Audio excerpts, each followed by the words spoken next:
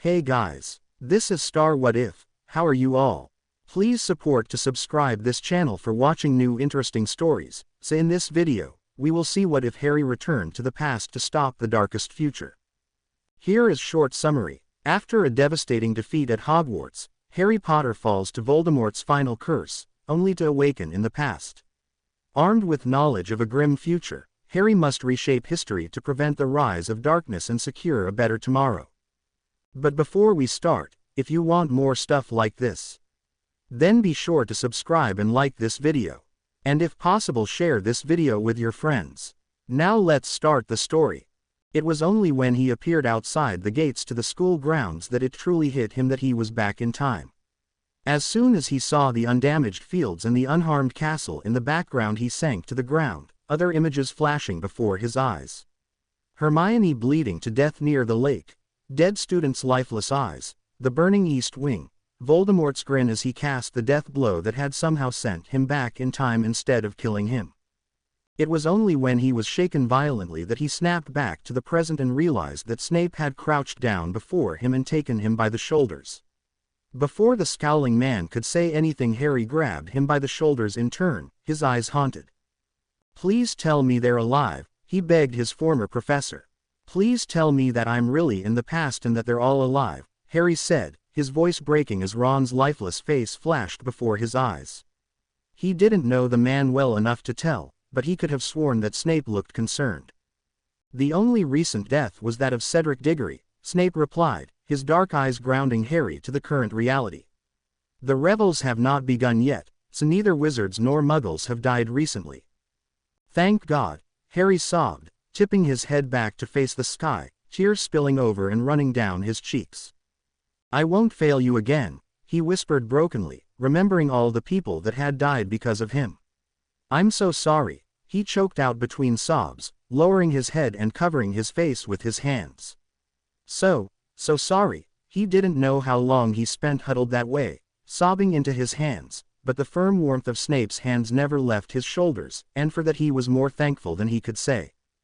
When he had calmed down somewhat, he dropped his hands from his face, took a deep breath and cast a weak cleaning charm at his face before opening his eyes and meeting the gaze of his former professor. "Sorry," he croaked, and Snape simply held his gaze. "I assume that the future did not run as you told the Dark Lord," he said eventually, and Harry smiled grimly. "Not at all," he said, and his voice sounded rusty even to himself.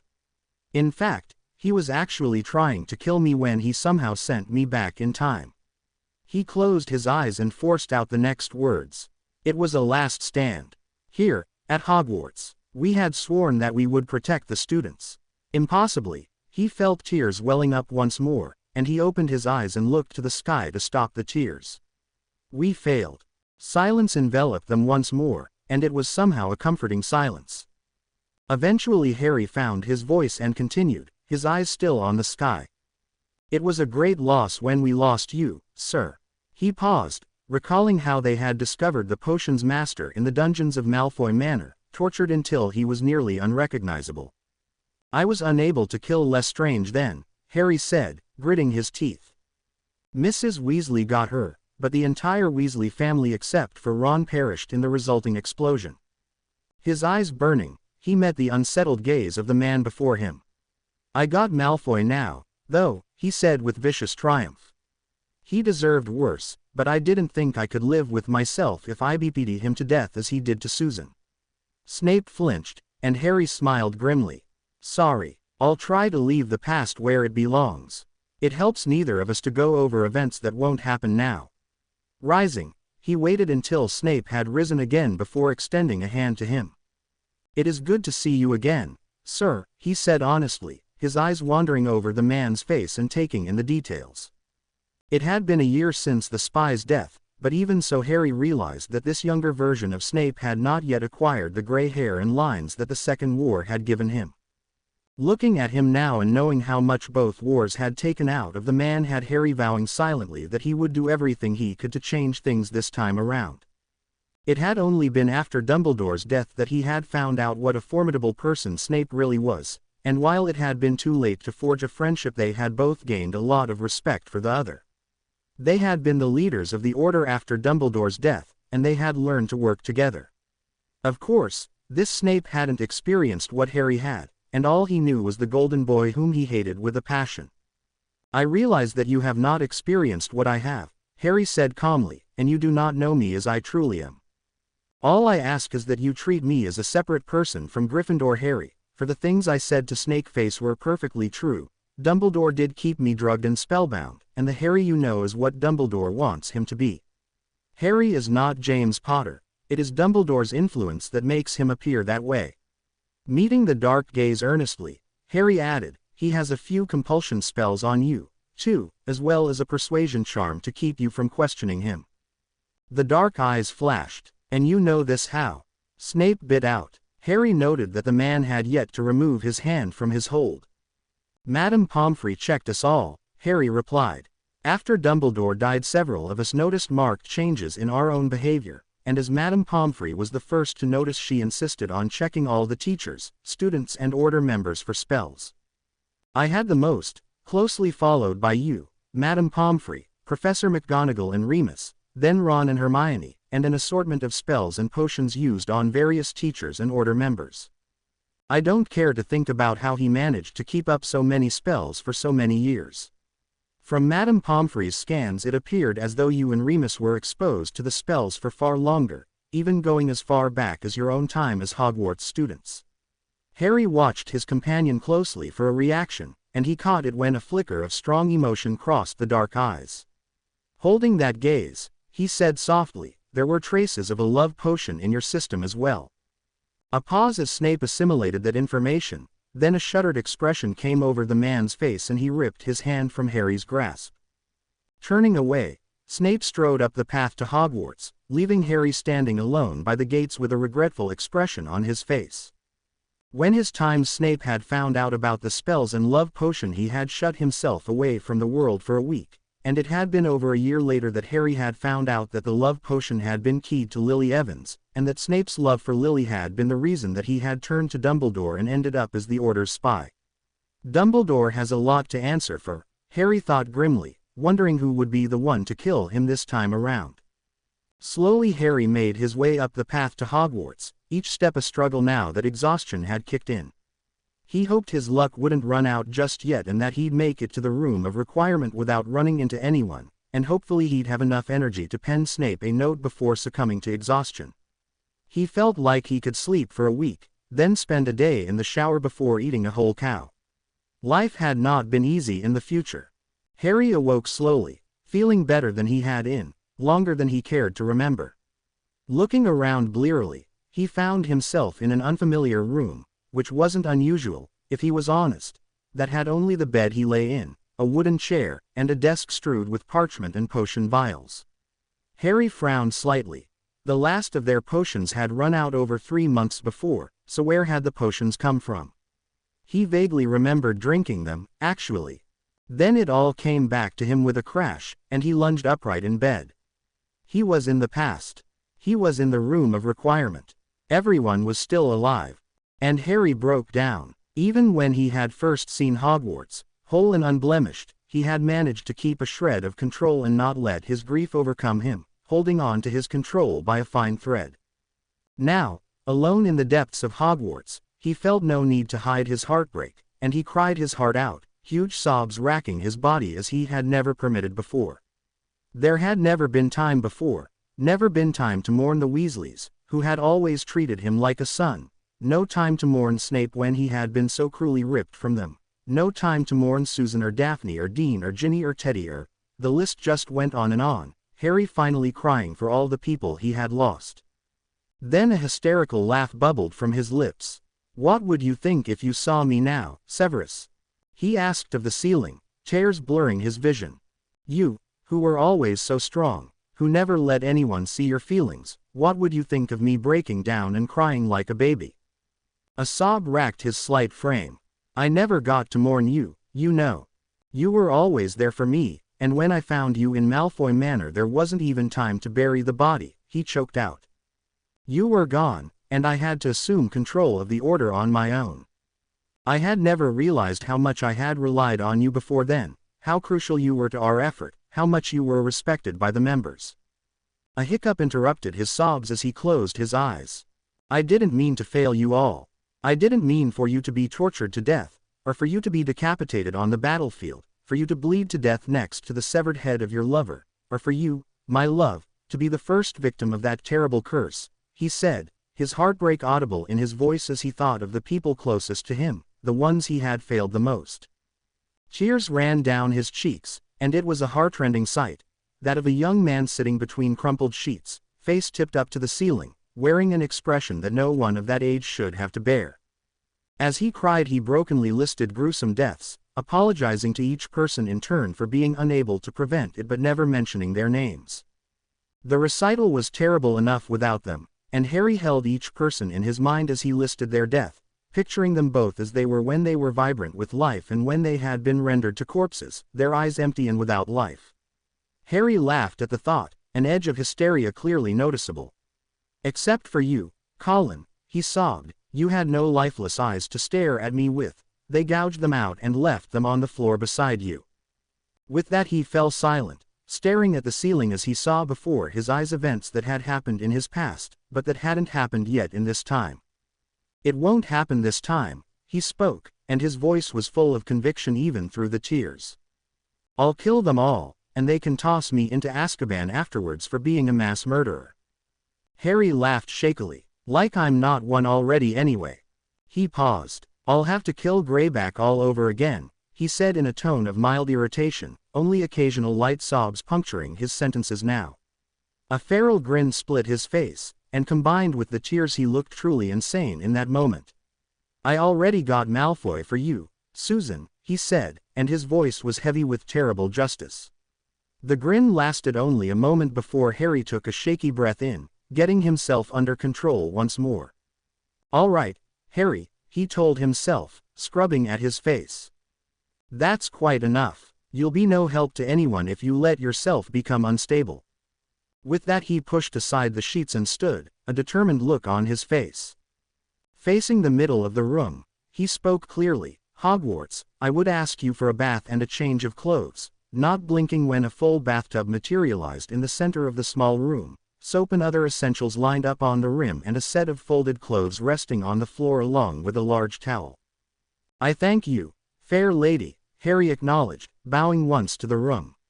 They had discovered during some hard times that the Room of Requirement was capable of conjuring anything needed, pulling it from other places as necessary. Food, which had been the most important to them at the time, had come directly from the Hogwarts kitchens, and they had assumed that beds and other necessities came from some of the many unused rooms in Hogwarts. Harry stripped and sank into the bathtub, groaning at the feeling of hot water hitting his various cuts and injuries. The potions had done him a world of good, but the open cuts stung terribly. How long has it been since I last washed? Harry wondered quietly. It had been a hard time, towards the end, when Voldemort had somehow managed to cut off all their water and killed most of the house elves. They had still been capable of using Aguamenti to wash, of course, but trying to fill a bathtub with that spell took more out of a wizard than was safe in those times. Sighing, Harry relaxed into the bath, shutting his eyes and trying to put himself in the mindset of the time he found himself in. It was towards the beginning of his 5th year. There had been Quirrell, the Basilisk, Sirius escape from Azkaban, and last year the Triwizard Tournament. Harry grimaced. Cedric had died. Cedric had been the first person for whose death Harry had felt responsible. He felt less so now that he realized that without Dumbledore's influence he most likely wouldn't have offered to share the trophy and Cedric wouldn't have died. Shaking his head, he turned his mind to the present once more. By February 1996 Harry had been having visions of Voldemort's doings, and Harry grimaced. Those terrible occlumency lessons with Snape. Years later Severus had apologized to him for those, well, as much of an apology as any Slytherin would give, and now Harry knew that most of the trouble had been Dumbledore's spells on Snape and not the potions master himself. But the current Harry didn't know that. Harry grimaced again. He wanted to go right up and remove all the spells from his younger counterpart, but he had to get in Dumbledore's good graces first, and he was afraid that if the old man tried to cast those spells on him once more he would murder him then and there. Harry strode through the halls of Hogwarts, ignoring the few students that crossed his path. He had learned over the years that if you acted like you belonged somewhere, few would question it, and that held true for the current situation as well. The few students that saw him looked curious, but didn't seem to find the sight of a stranger in their school strange at all. For that, Harry was grateful, though he wished he still had his invisibility cloak and the Marauder's map. There was a certain appeal to hiding in plain sight, but at that moment he fiercely missed the objects he had used for so long. Reaching the dungeons, he turned firmly in the direction of the Potion Master's quarters, knowing that he didn't have much time before Dumbledore showed up. The portraits would inform the headmaster about a stranger's presence, after all. Rather than a portrait, the head of Slytherin had a stone statue guarding his quarters, a large snake, coiled as if to strike. Harry had spent much time in the past, future, he reminded himself, talking to the snake, and it gave him a pang to realize that Medusa would no longer remember him. A small smile pulled at his mouth, however, as he addressed the carving, for whoever had named the guardian, Medusa, had clearly not realized that the snake was male. "Who are you to know my name, speaker?" The snake returned, gazing at him warily. "My name is Harry Potter," Harry hissed in reply, "but I come from the future.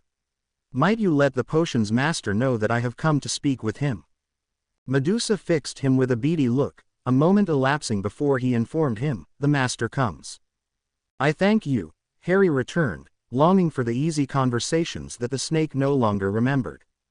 A moment later the statue slid to the side, revealing an arched doorway. Beyond it stood Severus Snape, an unreadable expression on his face. "Enter," he spoke curtly, and Harry obeyed without comment. Once he was inside the professor's quarters and the statue had slid back into its place, Harry said, "The headmaster will be here shortly, the portraits will have informed him of my presence." There were, of course, no portraits in the potions master's rooms, nor in any other part of the dungeons. The Slytherins, after all, knew of their purpose. "We need to decide how to present me to the headmaster," Harry continued, turning to his companion. From the glint in Snape's eye he assumed that the older man realized why he chose not to call the headmaster by name. His dislike for the man would be evident in his tone if he called him Dumbledore, or even Albus. "Better to feign respect. I have given it some thought," Severus replied, and Harry simply nodded. He had expected that. "You are fully recovered?" the man asked then, taking Harry by surprise. He hesitated. "As much as I could have hoped," he replied, and to his relief the other man seemed to understand. "Very well. I thought that we could simply present your true story, that the war had not gone well for the light, and that you found a ritual to send you back in time. It seems the proper Gryffindor thing to do," the man sneered. Harry couldn't help but laugh, enjoying the banter he had missed so after the potions master's death. Snape looked taken aback, however, and Harry realized once again that he was the only one who remembered those times. "What did you expect from a Gryffindor, sir?" Harry asked teasingly, turning his back on the older man. Walking over to the couch, he sat with a content sigh in the spot he always claimed. Looking up at Snape, he took in the man's strange expression and realized that he had put the man off balance. Harry smiled apologetically as he asked, "You have removed the charms and potions affecting you?" Snape grimaced and answered in the affirmative. "Great." Bringing the conversation back to the most pressing topic, Harry asked, "How would you suggest I act around the headmaster?" Snape paused, seeming to understand that Harry didn't actually need the advice. Keeping his thoughts on the matter from his face, the man replied, "The headmaster will of course expect the spells and potions to have worn off, but it would be advisable to act as though that fact didn't much change your personality. The war will of course have hardened you, but it is best to hide the side you showed before the Dark Lord." Harry nodded. No need for Dumbledore to know that he could quite happily kill now. "I would suggest you act respectful, but not in any way subordinate." He hesitated. "I assume you took charge of the order after his death." "We both did," Harry replied evenly. "It was an equal partnership." Snape's face was blank, betraying none of his thoughts. "After your death I assumed full charge of the order, not that there was much to take charge of," Harry said bitterly, averting his gaze. A strange silence settled over the two men, one struggling with memories, the other with revelations. A hissing sound filled the room, and Harry straightened. "Sit," he ordered curtly, only realizing that he had when the order was promptly obeyed. Shooting a shocked and apologetic look at the older man, he hissed for Medusa to let the headmaster enter. The first sight of the old man had Harry struggling to hide his rage. Here was the man who had forced him into countless life and death situations, manipulated him and changed his very personality. Before his feelings could become visible to the entering man, however, a cleared throat snapped him out of it. Inwardly thanking Severus, Harry let his relief show on his face and rose to greet his one-time mentor. "Headmaster," he called, almost running over to give the grandfatherly figure his hand. Clutching the old hand in his, he thought of how his first meeting with Sirius would be, and promptly got all choked up. "It's so good to see you," Harry said, his eyes roaming over the wrinkled face. "My boy, I'm afraid that you have me at a disadvantage," Dumbledore said curiously, a sparkle in his eye as he tried to use light legilimency on the stranger, who simply laughed. "Legilimency won't help, Headmaster. Severus taught me well." Harry turned to grin at the silent man, ignoring the sudden tightening around the headmaster's eyes. No way he'd let that bastard get away with using legilimency on him. "I'm Harry, Headmaster, Harry Potter." Harry was reluctantly impressed by Dumbledore's composure. The man only blinked once before schooling his face into quiet concern. "You have come from the future, then?" It was with a somber expression that Harry nodded, finally releasing the hold he had on Dumbledore's hand. "Come, let us sit, there is much to tell you." And thus began the biggest round of bullshitting Harry had ever done, after the scene with Voldemort, of course. He still found it hard to believe that he had escaped with his life. "I die?" Dumbledore asked, seeming genuinely surprised. Probably never thought he could possibly die, Harry snarked inwardly.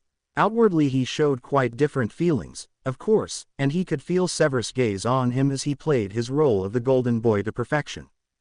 "Yes," Harry replied, his voice quivering with suppressed emotion.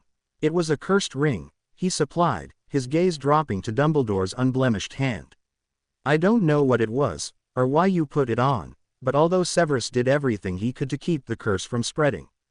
Raising his eyes back to Dumbledore's, he gave him a look of deepest sorrow. "It didn't take long, sir, and Poppy made sure that you didn't feel much pain.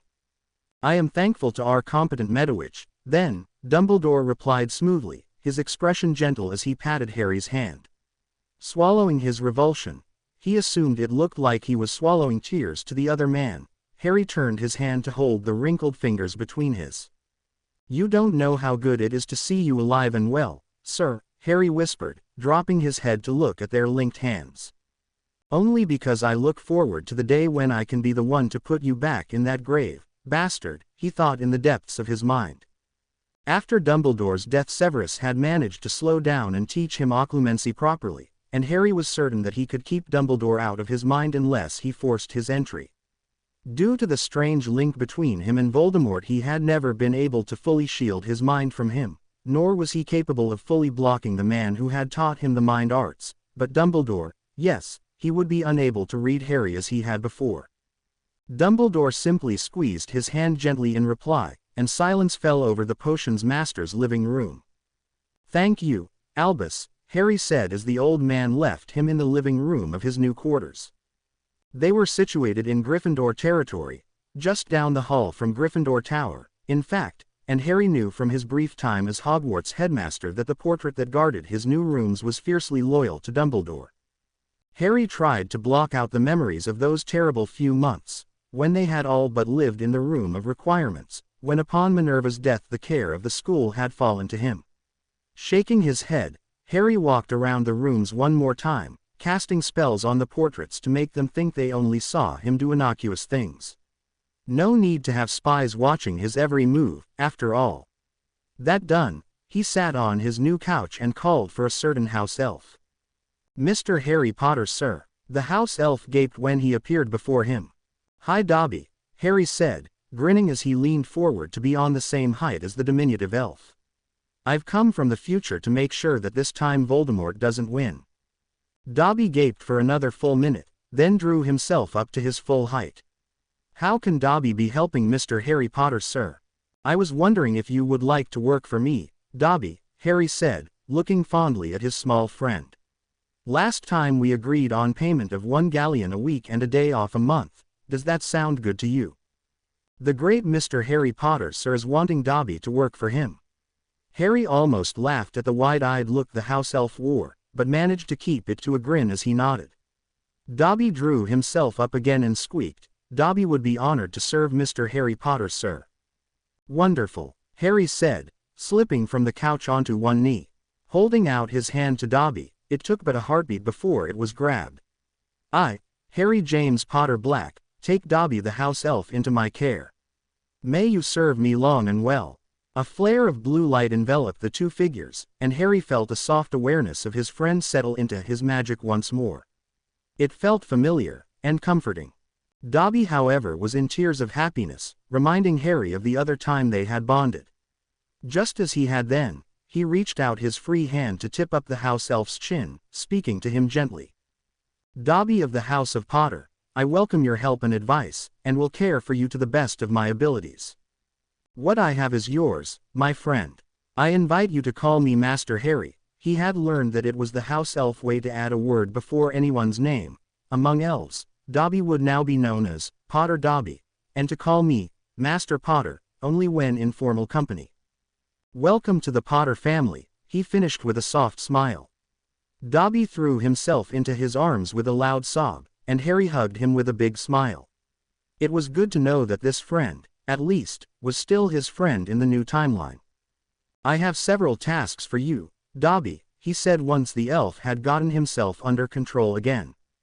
Fishing a small chain out from under the robes he wore, the Room of Requirement had supplied him with a basic set of black robes. He slipped it over his head and held it out to Dobby. "These are the keys to my vaults," he said, "and I need you to access this one." He separated one key from the rest and handed the chain to Dobby, "and bring me the red wood chest. Then access this vault," he pointed out a silver key, "and bring me the suitcase made of Welsh green dragonhide. Please inform the goblins that I will be by as soon as possible to discuss business." "Yes, Master Harry," Dobby cried, standing to attention. "Dobby will do his best." "Thank you, my friend," Harry said softly just before Dobby popped away. Standing and crossing to the desk, Harry settled down to organize his next actions. With Dobby's help, the first step, a wardrobe, was already underway. Harry had only jotted down a few points when suddenly a chest materialized with a loud pop, and Harry found a wide-eyed elf at the end of his wand before he even realized that he had moved. "Dobby," he exclaimed, hurriedly lowering his wand. "I'm sorry, the pop was so loud, my reactions just kicked in, I didn't realize." "Master Harry," Dobby interrupted his rambling, "you is not needing to apologize. Dobby will return now with green suitcase." With that, the elf popped away, leaving behind a bemused wizard.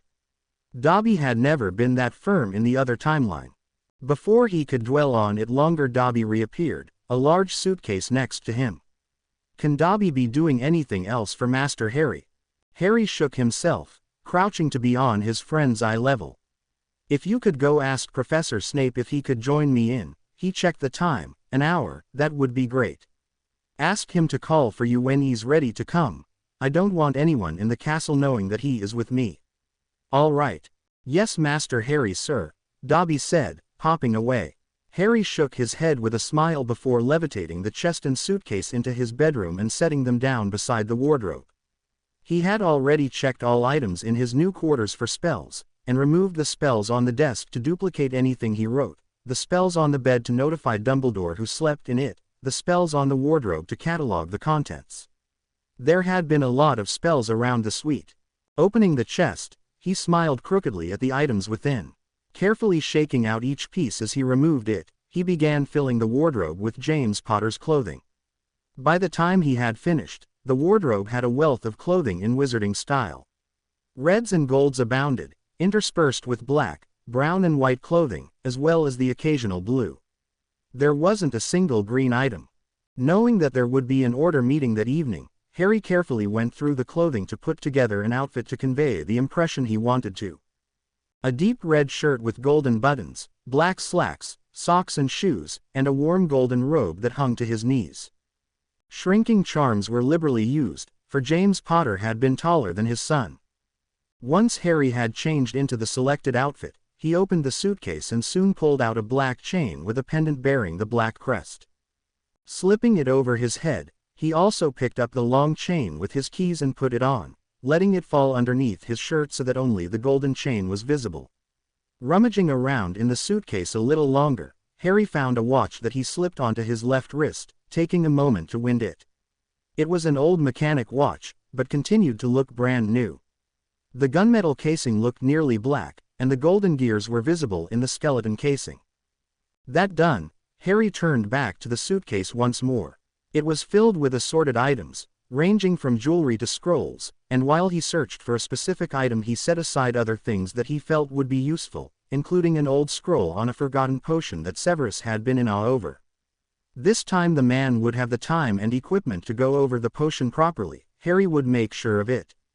Eventually he straightened with a satisfied smile, a small box in his hand, and opened it without further ado, sliding the 2 rings contained within on a pointer finger on each hand. A brief wince as the rings pricked his fingers to sample his blood, then a warm feeling as he felt them extend their protection to him.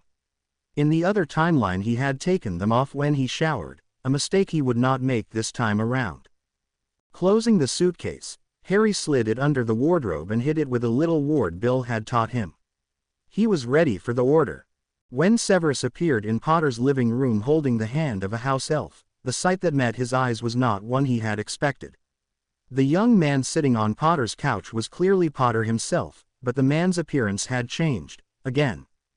Severus thought back to the dirtied and bloodied man that had appeared in the Dark Lord's throne room, looking like a fighter but acting like a member of the inner circle, then to the sobbing man with the haunted eyes later the same evening. Then he had not seen the man until he had showed up in front of his door 2 days later, clothed in black robes that had to him conveyed a sense of mourning.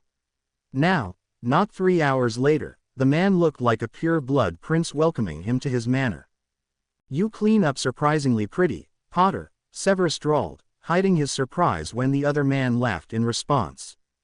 "Why thank you," Potter replied, his eyes still shining with laughter as he walked up to his visitor and held out his hand.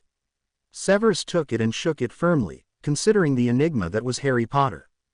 "We have only 3 hours until the order meeting," Potter said, releasing his hand and gesturing for him to take a seat. When they were both seated, the man continued, "I wanted to invite you to use legilimency on me." It was all Severus could do to keep his jaw from dropping. Had Potter truly just given him permission to search his mind? Veritaserum would be fine as well, whichever you prefer. "I'm sure you have many questions, and you are the only person I trust to know everything. We only have 3 hours, and that might not be enough time to cover everything we need to, but it's important that you know what my position is in this war. I'm sure that seeing me play both the loyal Death Eater and Golden Boy in quick succession was confusing." Potter grimaced, and Severus kept his face carefully blank. Potter was absolutely right. Severus had doubted the strange man, unsure which side he really was on. However honest his breakdown had seemed, his acting in other situations had seemed too realistic for him to assume the honesty in any of Potter's actions. "Legilimency, then," Severus said curtly, not trusting himself to say anything else. Was he truly the only person Potter trusted to know the truth? He wanted to make a cutting remark about his mud godfather, but something stayed his hand. "Okay," Potter said, settling comfortably and maintaining eye contact. "Whenever you're ready, then." Before he could question it any further, Severus raised his wand and intoned, "Legilimens," expecting to crash into Potter's mind as he did during the occlumency lessons with the younger Potter. To his surprise, his mind hurtled forward to find nothing. "This way," he heard Potter say, then felt himself pulled forward slightly. Before he could react in any way, he was in Potter's memories, seeing things from Potter's eyes. "5th year, this year," Potter said as Severus watched himself sneer and cast legilimens at Potter.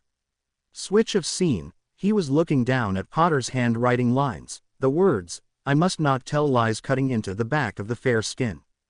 Potter raised his head, and Severus saw Umbridge's satisfied smile. "Yes, Potter," a shake of the head before the boy ducked his head to continue writing. Change of scene, Black being tortured in the ministry.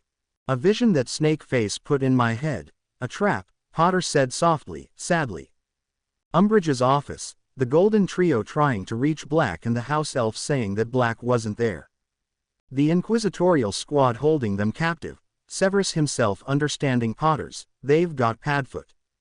Umbridge threatening them with the Cruciatus curse.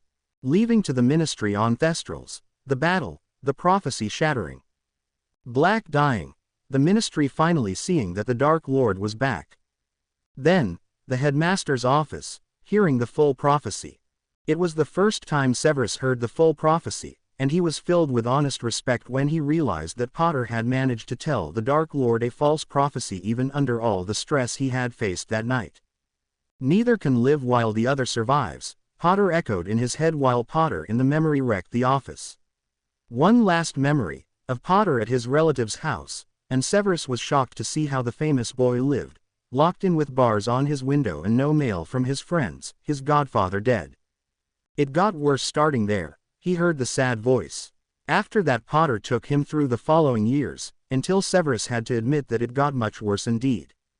The revelation of Horcruxes, visions of the Dark Lord's doings, Dumbledore dying, Poppy checking them all for spell and potion residue, and from his own face when he was informed that he had a love potion in his system he realized that it had hit his future self even harder than it had in this timeline. "You disappeared for a week, then returned as though nothing had happened," Potter told him softly. The changes in personality of the people around Potter. Somehow Severus wasn't surprised to find that Dumbledore had locked away Granger's restraint and Weasley's more thoughtful streak. It did come as a surprise when Potter started dating Greengrass, however, and even more so when neither Weasley nor Granger seemed to be against it. It was then that Severus realized that Dumbledore had purposely exacerbated the rivalry between Gryffindor and Slytherin, and the isolation of Slytherin from all other houses. A white-hot rage swept through him, and it was only when Potter commented, "I felt the same way when I realized," that he realized that Potter had felt his emotion. Carefully dampening his emotions, he settled down to watch the continuation.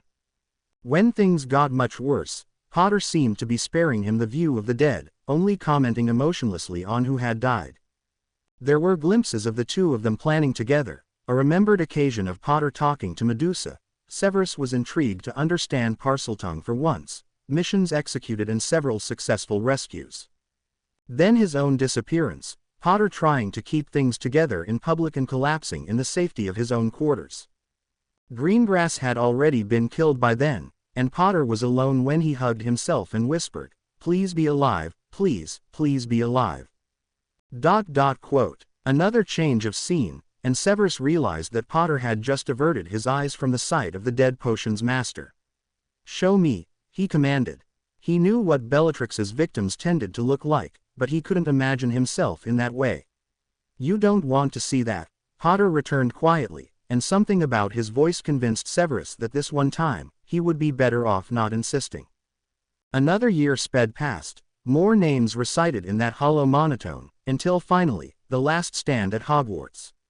Severus relived through Potter's eyes the battle, then the final moments of utter defeat, his helplessness as he saw everyone he had fought for dead or dying. The curse speeding towards him, and the horrible realization of what kind of death faced him, then landing painfully on stone floor. Severus saw the inner circle through Potter's eyes, and when he felt the man push away from the memory he stopped him. "Let me watch till the end," he said, and Potter complied. Watching the Dark Lord as Potter lied his way to freedom, gaining a new understanding of his master through the boy who lived's eyes, was fascinating. He had always found it hard to read the Dark Lord, but Potter seemed to be able to read his every emotion through those red eyes. Severus was both relieved and strangely disappointed when Potter was unable to read his former professor's emotions when the time traveler told him that it was good to see him alive.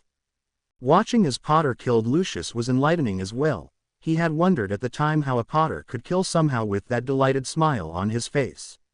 Feeling Potter's satisfaction and seeing a flashback to Bones' broken body dispelled all his doubts, though he still had conflicting feelings at the sight of his sometimes friend lying dead and bleeding. When they revisited the memory of Potter breaking down in front of Hogwarts, he understood Potter's reaction completely, having seen himself the site of the final stand and comparing it mentally to the untouched Hogwarts grounds.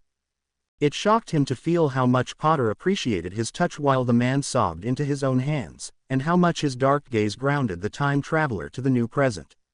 Hearing again that he had been regularly given a love potion hurt just as much as the first time, but he felt somewhat guilty for abandoning the younger man when he saw how difficult it had been for Potter to make his way to the room of requirement. Potter skipped the following 2 nights, which Severus assumed he had mostly slept through, only showing again the scene before Dumbledore arrived and the subsequent conversation. Severus was gratified to feel Potter's shock when the potion's master had actually obeyed the command to sit, and felt strangely touched that this man considered him his equal. The conversation with Dumbledore was enlightening as well. It seemed that Severus was better at reading the old man than Potter, but the young man's acting abilities were worthy of his respect. The way he sounded as though he was about to cry when actually his voice was trembling from suppressed anger was masterful. When the memory drew to a close, Severus began to withdraw from Potter's mind, but stopped when the young man spoke. "No, wait, I want to show you some of the past as well. Maybe then you'll understand Harry better." As Severus was drawn into a memory of Potter's childhood, he wondered why it didn't seem strange to hear Potter speak of himself as another person. Harry was trying to make meaningless small talk while quelling the urge to kill his companion when Snape flowed into the headmaster's office. Heaving a silent sigh of relief, he stood and smiled at his former professor. "Ah, Severus," Dumbledore said cheerfully, "ready to go to Grimmauld Place, then?" Harry bit back a smirk when the potion's master simply inclined his head, not deigning the headmaster with a proper answer. Not that it seemed to faze the headmaster at all. "Off we go, then. Severus, would you do the honors?" Both men knew that Dumbledore simply wanted to be the last person to arrive, to make a grand entrance, and fought back identical eye rolls. "Certainly," Severus replied curtly, not trusting himself to call the man by name after Potter's revelations. Turning on his heels, he tossed a handful of flow powder into the fire and caught Harry's eyes as he spun out of sight. As Harry had expected, the headmaster asked him to go next, and so he did, emerging a few seconds later in the old, familiar room. Swallowing back bad memories of this place, he made his way to the empty seat next to Severus and sank into it, casting his eyes over the people assembled there. "Compose yourself," a voice hissed at him, letting Harry know that his emotions were more than visible. Were those tears blurring his vision? "Can't," he choked out, blinking furiously as he spotted the Weasley twins looking at him curiously. Just then green flared in his peripheral vision, and a hand came to rest on his shoulder. "It'll be all right now," the voice of Albus Dumbledore told him softly, and Harry shut his eyes against the stab of hate that those words, spoken by that voice, brought. The movement dislodged the tears in his eyes, and one tear made its way slowly down his right cheek. "Who is that, Albus?" Harry started at the familiar voice, his eyes snapping open to take in the sight of his godfather walking in the room. "Sirius," he breathed, unaware of all the eyes on him as he stood and took a hesitant step towards the dead man. Beside him stood Remus, and the werewolf's confused expression changed to shock as he caught the smell of the young man before him. "Harry, Remus," Harry whispered, another tear running down his face. "Oh, Remus." Stepping forward, Remus opened his arms to the young man, and Harry fell into them with a barely suppressed sob. The room was deathly silent but for Harry's near-silent sobs, and Remus' quiet assurances that it was all right, that everything was fine. He had always been a smart one, after all, and he had immediately realized that this older version of his friend's son must have come from the future, especially considering the way he stared at both him and Sirius as though they were dead. Nobody could fake the kind of heartbreak that Harry was currently expressing, clutching at the werewolf as though he was his last hold on reality. "Oh, my cub," he said softly, "what have you had to live through?" "You died," Harry choked out. "You died, and Sirius and Ron and Hermione and Severus and the Weasleys and Tonks and Neville and, he hiccuped into silence, burying his face in his mentor's shoulder as he cried once more. "I thought I was all out of tears," his mind thought while his body was still racked with sobs. Then he heard a heavy sigh, and the swish of fabric as a man's footsteps came closer. A pause beside him, then rough hands grabbed him and dragged him out of Remus' arms, setting him firmly on his feet. Harry caught a glimpse of dark eyes before a hand slapped him across the face, jolting him back to his senses. Turning his face back, he barely had time to say, "The other cheek," before the same hand backhanded him. Turning his face back again, he blinked away the last of the tears. "Thank you." Severus merely nodded before releasing him and going back to his seat, avoiding everyone's stunned gazes as he sat down. Harry gave him a watery smile, then gave Remus a hand up off the ground. "Sorry," he said, conjuring a handkerchief to wipe at his face before he ended up crying again. "Let's sit down, shall we?" He shot a glance at Sirius, who had remained rooted in the doorway. "Sorry for the outburst." "It's no trouble, Cub," Remus said, and Harry realized that the shock of seeing him must have dispelled some of Dumbledore's spells. The ones keeping Remus' sense of pack dampened. He gave him a much better smile before turning and taking his spot next to Severus. "How did you know?" he asked the dark man quietly. He received an inscrutable gaze. "Your lover did it to you once," Snape replied eventually, holding his gaze as a reminder of their legilimency session. Harry exhaled. "Thank you." Again, all he received was a nod before they both turned their attention to the room as a whole.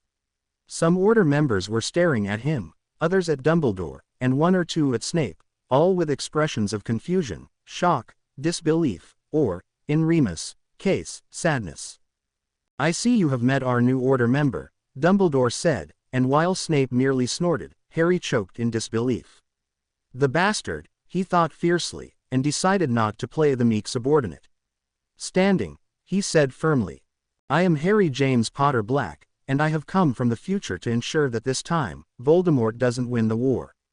Harry locked eyes with Remus as the rest of the room erupted into chaos. After a minute or two Dumbledore called for order, and the room quieted down. "That could perhaps have been handled a bit more diplomatically, Harry," he said, a faint note of reproach in his voice. "I disagree, Albus," Harry returned, his voice perfectly bland. "We can only move forward from that point. To dance around it would have been a waste of time." He could see that nearly everyone present had taken note of the use of Albus' first name, as well as his knockdown of the headmaster's usual methods. Moody especially had an appreciative glint in his eye, not that that kept him from being a paranoid bastard, of course. "How do we know that you are who you say you are?" the Auror questioned, leaning forward with an intent gaze. "I, Harry James Potter Black, swear on my life that that is my full name." A disbelieving pause. "Then, did you just swear on your life?" "You are even more imbecilic than I had believed."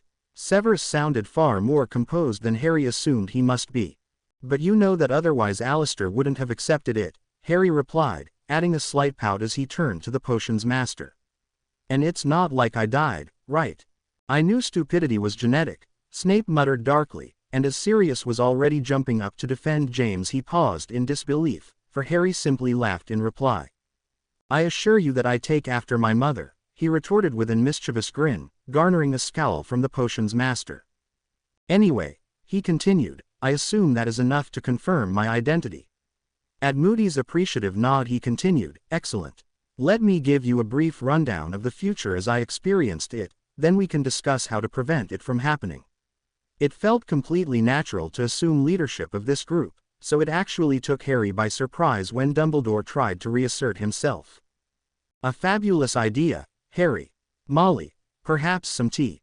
"No," Harry interrupted, looking at the headmaster in surprise and a hint of disbelief. "This is far too important to discuss over tea. If you don't care that in my timeline, you die in a year, then by all means, have a cup of tea." Complete silence filled the room while the two leaders tried to stare each other down, the older with a reproachful gaze and the younger with a disbelieving one. "Let us sit down at least, shall we?" Dumbledore backed down, conjuring his preferred purple armchair. Harry replied by conjuring a black leather armchair and promptly sitting down. Leaning forward with his elbows on his knees, he continued as though Dumbledore had never interrupted him. "In the future I came from, Sirius died in May of this year." A murmur ran through the group, and Sirius himself looked poleaxed. The main reason was that Sirius grew too restless and ran headlong into danger. Bellatrix Lestrange knocked him through the veil in the Department of Mysteries. The obvious solution to preventing this is to give Sirius proper work to do, and to keep Harry informed of the Order's actions, as I had thought at the time that I was going to rescue Sirius, when it turned out to be a trap and Sirius ended up coming to rescue me. Harry didn't let his regrets show on his face, but was thankful for Remus, understanding gaze and Severus level 1, the former telling him that there is no shame in making mistakes, the latter keeping him grounded in the present. The only positive effect of that whole fiasco was that the Ministry was forced to acknowledge Snakeface's return. At the odd looks he supplied, we started calling him Snakeface when they took over the Ministry and brought the taboo into effect. I would suggest you call him that, as well. You know who or he who must not be named are phrases that encourage fear and respect, which, Snakeface, certainly doesn't. A change of attitude needs to come from the people. Nodding towards Severus, he added, our resident spy will continue to call him the Dark Lord. Of course, it would not do for him to fall into bad habits when it can cost him his life. At Sirius scoffing he turned and pinned him with a sharp look. Sirius, I love you very much, but you will have to accept my word when I say that Severus is loyal to our cause, and our cause only. He doesn't deserve your disrespect. When the Order meets, you will leave personal grudges outside the door and treat each member with the respect he or she deserves. Shifting his gaze to Mundungus, he continued, and you will cease to steal from Order members. If I catch you taking any items from the Black or Potter families, you will face the consequences. From the look in the shifty man's eyes he decided that his warning was heard and understood. Moving on. Unfortunately, since the Ministry was forced to acknowledge Snakeface's return, that meant that the Death Eaters no longer had to stay low. Revels started up again, and the number of dead Muggles rose. That was before they got their hands on the list of Muggle-born magicals and started hunting them down before they reached their 11th birthdays. When we finally realized what was happening, it was too late. They had already killed all British Muggle-borns between the ages of 4 and 11, as well as their families. Hogwarts would have no Muggle-born first years for several years after. Minerva had her hand before her mouth, her wide-eyed look expressing her horror at the thought. Then they targeted the families of Hogwarts students, but by then we had taken steps to counteract that. Obviously, those steps need to be taken far sooner this time around, starting with the future students. He saw agreement in all the members' faces, and he found a small smile for Mrs. Weasley, who was nearly in tears over the poor children. There is one spell that I will insist on teaching each Order member. It is a spell that hides certain memories, burying the information deep in the mind while leaving the rest as protected as you may have it. It is a sort of Fidelius for knowledge. This entire meeting, for example, should be hidden with this spell. You simply think of the information you want to hide while chanting the incantation 3 times, and the sound of a bell will ring out inside your head if you cast the spell successfully. It is crucial that vital information not make its way back to the other side even if one of us should be captured. He cast a serious look over the gathering, remembering briefly a time when Ernie had been captured. Ernie had forgotten to hide the knowledge of the safe houses, and several families had died as a result. I cannot stress how important it is that you hide all crucial information with this spell. The names of other Order members, the location of safe houses, the contents of each meeting, these, and everything else that might be even remotely valuable to the enemy, need to be hidden. Inside information on the Ministry and the Aurors, he eyed Tonks and Alistair, the running of Hogwarts and the list of new students. His gaze switched to Minerva and Poppy. Even how to create your pranks, he said to the Weasley twins. I will teach you the spell at the end of the meeting, and I insist that all of you learn it, even those with occlumentic barriers. It pays to be prepared. Severus inclined his head in acknowledgement of that statement.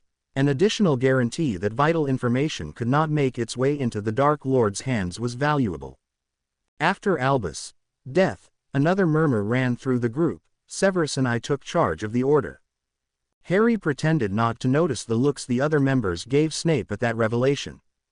When Severus died at the hands of Bellatrix, I became the sole leader of the Order of the Phoenix. I insist that things not reach that point this time. I would be happy to lead this fine group, but not because anyone else capable of letting was already dead. He shot a look at Minerva, who paled. I was also headmaster of Hogwarts for several months before coming back in time, and that, too, is a post that should not have fallen to me for the reason it did. What do you suggest we do? Minerva asked shakily, and Harry looked at her earnestly. We shouldn't let things reach that point. The Death Eaters want to kill us all. I simply suggest we return the favor.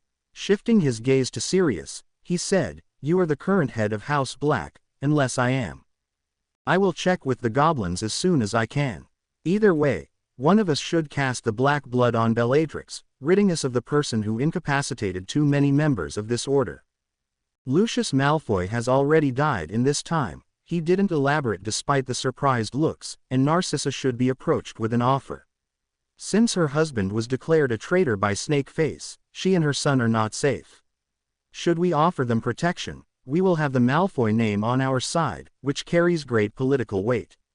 Conjuring a glass of water to wet his throat, Harry continued in the same vein. We know which pure bloods are Death Eaters. It will be easy enough to infiltrate their manors while they sleep, waking them to give them the choice between swearing their allegiance to our side or death. Veritaserum will obviously be a necessity. Their spouses and children should be questioned under Veritaserum as well. Harry, Dumbledore interrupted benevolently, surely you do not intend to kill in cold blood. I am sure they can be made to see reason if given a second chance. Harry turned to the old headmaster with a stony expression.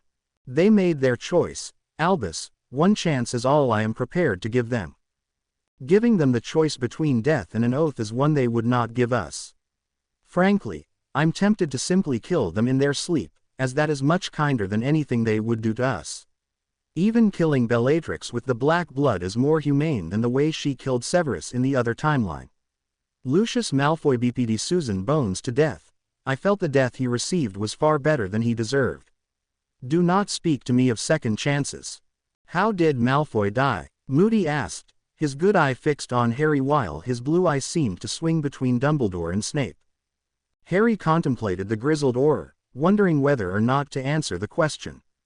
Weighing his options, he eventually decided to simply stick to the truth. I bashed in his head with that cane of his, Harry replied evenly. When I came back in time, I for some reason materialized in the middle of a meeting of the inner circle. He shrugged. I bluffed my way out. Snakeface believes that I turned to his side after Albus' death. He realized right after that he shouldn't have said that. Now Dumbledore would wonder whether Harry had changed enough after his death to turn to the dark. Cursing himself for a fool, Harry turned to Dumbledore with a sad smile. As though I would turn to the dark when there was Albus' legacy to carry on. The suspicious glint that Harry had seen in Dumbledore's eyes faded with those words, and the old man laid his hand on Harry's. I'm glad that I had such a positive effect on you, my boy. It was lucky that he didn't add anything about forgiveness, for Harry would not have accepted such a statement, and Dumbledore seemed to recognize that. Holding the wrinkled hand in his for the second time that day, Harry turned back to the Order and continued outlining his thoughts on how they would have to act to win the war. That was well handled, Cub, Remus said when all the other Order members had left. Harry smiled at him, the praise giving him a warm feeling. Sirius was unnaturally quiet, and had been for most of the meeting. Now that it was just the three of them in Grimmauld Place, Harry hoped to find out what was on his godfather's mind. Everything okay, Sirius? He ventured, and blinked when Sirius suddenly erupted. Everything is goddamned not okay. What the F*** is all this? You're back from the future where we're all dead and you're AF*** king killer. Something in Harry's face made Sirius stop there, his face flushing suddenly. I need a drink, he muttered and left. Harry only noticed that his hands were shaking when Remus grasped them, gently drawing him over to the couch along the wall. You know that Sirius doesn't adjust well to new situations, Cub, give him time, he murmured. I only knew him for 2 years, Harry replied numbly, and only saw him a few times. I don't really know him, Remus, not really, but he's my godfather, he ended in a whisper. Godfathers shouldn't accuse their charges of being killers. I'm a killer only by necessity, he said weakly, and to his relief Remus agreed. I know, Cub, I know. He reached out and lightly stroked Harry's cheek, noting sadly how the young man leaned into the touch. And if we adults kill, it'll only be to keep others from killing. If we deal with the war, Then this timeline's Harry and his friends won't be the ones forced to kill. Remus pulled Harry into a hug, smelling the scent that was so similar to the young Harry and yet so different. This Harry smelled dangerous. "I'm so proud of you, Harry," Remus said softly into his companion's ear. "You've been so strong, for so long. You've grown into a fine man." Lulled by Remus' comforting words and touch, Harry sank slowly into sleep. It had been a tiring day. A noise startled Harry out of sleep, and before he knew it he was crouched against the wall, wand in hand and eyes searching out the danger. "Easy, Harry," Remus said, raising his hands to show that he was unarmed. He stood by the door with Sirius, who openly gaped at the man who had been sound asleep a moment before. "Sorry," Harry blushed. Standing, he smoothed out his robes self-consciously. "Maybe I should go," he said, not meeting the other man's eyes. "Have you eaten?" Harry looked at Remus in surprise, then blinked twice in thought. When had he last eaten? He had grown so used to the feeling of an empty stomach that he hadn't even thought to ask for food. "No," he replied simply, deciding that there was no need to add, "not for over 2 days. The last time he had eaten was right before the battle." "Then stay, and I'll whip up something to eat." Remus was already turning to go when he saw Harry stiffen noticeably, his face stony. "Cub?" he asked, trying not to show his worry. "Creature," the young man hissed, his emerald eyes glinting. A loud pop sounded, and Harry moved so quickly that even to Remus, he was a blur of motion. Then he locked his jaw to keep from gaping, for there stood Creature, his head neatly severed from his body. "Traitor," Harry hissed, casting 4 spells in quick succession, 2 to pulverize the house elf, 1 to clean the floor of blood, and another to freshen the air. Then he relaxed slightly, and though Remus could still feel the predator in him, it was clear that he felt the danger had passed. "He tricked me into going to the ministry, leading directly to your death," he supplied harshly, shooting Sirius a glance. "Dobby." Another pop, and Remus was relieved when Harry didn't behead the house elf that appeared. Harry simply crouched to be level with Dobby and spoke to him clearly. "Dobby, please go get Winky." Dobby saluted him, and where did he get that mannerism from? And popped away, appearing shortly after with Winky. She looked as Harry had expected, dirty and drunk. Standing, he locked his hands behind his back, speaking to the house elf as the head of a pure blood line. "Hogwarts Winky," he addressed her by her elf name. "The House of Black has need of a loyal and competent house elf. I remember that you served the House of Crouch long and well, and would give you a new family to serve. I will offer you neither wages nor days off, but I will insist on a uniform. The House of Black will not have a house elf dressed in such shabby things, it would not befit the image of such an old pure blood line." Winky was staring up at him with big eyes. Dobby was bouncing up and down with a huge grin. "Master Harry is wanting to hire Winky?" the excited elf asked, and Harry didn't miss the way Winky flinched at the word, hire. "No, Dobby," he said, speaking to the female house elf. "Sirius Black is in need of a house elf to restore the family home to the glory it once had. He intends to bond with a house elf, not hire one." Winky seemed to perk up at that, and shakily heaved herself to her feet. Sketching an uncertain bow, she said, "Winky will return," and popped out. Harry only had time to give Dobby a curious look before Winky reappeared, seeming much more sober than before.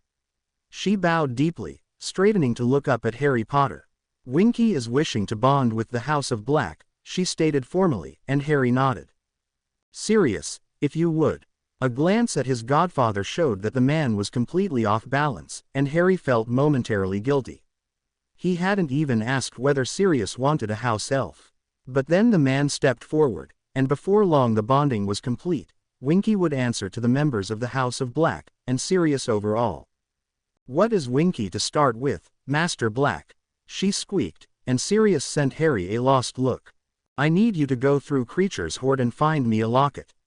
"Bring it to me." Winky bowed and popped away, and reappeared right away, a silver locket in her hand. Harry blinked. He had not expected her to be so quick. Recovering, he gestured at the floor in front of him. "Place it here," he said, and once the elf had done so he pulled a basilisk fang out of his robes and stabbed the locket. A high-pitched scream filled the room before everything went quiet, all people present staring at Harry and the locket with wide eyes. "Where did you just pull that fang from?" Remus asked weakly, and Harry looked up in surprise. Then he laughed, a slight edge to his voice that the other man couldn't place. "Of all the things you could have asked, that's your most important question." Harry chuckled. "I charmed one of my trouser pockets to be an enlarged space, keep me from being stabbed by the basilisk fang, you know, the necessary charms." He tucked the fang back into the pocket he had pulled it from and banished the twisted remains of Slytherin's locket.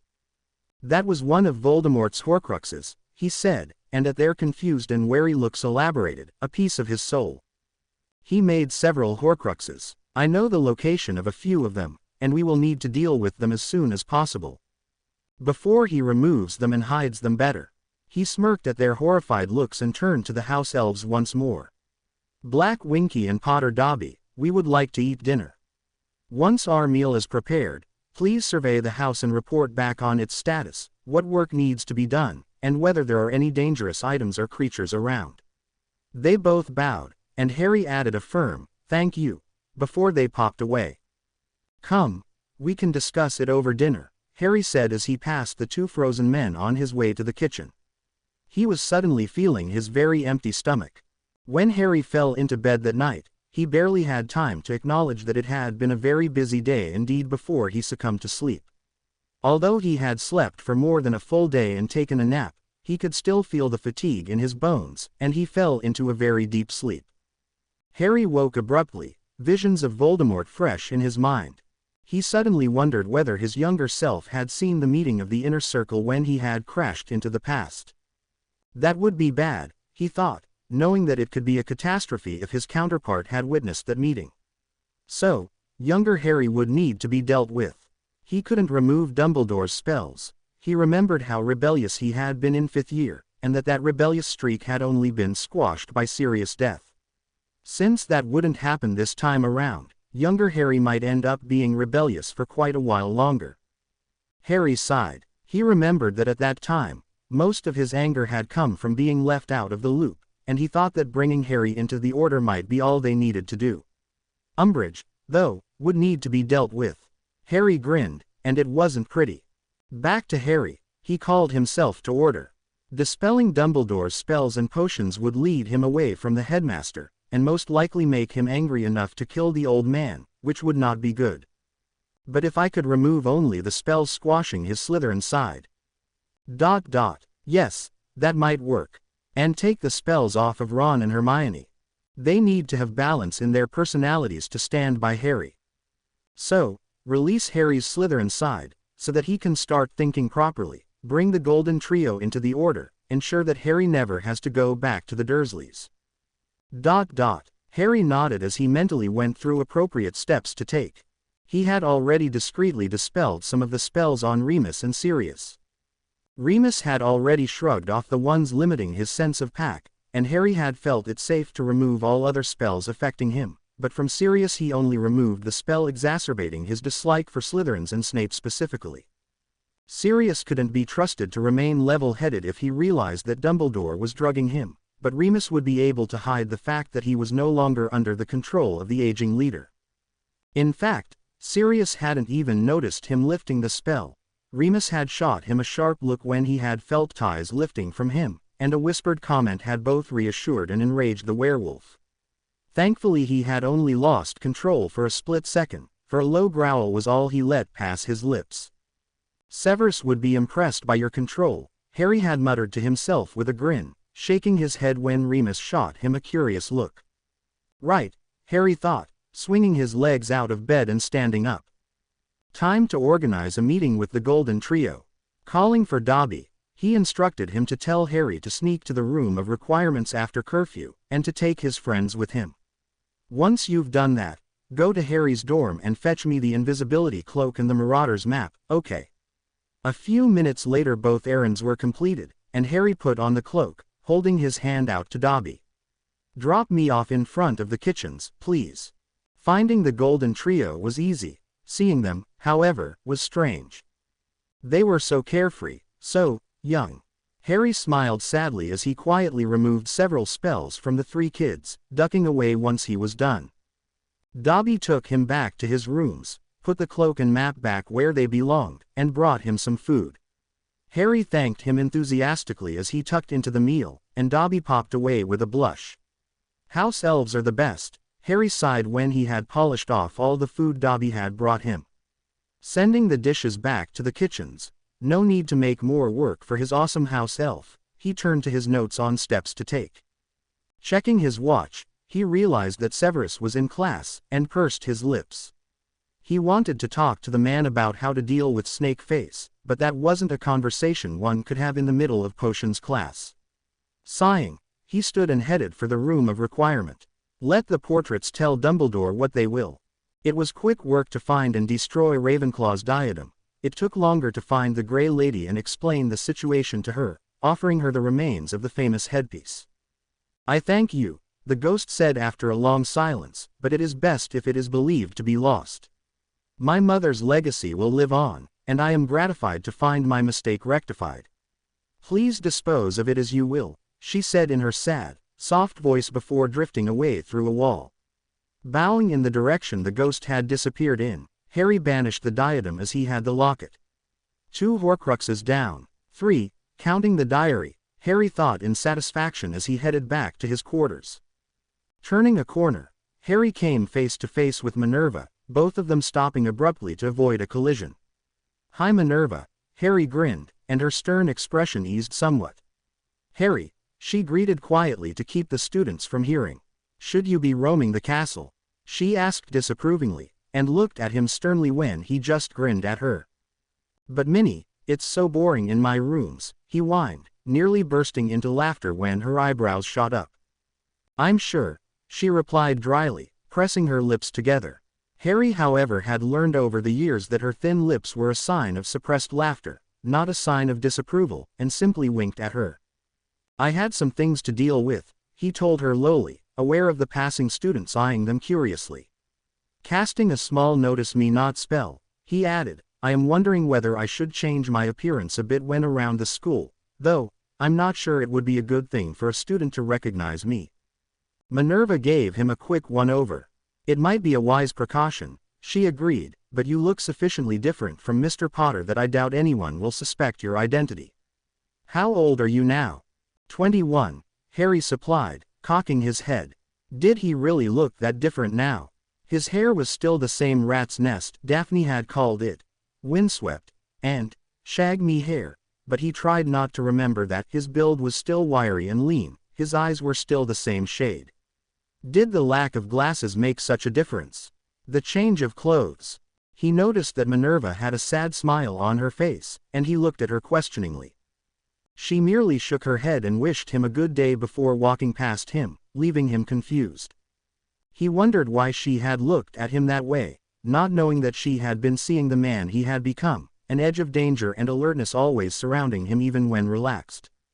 The small scar on his cheekbone, the somewhat longer hair hiding the lightning scar on his forehead. The green eyes that no longer held that shining energy, instead appearing guarded and alert. The posture that spoke of confidence, leadership and competence. Gone was Harry Potter, the somewhat lazy student with the innocent eyes. In his place stood Harry James Potter Black, leader of the Order of the Phoenix, Hogwarts headmaster, and time traveler. And she felt conflicting emotions when seeing him. Sadness that such a young man had to shoulder such heavy burdens, and relief that he had come back in time, for she hadn't realized how much they needed him until he had showed up and told them what they had to do. Are you sure this is a good idea, Harry? Hermione whispered, following her 2 friends as they made their way through the castle. I trust Dobby, Harry replied absently, one eye on the Marauder's map. Suddenly he faltered, and Ron nearly ran into him. What is it, mate? Ron peered at the map, trying to see what had startled his friend. Harry stared at the space in front of the room of requirement. I could have sworn, he was sure that for just a moment, there had been a person in front of the room, a person named Harry Potter Black. Had it just been a trick, or was there someone waiting in the room for them? Dobby, he called quietly, frowning when the house elf appeared. Is there someone waiting in the room of requirement for us? Yes, Mr. Harry Potter, sir. The house elf squeaked. You is to hurry, Mr. Harry Potter, sir. With that, Dobby popped away, leaving 3 confused students behind. I don't like this, Hermione said hesitantly. Did you see someone on the map, Harry? Yes, Harry said slowly, I saw. I think it was me. You, the girl squeaked, staring at him with wide eyes. But how? It's dangerous to play with time, Harry, she said chidingly, and Harry bristled at the reproach. I'm going, he said curtly, heading towards the room. Ron followed without question, tugging at Hermione's arm to get her to follow. If it's really a future Harry waiting for us, he's not about to hurt us, right? He asked lowly, and Hermione shot him an exasperated look. That's not the issue, Ronald, she began, cutting off the rest of her rejoinder when Harry shushed them. The rest of the way they spent in silence, each thinking about the person waiting for them in the room of requirement. When they opened the door to the room, they saw a room similar to the Gryffindor common room, but in earthy tones and only 4 armchairs in front of a blazing fire. In the center of the chairs was a low table, and behind one of the armchairs stood. The man turned, and they stood rooted in shock. Harry, Hermione asked weakly, and the stranger smiled a crooked smile. Hi, Hermione, he said softly. Why don't you come in and close the door? He suggested, gesturing at the armchairs. We might as well be comfortable when we talk. Suddenly he frowned. Please tell me you used the invisibility cloak and didn't talk on your way over. The 3 friends exchanged uncertain looks, stepping in to close the door. We don't all fit under the invisibility cloak, and we checked on the map. There was no one around to hear us, Ron said, belligerence mixing with uncertainty. The stranger grimaced. The portraits, he said, and they blinked at him. Portraits. The portraits report everything back to the headmaster, the man informed them. Why is that a problem? Hermione asked hesitantly, and the stranger huffed. Well, now he'll know that you were here, and probably also knows that you were meeting me, and that means that I'll have to sit through a round of questioning when I next see him. With you he'll just pull the information straight from your minds. Professor Dumbledore wouldn't use legilimency on us, Harry said loudly, fading into uncertainty when his future self merely gave him a level look. Would he? He does it all the time, Harry, the man said evenly. The twinkle in his eye is usually a sign of mild legilimency. He uses it on everyone. The trio exchanged uncertain looks again, and the stranger sighed. Look, how about we sit down and talk everything through properly?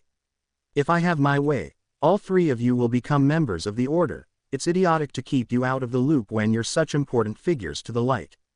Gesturing at the other 3 armchairs, the man walked around and sat down in the armchair to the left.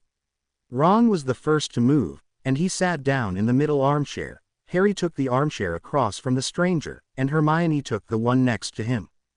You're a time traveler, then? She asked, and received a nod in response.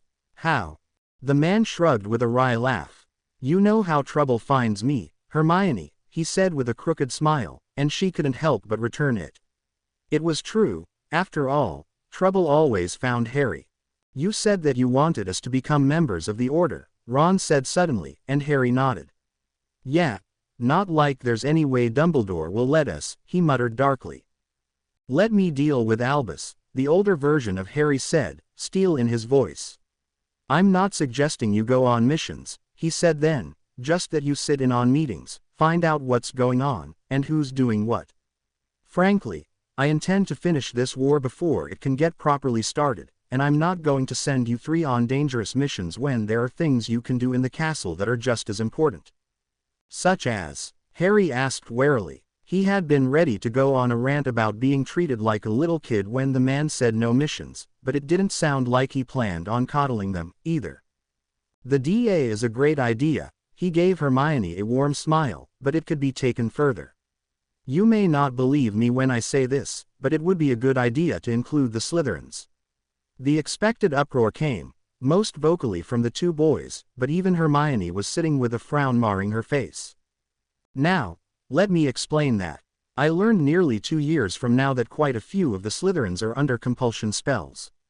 Hermione gasped, but the boys just looked confused, and not placated in the least. You don't mean. Yes, Hermione, many of the Slytherins are under spells that force them to hate Muggleborns and Gryffindors, and some of them have spells that make them think they're superior to others. Malfoy is a git even without the spells, but at least he's an honest git, he smirked. Severus, too, you know him as Professor Snape, was under a great deal of spells. He removed them when I pointed them out to him, but he will still be acting the same, since he's a spy. Snape's a bastard, Harry snarled, and future Harry just laughed. He just doesn't suffer fools gladly, he grinned, but he's also a great man. With all the spells he was under, it's no surprise that he turned to the Death Eaters. What is amazing, and deserving your respect, is that he managed to turn to the light and become a spy even under the influence of those spells. That he managed to save your life, he gestured at Harry, repeatedly, even though he had several spells on him forcing him to hate you. Our mother was his best friend, you know. All three kids gaped at him, and he blinked. Oh, right, I didn't find out about that until later. My mum was Snape's best friend. Harry looked almost ready to vomit. Future Harry sighed. Yes, Lily Evans was his best friend since before Hogwarts. They lived in the same neighborhood growing up, and managed to remain friends even though one was sorted into Gryffindor and the other into Slytherin. When you were born, he gestured at Harry, Severus swore to protect you with his life should anything happen to her. We all know what happened soon after that, he said, his face perfectly blank. But, Snape, yes, Harry, the man said, a faint note of exasperation creeping into his voice. You don't know him, all you know is the role he was forced to play. Believe me, once this war is over you'll meet the true Severus Snape, and you'll understand how Lily Evans could be his best friend. You were friends in the future, then? Hermione asked thoughtfully. Well, future Harry temporized, not so much friends as partners. We were the joint leaders of the Order after the headmaster's death. He ignored their reactions to that revelation, and we came to respect each other very much.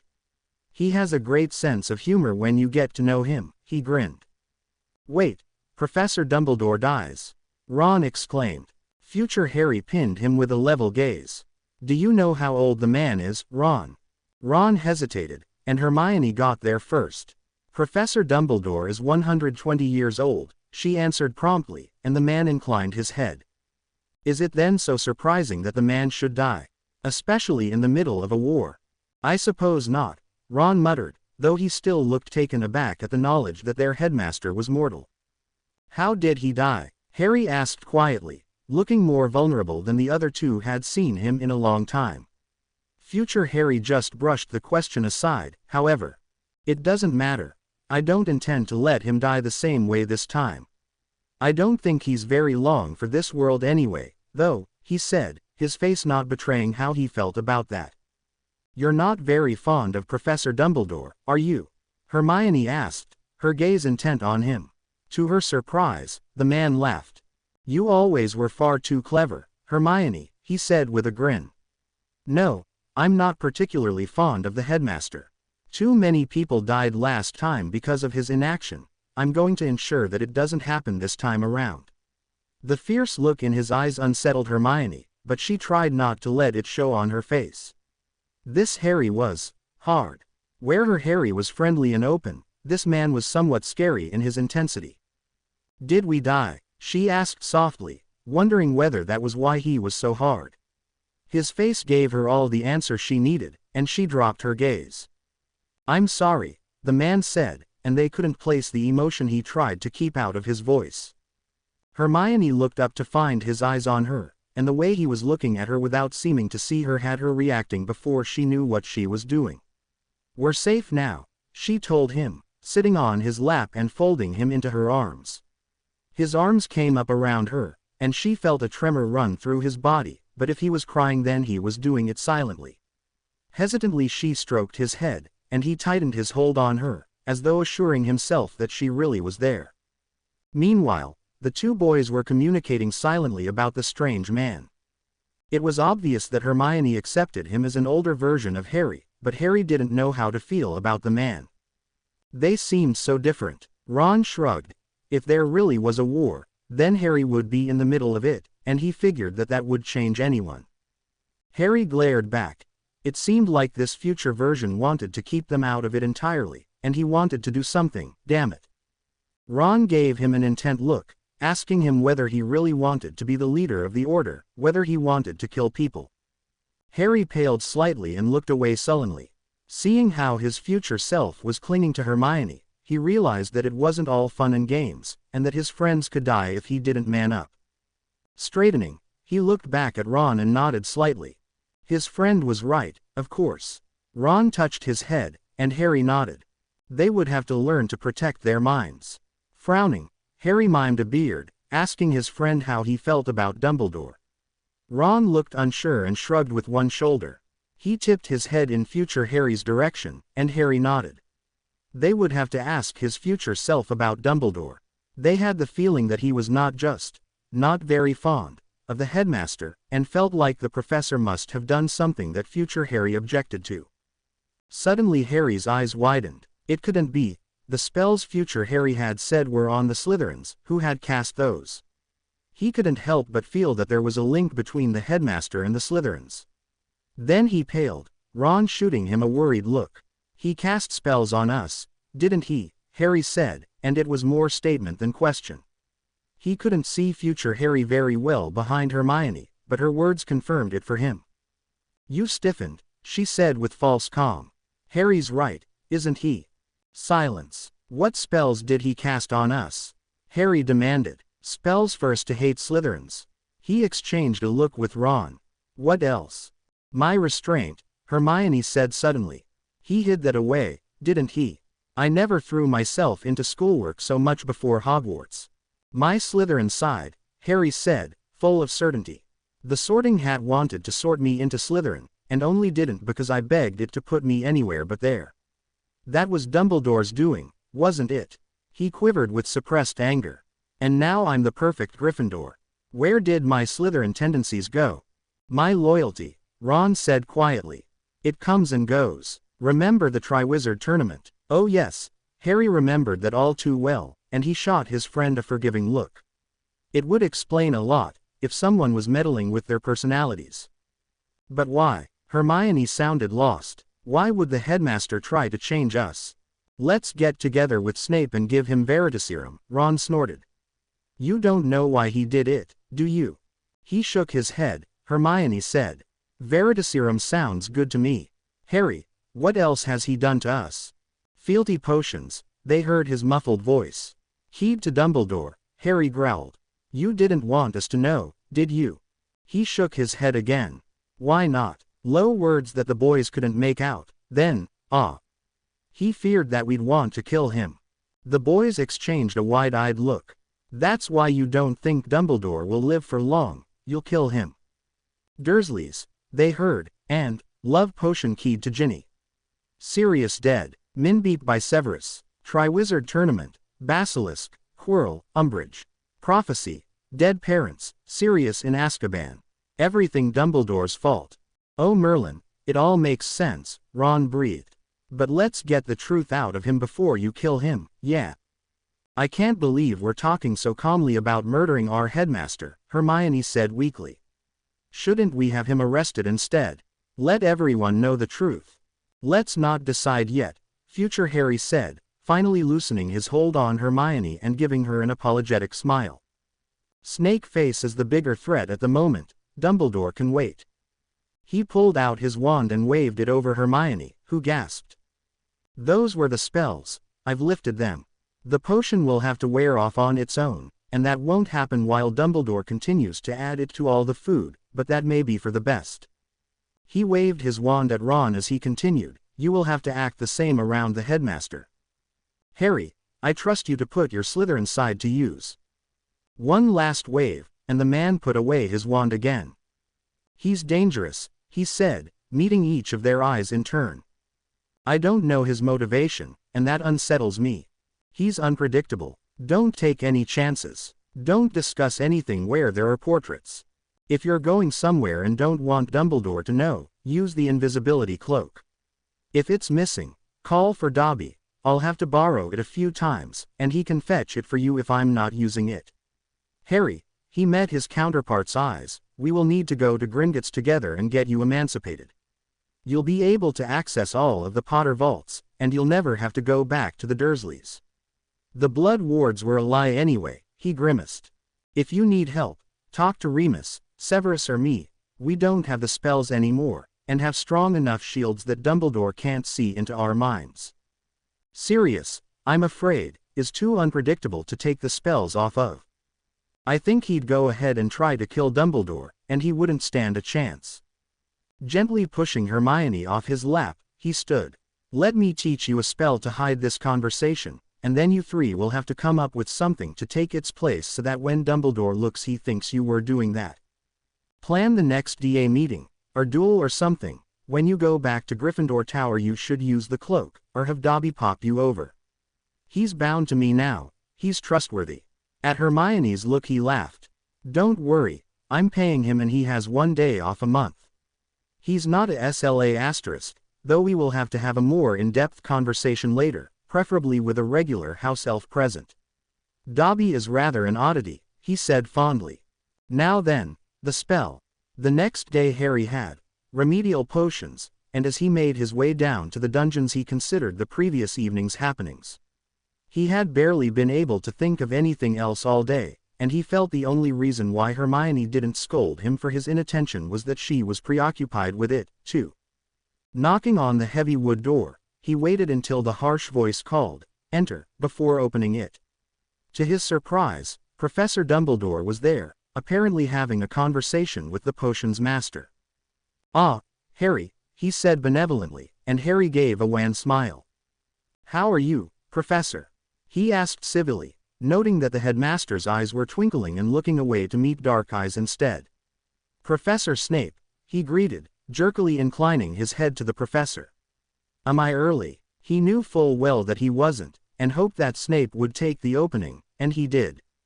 "I doubt that you are even capable of arriving early to an appointment, Potter," the man sneered. "We will begin our lesson as soon as the headmaster leaves.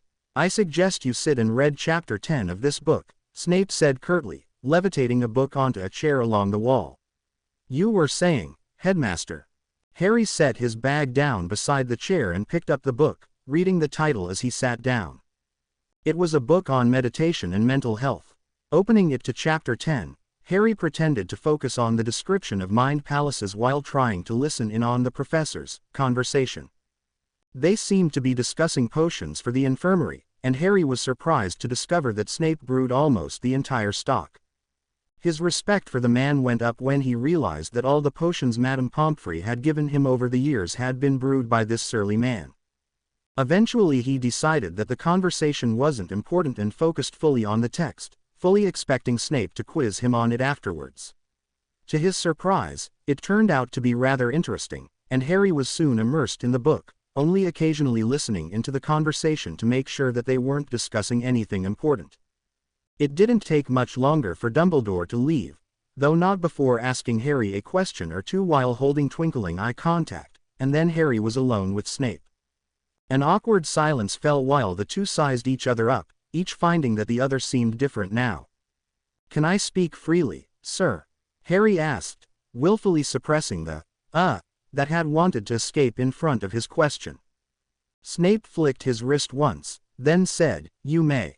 His expression didn't betray any of his thoughts, and suddenly instead of finding that hateful Harry found it admirable. Here was a man with full control over what he revealed to others. "Ron, Hermione and I talked to my future self last night," he said promptly, "and he removed the spells from us." Harry hesitated, then plowed on, "I wanted to apologize for the past few years, sir." Snape's face remained perfectly expressionless for a full minute, during which Harry forced himself not to fidget, and then he smirked. "I never thought I'd live to see the day when a Potter apologizes to me," he drawled, his eyes intent. "The apology is accepted, although I have been led to believe that it is another who should apologize in your stead."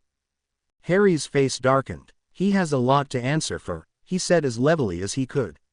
He had decided to show this man that he was not just the Gryffindor golden boy, who let his emotions dominate his actions, but also a Slytherin capable of keeping his emotions in check.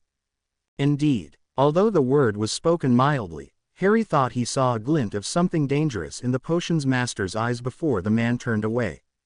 "We will start from the beginning. I have here a set of books that I suggest you and the rest of the Golden Trio," he sneered the term, "read thoroughly." Pushing the set of books forward, the potions master fixed him with a fathomless look. "I would apologize for my treatment of you, but as in your case, another was responsible for my actions. Besides," he smirked, "you will learn that a Slytherin never apologizes." "Yes, sir," Harry said, unable to keep a grin from his face. Grabbing his bag and the book Snape had given him to read, he moved forward to the desk. "Ron was wondering whether you'd be interested in a round of Veritaserum with our esteemed headmaster," he said mildly as he set down his things. When he looked up he saw a satisfied smirk on the potions master's face. "I may be," he replied just as mildly, and Harry smiled mischievously as they settled down for their first real lesson. Meanwhile, another Harry was considering how to get at the Horcruxes. Hufflepuff's cup was in the Lestrange vault, and as their closest relatives were the Blacks, the vault would go to the House of Black after their deaths. They would be the first Death Eaters to die when the Order started picking off the inner circle, Harry decided. Then, there was the ring that had sped Dumbledore towards death in the other timeline. The question was whether to let Dumbledore fall for it again or whether to deal with it himself. He'd deal with that when he discussed the Horcruxes with the headmaster. If he insisted to tag along, then Harry wouldn't try hard to persuade him otherwise, and if he ended up putting on the ring again, well, Harry tried to persuade him not to join him. Harry grinned and moved on to the next one. Nagini. Truth was that Severus would not be able to remain a spy for much longer if they were going to start picking off Death Eaters, and if Harry went back it would be to kill Snakeface, not to play the faithful follower. If he could deal with the remaining Horcruxes and as many Death Eaters as possible before he and Severus were summoned, then they could possibly deal with both Nagini and Snakeface at the same time. It would be an awfully close time frame to get that all done before Friday, though, seeing as it was already Tuesday evening. Harry grimaced. "Okay. Hold off on Death Eater assassinations until after the next summons. Focus on the Horcruxes. Bargain with the goblins to get the cup if necessary. After next summons, kill as many Death Eaters as possible as quickly as possible, and deal with Snake and Snakeface at following summons." He couldn't help but feel that he was missing something, however, and it was with a heavy heart that he admitted to himself what it was that gave him pause. Standing and walking into his bedroom, Harry crouched to rifle through the suitcase Dobby had brought him from the Black Vault. He was sure that the scroll had been there in the other timeline. A quarter hour later he had found the scroll he needed, the one with a spell that indicated whether an object was a Horcrux or not. Practicing until he was fairly sure that he had it right, Harry took a deep breath. "Here goes nothing." Casting the spell at his head, Harry held his breath, and cursed violently when a red light flashed. Harry jumped when a loud pop sounded behind him. Spinning around, he saw Dobby holding future Harry's hand. The man didn't even seem to notice him, however, his eyes were fixed on Professor Snape, and while his face was impassive the eyes burned with emotions more intense than Harry had ever seen in one man's face. "I need to speak with Severus," the man said intently, and recognizing the dismissal for what it was Harry scrambled to gather his books. "Thank you for the lesson, Professor," he stopped to say before exiting hurriedly. He knew when he was unwanted, and his presence was most definitely unwanted now. "Did you know?" Harry demanded as soon as the door had closed behind his younger self. Raising powerful privacy wards with a few flicks of his wrist, he advanced on the older wizard. Dobby knew to leave then. "Know what, Potter?" Severus asked curtly, immediately on the defensive as he rose. "That I'm a Horcrux," Harry snarled. Several jars burst with the force of his anger, and Severus paled. "That's possible," the potions master asked weakly, looking like he was about to vomit. That more than anything convinced Harry that he didn't know, though he couldn't help but wonder whether Severus in the future had known. "He would have told me," Harry insisted, but his anger didn't abate. King Dumbledore," he roared, slamming his magic down in the center of the room, smashing the stones into tiny pieces. "It's fortunate that we're in the dungeons," Harry noted with a small part of his brain. Sending his magic into the ground, he restored the floor to its previous state, then smashed it again, cursing Dumbledore's name, Voldemort's incompetence, and life in general as he alternatively smashed and restored the floor. Eventually he felt that he had expressed his anger enough to let it go, and restored the floor one last time before sinking into the chair Harry had vacated. My life, he whispered, dropping his head into his hands. That was an interesting form of anger management, Severus stated, and Harry wondered whether anyone else would have noticed the faint edge to his voice. Harry simply laughed humorlessly in response. I have to die, he said simply. Why? Harry jerked his head up to snarl at Severus, because otherwise King Voldemort can't King die, that's why. Severus just held his angry gaze with level eyes, appearing perfectly calm as he said, even if there is no ritual to remove a Horcrux from a vessel without harming it, which I doubt, there is still the option of simply putting the Dark Lord into stasis until you die of natural causes. Harry stared at the taller man in shock, then laughed, the tension draining from him suddenly.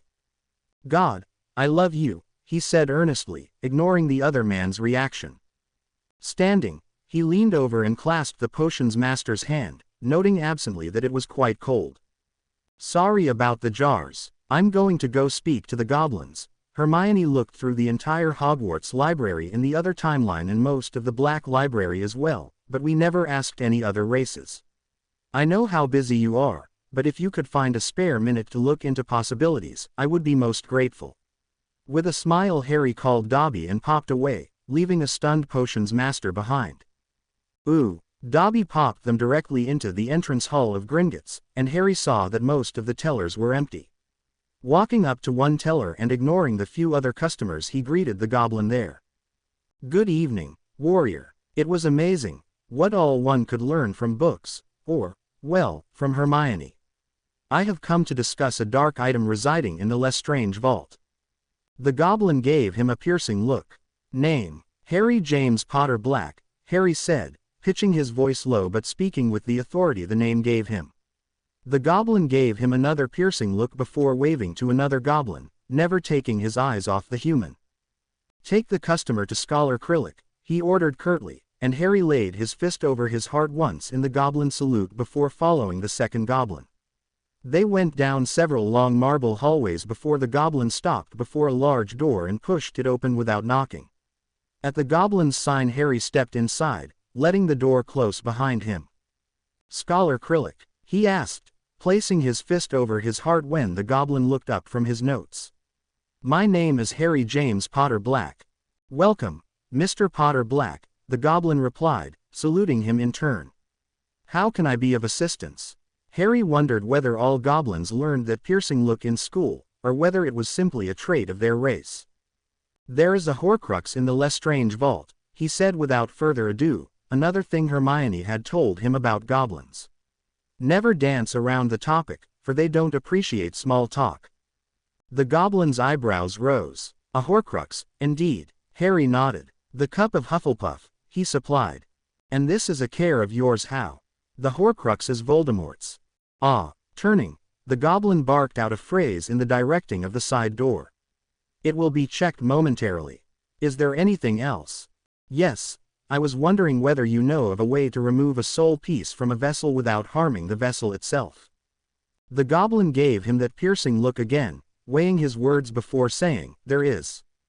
Is it a service the goblins offer? Harry refrained from adding that he would pay. Of course a human would pay for anything the goblins did, no need to let them know how much he wanted this. It could be, the goblin temporized, and Harry realized that he couldn't get out of it after all. I am willing to pay 1,000 galleons for such a service. No less than 5,000 galleons would be acceptable for such a service, the goblin argued, and Harry heaved an inner sigh of relief. 5,000 was far less than he had expected. After all, he had that much in the trust vault alone. 1,500, he haggled anyway, knowing now that 5,000 was their insultingly high offer. And so they haggled, settling on the amount of 3,040 galleons just as the side door opened and a goblin entered with a canvas bag. The two goblins traded a few words before the second goblin placed the bag on the scholar's desk and left. Opening the bag to reveal Hufflepuff's cup, the goblin said, "We can of course not simply give you an item from another's vault," and another round of bargaining began. "Ooh, excellent," Harry said, signing the check that authorized the removal of several thousand galleons from his vault. Setting the quill aside, he leaned back in his chair. "Now, about the ritual to remove a soul piece from a vessel, could you summarize the procedure for me?" A few minutes later he nodded, posing one more question. "Would it be safe for a human to undertake?" The goblin shot him a sharp look, and Harry elaborated. "No, I don't mean for a human to lead the ritual, I mean for a human as the vessel containing a foreign soul piece." Scholar Krillik's eyes darted to Harry's forehead, and the wizard nodded. "You understand my meaning." "Yes, it would be possible," the goblin replied grudgingly, understanding now that he could have asked for a lot more than 3,040 galleons. Unfortunately for him, it was already too late, for Harry had signed a check for both the cost of the cup and the ritual, letting the goblin think that the ritual was for the cup. Since he had already destroyed both Slytherin's and Ravenclaw's items, Harry felt it only fair to destroy Hufflepuff's as well, though he would have had the goblins cleanse all of the Founders' items had he known sooner. He had the money to pay for it, after all. "Excellent. I would like to undertake the ritual at your earliest convenience," Harry said, making it clear with his tone that he expected to undergo the ritual as soon as possible. "If my counterpart still has the soul piece in him after I have undergone the ritual, then I will request your services again, for the same price, of course." "Of course," the goblin said through gritted teeth. Goblins both respected and loathed a human who could haggle properly. "That is all my business for today," Harry said, standing and saluting the goblin. "If I have not received notice within the week I will return on Sunday evening for the ritual. I may be indisposed on either Friday or Saturday evening. Good evening to you, Scholar Krillik." Harry woke up the next day feeling pretty okay with life. After returning from the bank he had promptly destroyed Hufflepuff's cup and gone to inform Severus of the developments, thanking him for his support earlier that day. Severus had simply given him an inscrutable look and said, "Trust a Potter to only think of heroics instead of using his brain," leaving Harry laughing. He laughed a lot more now than he had in the future. He had rarely had the energy for it then, just as Severus had eventually lost most of his biting humor, resorting to retorts that required less effort. Harry felt a far stronger connection to this younger potions master, who was so similar and yet so different from the man he had come to know. He felt that they were almost friends, and that made him inexplicably happy. "Dobby, breakfast please," he grinned at his friend. Why not have breakfast in bed for once, after all? The last time he had done it was on his 19th birthday, when Daphne had. Harry promptly got out of bed, his smile but a faint memory. She's alive here, he remembered, and realized in the same breath that she would never be his. He was too different now. If she ever was Daphne Potter Black again, it would be because she married his counterpart. It was a far more subdued man that sat down to breakfast.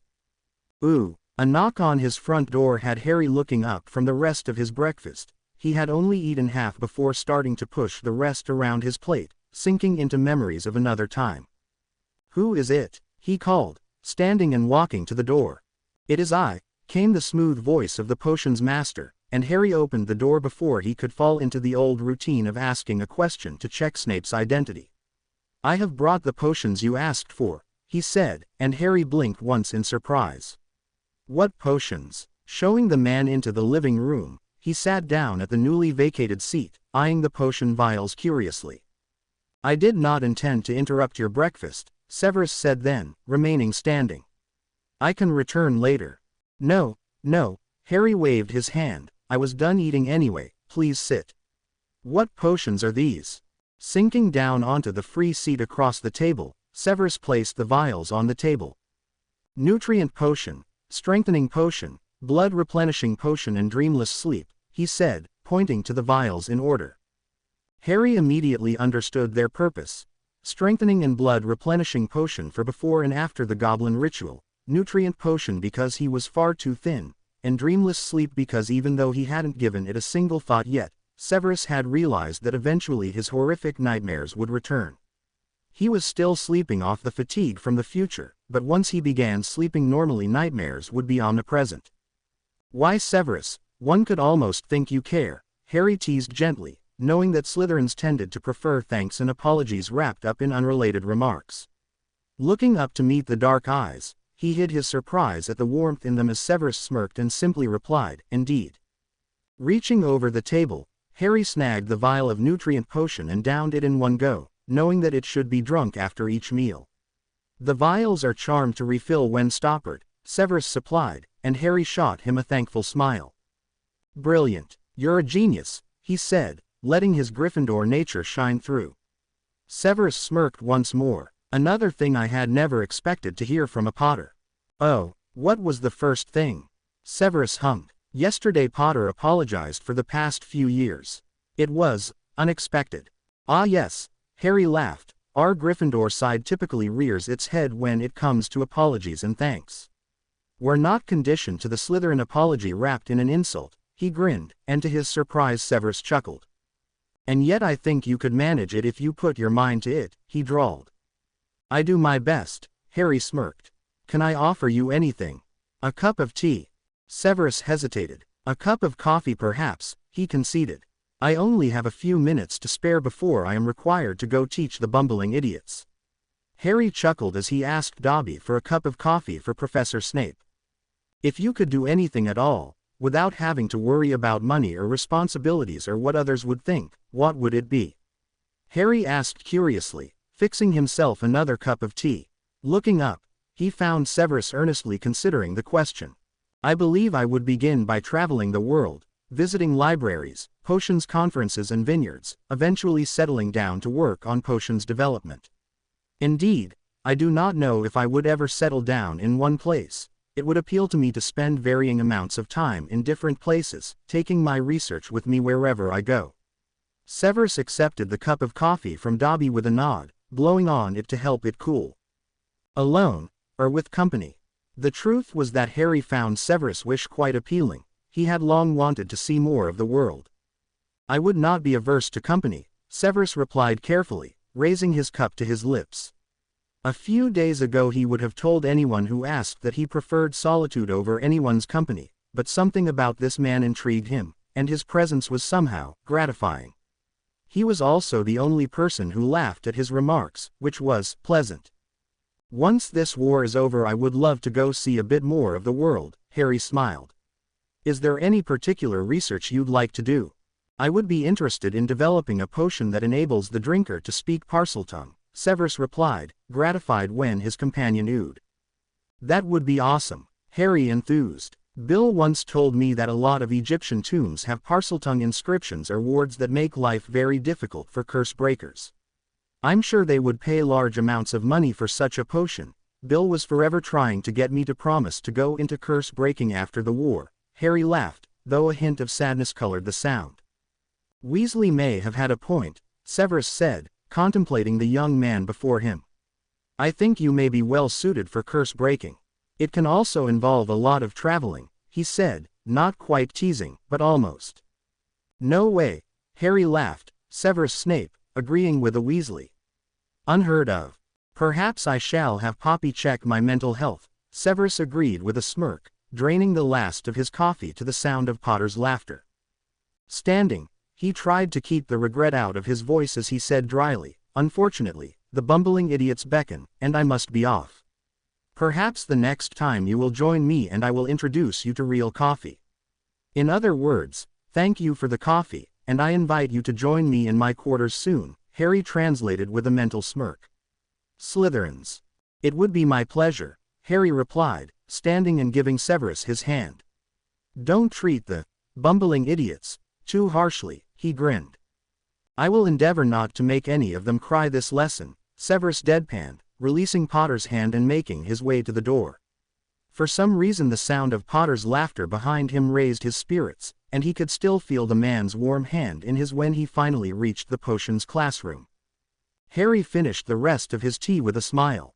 He didn't know why he got along so well with this time's Severus, but he wasn't about to question his good luck when he was just glad to have people who understood him. Remus was almost a father to Harry. Even though this time's Remus was younger than his time's, the relationship felt the same, but Severus was rapidly becoming Harry's closest friend. He would never share the same relationship he had once had with Ron and Hermione, after all, and Daphne was completely out of his reach, so he was happy that Severus had accepted him so quickly. It was with a happy sigh that Harry stood, deciding that now was as good a time as any to deal with the ring Horcrux. Heading towards the headmaster's office, Harry hummed a little tune to himself, wishing that he didn't have a basilisk fang in his pocket, since otherwise he could have put his hands in his pockets. It didn't take long for him to reach the stone gargoyle guarding the headmaster's office, and he hissed open at it, grinning at the thought that he should let Severus know that all of Hogwarts was open to a Parselmouth. The gargoyle obediently leapt aside, and Harry thanked it as he headed up the spiral staircase. Knocking twice on the door, he pushed it open as soon as the headmaster's voice sounded. "Hi, Albus," Harry sang, in ridiculously high spirits. "I came to ask for the location of the first Horcrux you went after in the other timeline," he said cheerfully.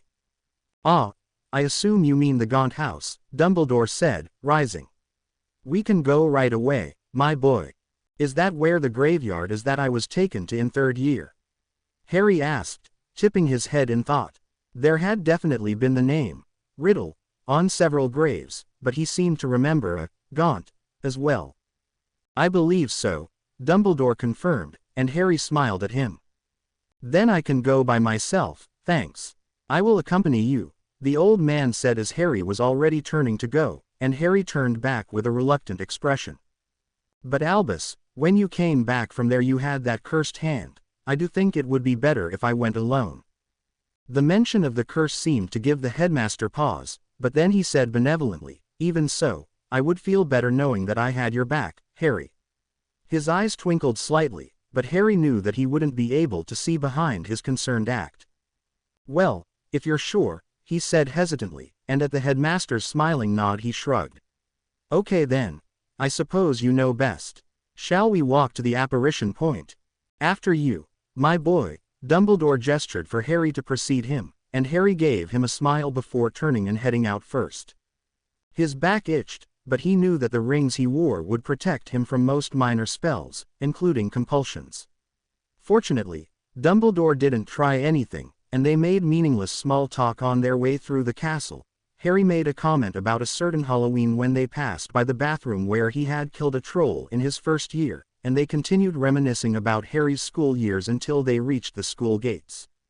"Here, let me side along apparate you," Dumbledore said, offering his arm to Harry with a twinkle. "Sure," Harry agreed, still resolutely holding on to the happiness of the morning as he took the headmaster's arm. "And off we go," the old man said, and Harry was oddly reminded of The Wizard of Oz, which he remembered reading in primary school. Then the unpleasant sensation of side-along apparition swept him away, lasting a second or two before they materialized with a muted crack. Harry stumbled slightly, accepting Dumbledore's steadying hand and muttering, "I hate side-along apparition." "I quite understand," Dumbledore smiled, "it is a rather unpleasant sensation." Straightening, Harry took a look around. "Man, this is not a pretty neighborhood. What's this place called?" "Little Hangledon," the headmaster replied sadly. "I believe that they're to be the residence we need," he added, extending a gnarled hand to point out a rather decrepit house. Harry sighed. "Off we go, then." It took them very little time to find the object of their search. It practically radiated dark magic. As soon as they had dealt with the wards surrounding the ring, Harry saw a strange look enter Dumbledore's eye, and hid a smirk. "Now let's see what happens. Let me just check that we didn't miss any," Harry murmured, raising his wand and beginning to cast a detection spell when Dumbledore reached out a trembling hand, his eyes wide. "Don't touch it," Harry exclaimed, but he was, of course, too late, for Dumbledore had already gripped the ring and slipped it onto his hand. A flash of pure satisfaction coursed through Harry when the old man immediately cried out in pain, clutching his hand to his chest. "Take off the ring," Harry cried, reaching out to grip the headmaster's shoulder. With a soft beep of pain, Dumbledore pulled the ring off his finger and dropped it to the ground, where Harry promptly struck it with his basilisk fang. A shrill scream filled the air, and Harry pulled the headmaster away, hurriedly pocketing the fang and banishing the remains of the ring before apparating them both to Hogwarts. "Hang in there, sir, I'll get you to Poppy and fetch Severus right away," he said, trying to hurry the old man along the path up to the school. "What were you thinking?" he asked, forcing as much worry into his voice as he could. "I had warned you about the ring. Whatever made you put it on?" "I was a fool," the man said weakly. "Sorely tempted." "By what?" Harry questioned with a frown. He never had found out why the headmaster had put on that ring. "Youthful dreams," Dumbledore coughed. "No matter. I should have listened to you, my boy." Harry looked at the man with a worried frown. Was that ring a special artifact? He wondered, then shook his head, supporting the old man more firmly. It hardly mattered now that it was destroyed. After all, it probably only held worth to Dumbledore and Snakeface anyhow, and if that was the case then good riddance, in his opinion. "Just a bit further," he murmured to the man who was leaning ever more heavily on his arm. "Nearly there." Then they entered the entrance hall, and Harry promptly called for Dobby. "Tell Professor Snape to meet us in the infirmary immediately," he instructed his house elf. "The headmaster is injured and needs immediate attention."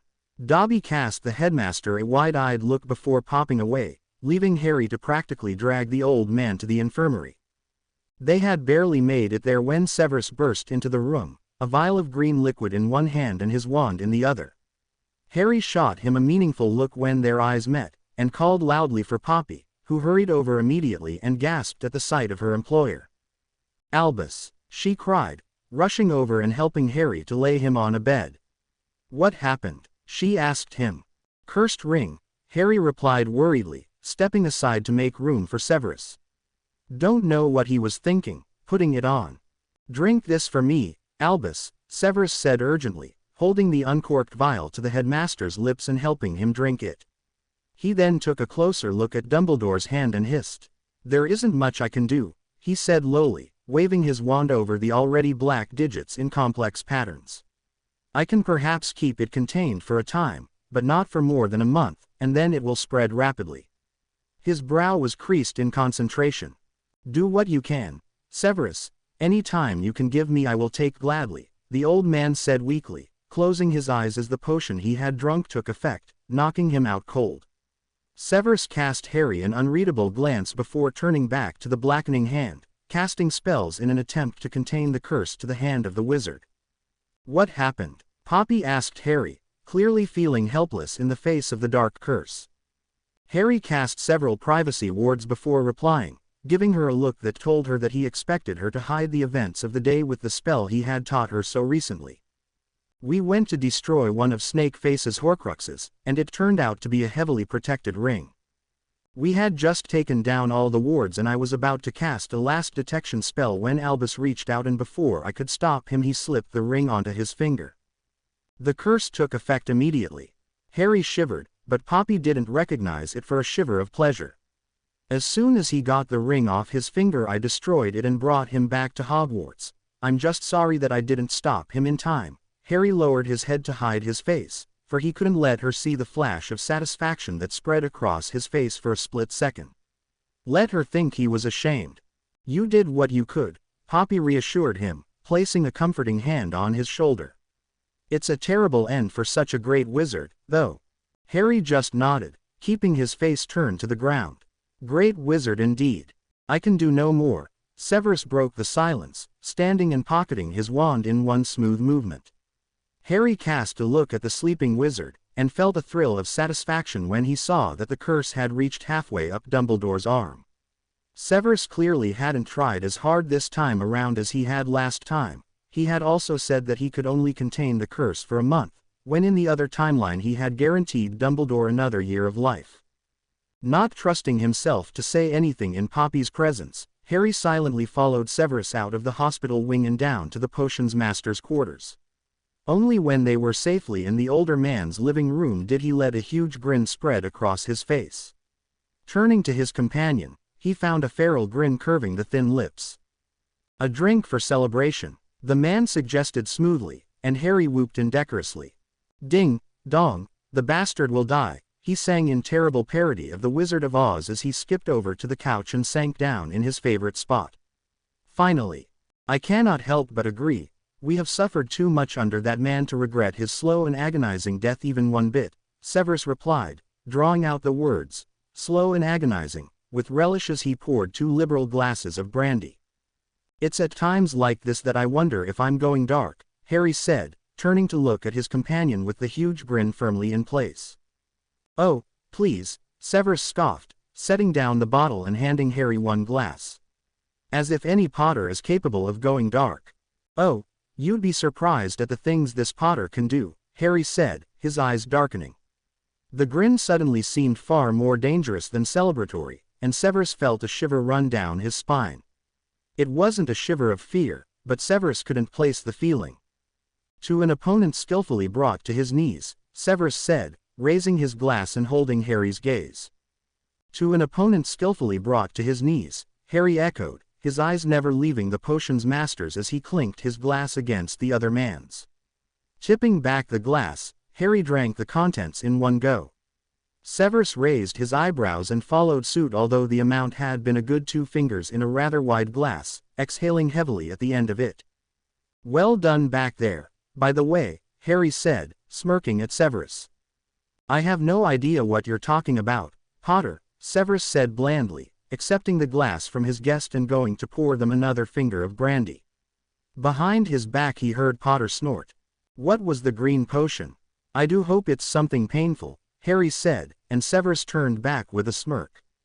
"I don't know what you mean. It's a simple potion to maximize all sensations." Harry burst into delighted laughter, and Severus couldn't contain his grin any longer. "I've said it before, and I'll say it again, you're a genius, Severus.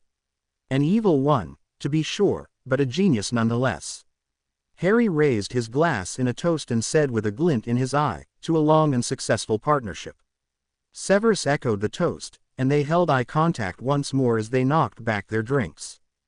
Harry sighed contentedly, leaning back against the couch, his half-lidded eyes not leaving Severus' face. And then, quite suddenly, Severus realized what the shiver had been that he had felt before. Arousal.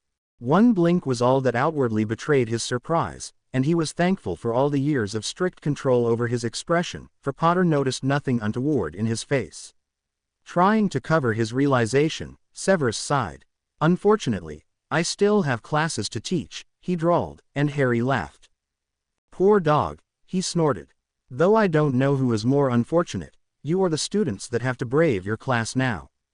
"Brat," Severus said, his usual venom sadly absent, and tried not to look at the younger man's lips when they stretched into a grin. "Yep, that's me," Harry grinned wickedly as he hoisted himself up off the couch. "But fine, since you're going to be all responsible, I guess I'll get out of your hair," he said agreeably, giving the potion's master a look over his shoulder as he walked towards the door. "Perhaps you'll join me for dinner, and we can continue our discussion from this morning." "Perhaps," Severus replied noncommittally, strangely wanting the man to both leave and stay. "Great, have fun with the, what was it, blistering fools. Bumbling idiots," Severus supplied dryly, and Harry left with that laugh that the potion's master was rapidly getting far too used to. As soon as the entrance had closed behind the raven-haired man, Severus dropped his head into his hands and groaned. He was attracted to bloody Harry Potter Black. It was amazing how distracting such a revelation could be, Severus decided as he tried to pay attention to his class. "He's straight. There's no point dwelling on someone you can't have," he told himself. He was married to Greengrass, for pity's sake. Even so, his thoughts kept coming back to the laughing man with a single-mindedness that typically served him well but currently made him want to curse. Scowling, he yanked Longbottom's arm away from the cauldron before he could add the sweetroot. "Your incompetence reaches new heights every time you step into this classroom, Longbottom," he sneered. "Or are you actually attempting to kill us all? 20 points from Gryffindor," he hissed. "Add the hornbeam quickly, lest I give you a 0 for yet another potion." Sweeping on, he paused by Potter's table to inspect the potions of the Golden Trio. Granger's was near perfect, of course, Potter's was acceptable, and Weasley seemed to be managing better than Longbottom, at least. "You will stay after class, Potter," he ordered spontaneously. "Although it appears that your lessons in remedial potions," he drawled, "are doing you some good, you still have a long way to go. Weasley, you will stay behind as well." Not waiting to see their reactions, he moved on to the next table. "Ooh, You wanted to speak with us, sir. Severus looked up to see Potter and Weasley standing in front of his desk. Granger was, as expected, still slowly putting away her things. Granger, shut the door and join us, the professor instructed, and waited until all three of them were in front of his desk before speaking. You have learned the abscondite spell. He checked, naming the spell the time traveler had taught the order. At their nods he continued, you will hide this conversation. Earlier this morning Mr. Potter Black and Professor Dumbledore went to destroy an artifact important to the Dark Lord. During this mission the headmaster was struck by a curse that ensures a very painful death. None of the students seemed at all surprised, though Potter seemed to be wrestling with the fealty potion. He had been drugged most strongly, after all.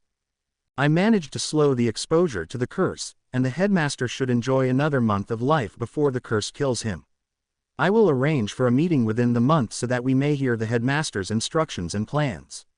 In other words, let's question him under Veritaserum. All three students understood, and satisfied smiles curved their lips.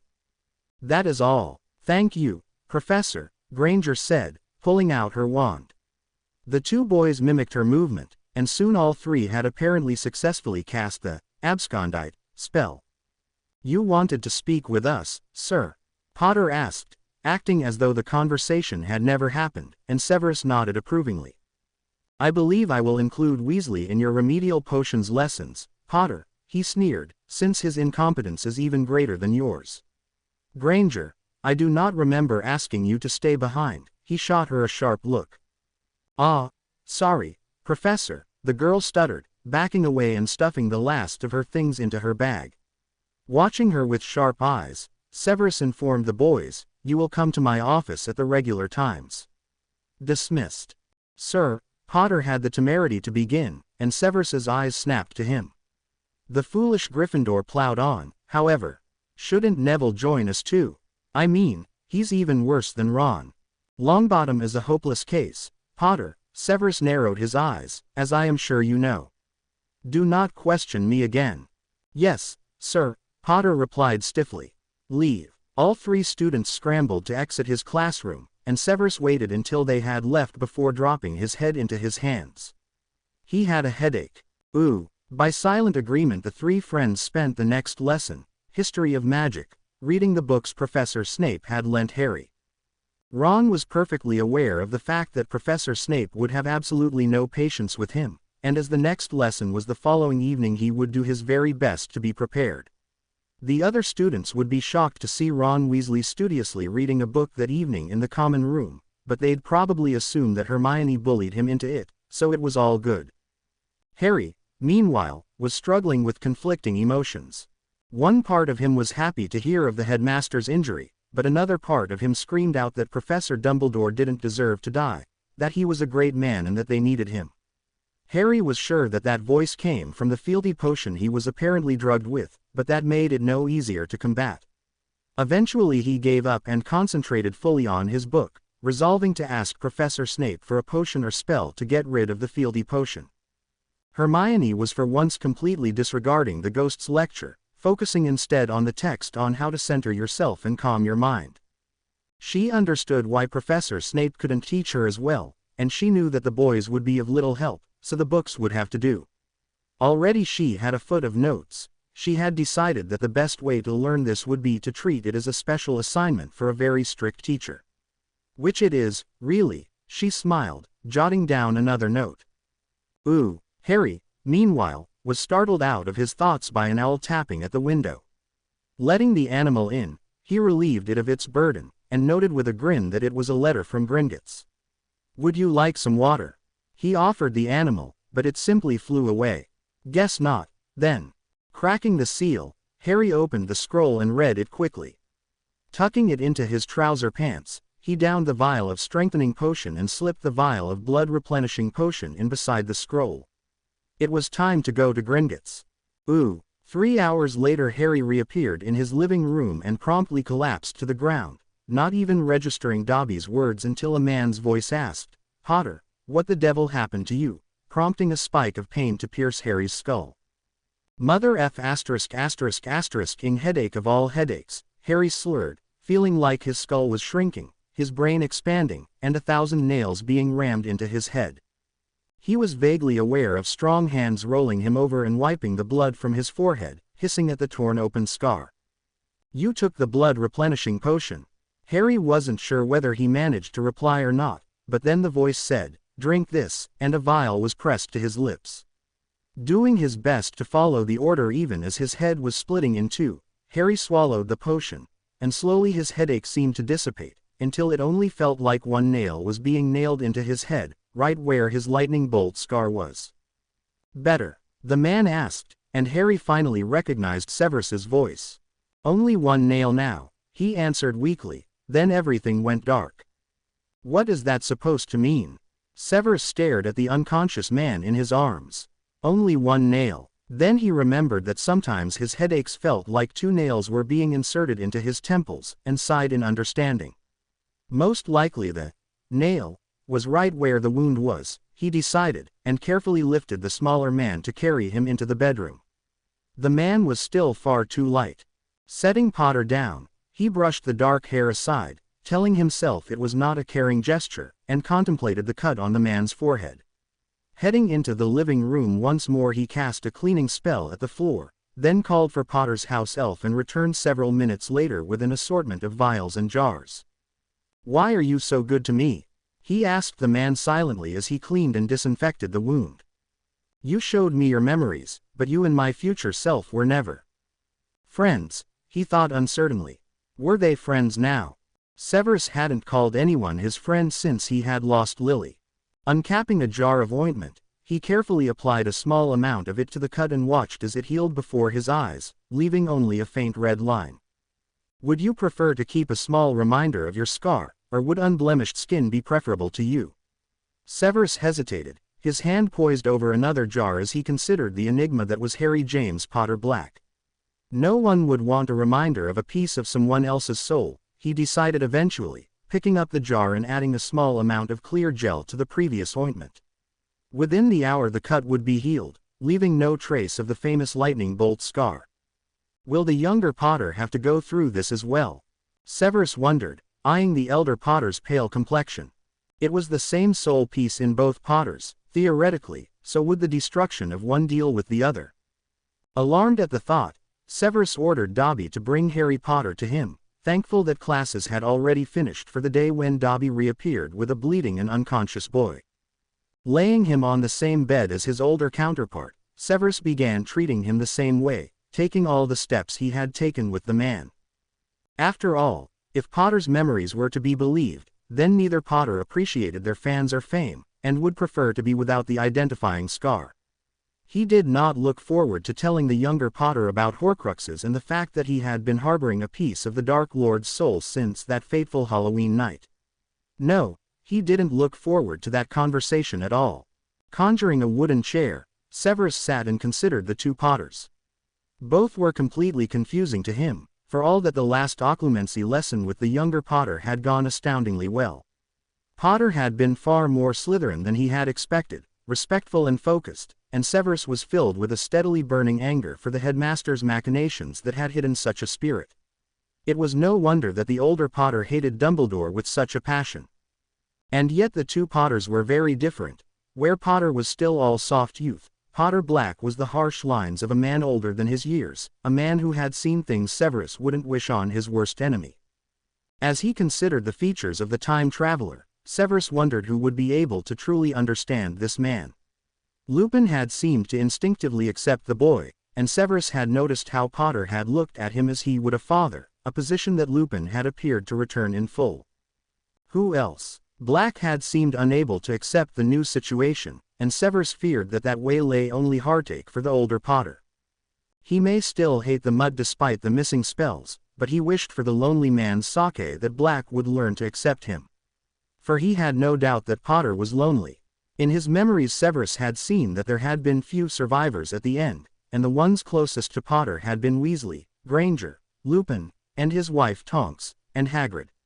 He assumed that Poppy had been in the hospital wing, as he couldn't remember her dying before that point. So then, Weasley and Granger would never again be his friends in the way they had been previously, for all that Severus thought that they would get along well. Perhaps the elder Potter would assume the relationship of older brother or uncle to the trio, but a quartet it would never be. Hagrid, being the simple and kind person that he was, would not be able to identify with the hard man Potter had become, though Severus felt that Hagrid would extend the hand of friendship nonetheless. But who would truly understand the young man? Minerva and Poppy were wonderful people, but they couldn't understand a young man who had seen death and destruction in ways they couldn't even imagine, despite Minerva having lived through part of the war with Grindelwald and Poppy being a healer. Moody perhaps would understand Potter, but Severus felt the man may just be too paranoid to accept Potter as more than a brother in arms. Mrs. Weasley would attempt to coddle the young man, and Potter would probably let her, too, but she wouldn't understand him. It sounded as though Potter had enjoyed a friendship with William Weasley, and Severus felt a pang at the thought of the handsome curse breaker. Jealousy. I am not jealous of a Weasley, he told himself firmly. Besides, wasn't the Weasley boy in a relationship with Fleur Delacour, the French part Vila? Potter had spoken of him with the fondness of a friend, or even a brother, but Severus couldn't remember hearing anything more than that in the young man's tone. They're both heterobipole, you imbecile, he berated himself, forcing his mind back onto the original topic. The Weasley twin she thought would accept, if not understand, the older Potter. He didn't know Charlie Weasley well enough to tell, but that might be a potential friend for the lonely man as well.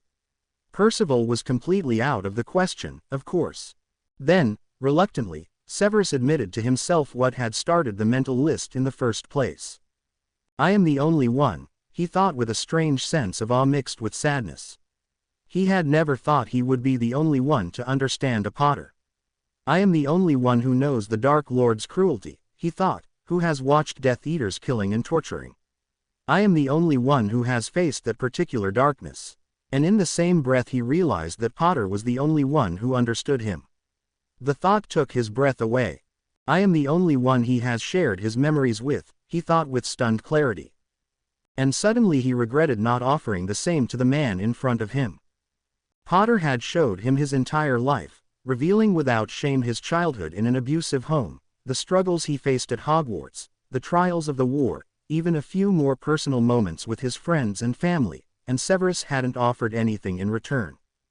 Potter had exposed his very self to the potion's master, trusting him intrinsically not to belittle a single thing about his life, and yet knowing very little about the man he had trusted with his every secret. Suddenly Severus wanted to share his life in return, feeling that the pranks he had suffered at the hands of the Marauders and the occasional beatings he had received from his drunkard father were slight in the face of everything this incredible man had gone through. And yet he knew that he would never offer it to the man, and Potter would never ask such a thing of him. And so Severus attempted something he had never tried before. He used the Legilimens spell on a sleeping man. Harry was dreaming, he was sure of it, but it was one of the strangest dreams he had ever had. It was as though he was living a new life. He wondered whether he had died. You good-for-nothing son of a bitch! The man yelled, swinging clumsily at him as he cowered against a wall. Harry made a break for it, nearly tripping over the first step in his haste, and only noticing that tears were streaming down his cheeks when he was caught in someone's arms. A sob tore from his throat, and a woman's voice said, "Shush, Severus, hush," as she stroked his head. "It's best to stay out of his way when he drinks, child." The scene blurred, and Harry found himself in a makeshift potions lab, the same woman's voice instructing him softly in the proper way to dice Sweetroot. Seeing a girl with red hair jump off a swing and float to the ground, "You're a witch," he exclaimed breathlessly, and her hurt expression while her sister defended her, later talking to the girl properly, and explaining that he was a wizard and that they could lean magic together. An overheard conversation, the woman with the soft voice trying to reassure the loud man from earlier that everything was already paid for, that Severus would only be home for summer and Christmas, and him saying cruelly, "Good riddance to the freak." Sitting on the Hogwarts Express with the red-haired girl, Lily. Her speaking excitedly, saying that she was sure that she'd be in Gryffindor and that they'd definitely still be friends even if he's in Slytherin. Two boys sticking their heads into the compartment, both looking at Harry like he was dirt. "Come with us," they said to Lily, "a Gryffindor shouldn't have to hang around with a slimy Slytherin." Lily bristling and informing them that she was most definitely not abandoning her best friend to hang out with such jerks. The sorting, and meeting Lily's eyes across the wide hall, and fearing that he would lose his only friend. After that, the years passed quickly, interspersed with humiliating pranks by 4 Gryffindors who had decided to target Harry as their main victim. They called themselves the Marauders, and Harry soon learned to give as good as he got, once or twice attacking before they could get him. For some reasons the fights were always his fault, for the teachers always favored the Gryffindors over the Slytherins. Listening to Lucius, an older student, as he spoke of Lord Voldemort's goals, his voice so silky and persuasive. Realizing one day that he loved Lily, and knowing that she would never be his, her asking him what he was hanging out with the junior Death Eaters for, and didn't he know what their beliefs were. Unable to tell her that they, at least, accepted him for what he was. Potter always trying to chat up Lily, thinking he was so hot, her always turning him down with scorn, but he always doing everything he could to catch her attention. Out by the lake after an exam, being attacked out of nowhere by the Marauders, humiliated in public while all the other students jeered and laughed. Calling Lily a mudblood when she tried to intervene, he couldn't stand to be rescued by the girl he loved when he was so weak. Standing in front of Gryffindor Tower, begging to speak to Lily, begging for her forgiveness and only getting cold disdain. Knowing that he had lost his only true friend, he threw himself into his studies, hanging out ever more with the junior Death Eaters. Having to see as Lily finally gave in and started dating Potter, ignoring him completely. Coming home in the summer before his last year of Hogwarts to find his parents dead of a gas leak. Being tricked by Black to go to the Shrieking Shack on a night of the full moon and nearly dying when he ran into a werewolf. Being threatened by Dumbledore with an obliviate unless he swore to keep it a secret, while the Gryffindors got off with attempted murder with praise for Potter and a week of detentions for Black. Joining Lord Voldemort's ranks straight out of Hogwarts, and the Dark Mark opening the door to his potions mastery, eventually being called to participate in his first revel and throwing up afterwards in the horror of being forced to kill a little girl with red hair. Meeting Regulus Black for the first time as a fellow Death Eater and realizing that despite loving Lily he was attracted to men, sleeping with Regulus and wondering how he could love Lily so strongly when he couldn't imagine even wanting to sleep with a woman. Evermore revels. Though he was spared quite a few due to his potions work, he was the youngest potions master in over a century. Overhearing a job interview in the Hog's Head and running to his master with the knowledge of part of a prophecy decrying the birth of a child to defeat the Dark Lord. Hearing that Lily was pregnant with Potter's child and realizing with horror that her child was the child of prophecy, going to Dumbledore and confessing everything, pleading with him to keep Lily safe, swearing an oath to spy for the light until the Dark Lord's downfall, accepting the post of Hogwarts potions professor and leading the Dark Lord to believe that he was spying on Dumbledore for him. That terrible Halloween night when he realized that it had all been in vain. Lily was dead, her son miraculously alive and the Dark Lord banished. Dumbledore telling him coldly that Voldemort was still alive and that he would continue to spy for the light when he returned, swearing in tears to Lily's memory that he would protect her child with his life. September of 1991, seeing Harry Potter for the first time and feeling a surge of hatred. He looked just like his father. The first potions class, where he saw that the boy had Lily's eyes and realizing that his torture would be even greater than he had feared. To have the eyes he loved in James Potter's face hurt, and he lashed out at the boy, enjoying the look of hurt on the child's face. Harry's school years, seen through another's eyes, keeping Potter from falling from his broom when Quirrell jinxed it, finding out that Quirrell had actually been possessed by the Dark Lord and was only stopped by Potter, feeling rage that Potter was getting all the thanks once again. Potter's third year, trying to protect the students from a transformed werewolf even though he was scared to death. His glee when the minister promised him the Order of Merlin for capturing Black, finally he would have his revenge. Finding Black gone and realizing that Potter must have been behind it, losing himself in rage for the boy who was a carbon copy of his father. Returning to the Dark Lord's side after his rebirth and finding him more monster than human, suffering through a round of the Cruciatus even while assuring his master that he had never strayed from the dark and he was even still the loyal spy.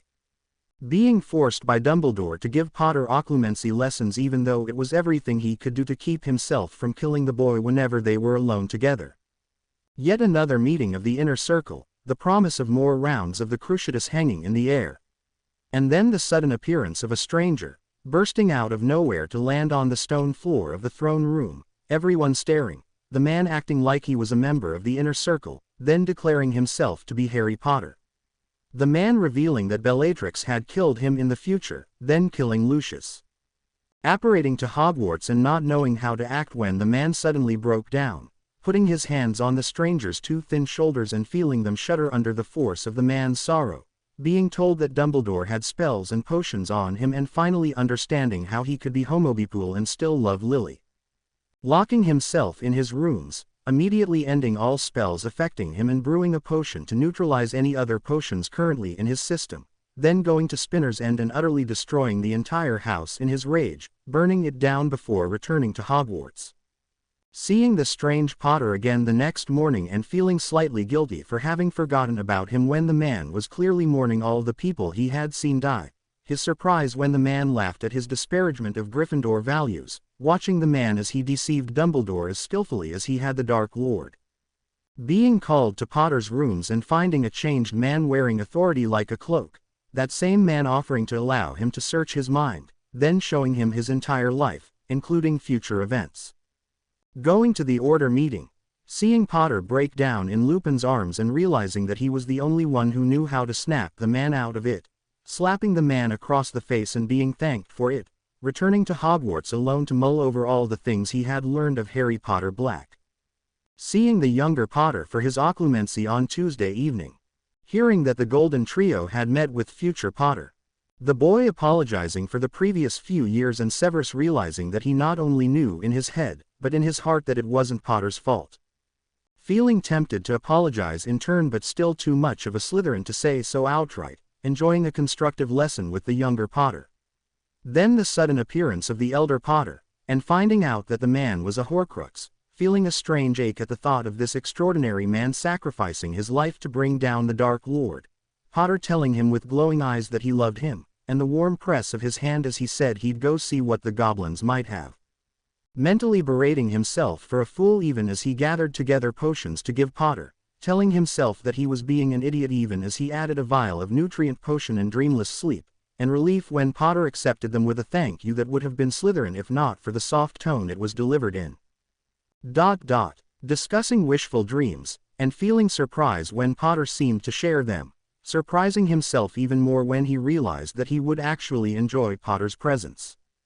Potter's house elf telling him that the headmaster was injured and needed immediate attention, bypassing the golden potion that would stall a curse to instead take a green one to maximize the old man's pain. Then the celebratory toasts with Potter, both of them euphoric in the knowledge that the bastard who had ruined their lives would be dead soon, the horrified realization that he was attracted to an unattainable man. Being fetched by Dobby once more, this time to attend to Potter, tending to the younger Potter as well before realizing sadly that the people who could truly understand the time traveler were few and far between.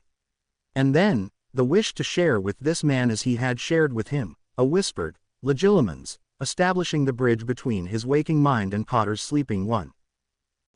Harry awoke when he felt the strange dream draw to a close, and when he opened his eyes to meet the dark ones of Severus Snape he knew that it had been no dream. Looking at the shuddered look in the man's eyes he realized that the potion's master was bracing himself for rejection, and Harry weakly moved his hand, smiling when it was clasped by Severus's cold hand and succumbing to sleep once more. When Harry woke again, he was alone in his bedroom. Weakly raising his arm to look at his watch, he saw that it was morning, and briefly wondered what had happened to make him sleep in so late. Then he remembered the happenings of the previous day. Bolting upright in bed, Harry stared into space as he touched a hand to his head, remembering the things he had seen in his sleep. My God, Severus showed me his life, he thought in awe. Harry wondered whether their lives were about comparable in terms of rottenness, but couldn't decide. Severus hadn't had a Dark Lord out for his blood, but he hadn't had the friends Harry had, either. He hadn't had his loved ones hunted down and killed, but the only friend he'd ever had was killed and he was forced to grovel before her killer. No, both of their lives were pretty terrible, and there was no point in saying that one was worse than the other. Then Harry froze. He's attracted to me. The phrase ran through his head several times before he could move on from that point. What did he feel for Severus? Harry paused, then smiled. I always did hate turning people down, he said softly. Yes, he wouldn't mind getting to know Severus in that way. He wouldn't ever forget Daphne, of course, but he lost her long ago, and she would never be his again. The thought sobered him. Severus didn't know, of course, that Harry liked both genders, but though Harry had never been with a man, he knew attraction when he felt it. And that memory of Severus and Regulus together. Harry groaned, pressing his palm to the front of his trousers. God, that was hot. The image of the two dark-haired men making out against the wall, peeling off each other's clothing and eventually falling into bed, touching, gasping, keying and writhing against the green sheets. Harry groaned again, falling back onto the bed and willing his erection away. Imagining himself in that position with Severus was not helping. The same sight kept replaying in his mind, however, until Harry finally gave in and closed his eyes, picturing another man's hands on his skin, a warm mouth on his neck, a smooth voice caressing his name. Harry beeped out his completion, lying panting for a while before reaching for his wand and cleaning up the mess with a quick spell. Well, that answers the question of how I feel about Severus, I suppose, he thought wryly. I clearly have nothing against sleeping with the man, and he's already the closest friend I have in this time, and he was right when he thought that he's one of the few who could understand me. And the others are definitely not partner material, he shuddered. He didn't even want to imagine Remus in his bed. Opening his eyes, Harry swung his legs out of bed and went to change clothes. He felt somewhat weak, but otherwise pretty normal.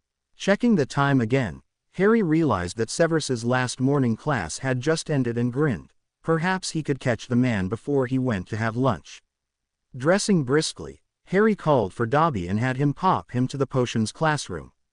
When that was empty, he headed for the potions master's private quarters, and ended up running right into Severus as they both turned the corner. Oof, Harry said, the wind escaping him at the impact, and clutched at the robe of the person he had just run into to keep from falling. Looking up, he met the potions master's startled gaze and grinned. Hi. Potter, the man acknowledged, schooling his features into impassivity. Eloquent as always. Harry laughed, relaxing immediately and moving slightly away from the potions master, but staying a bit closer than he usually would.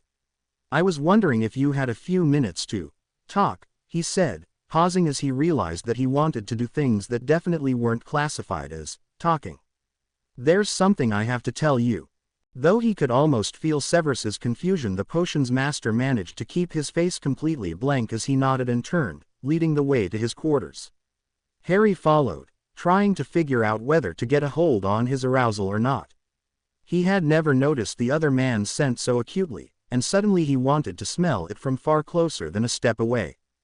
Then they were past Medusa and in Severus's living room, and Harry decided not to fight it anymore.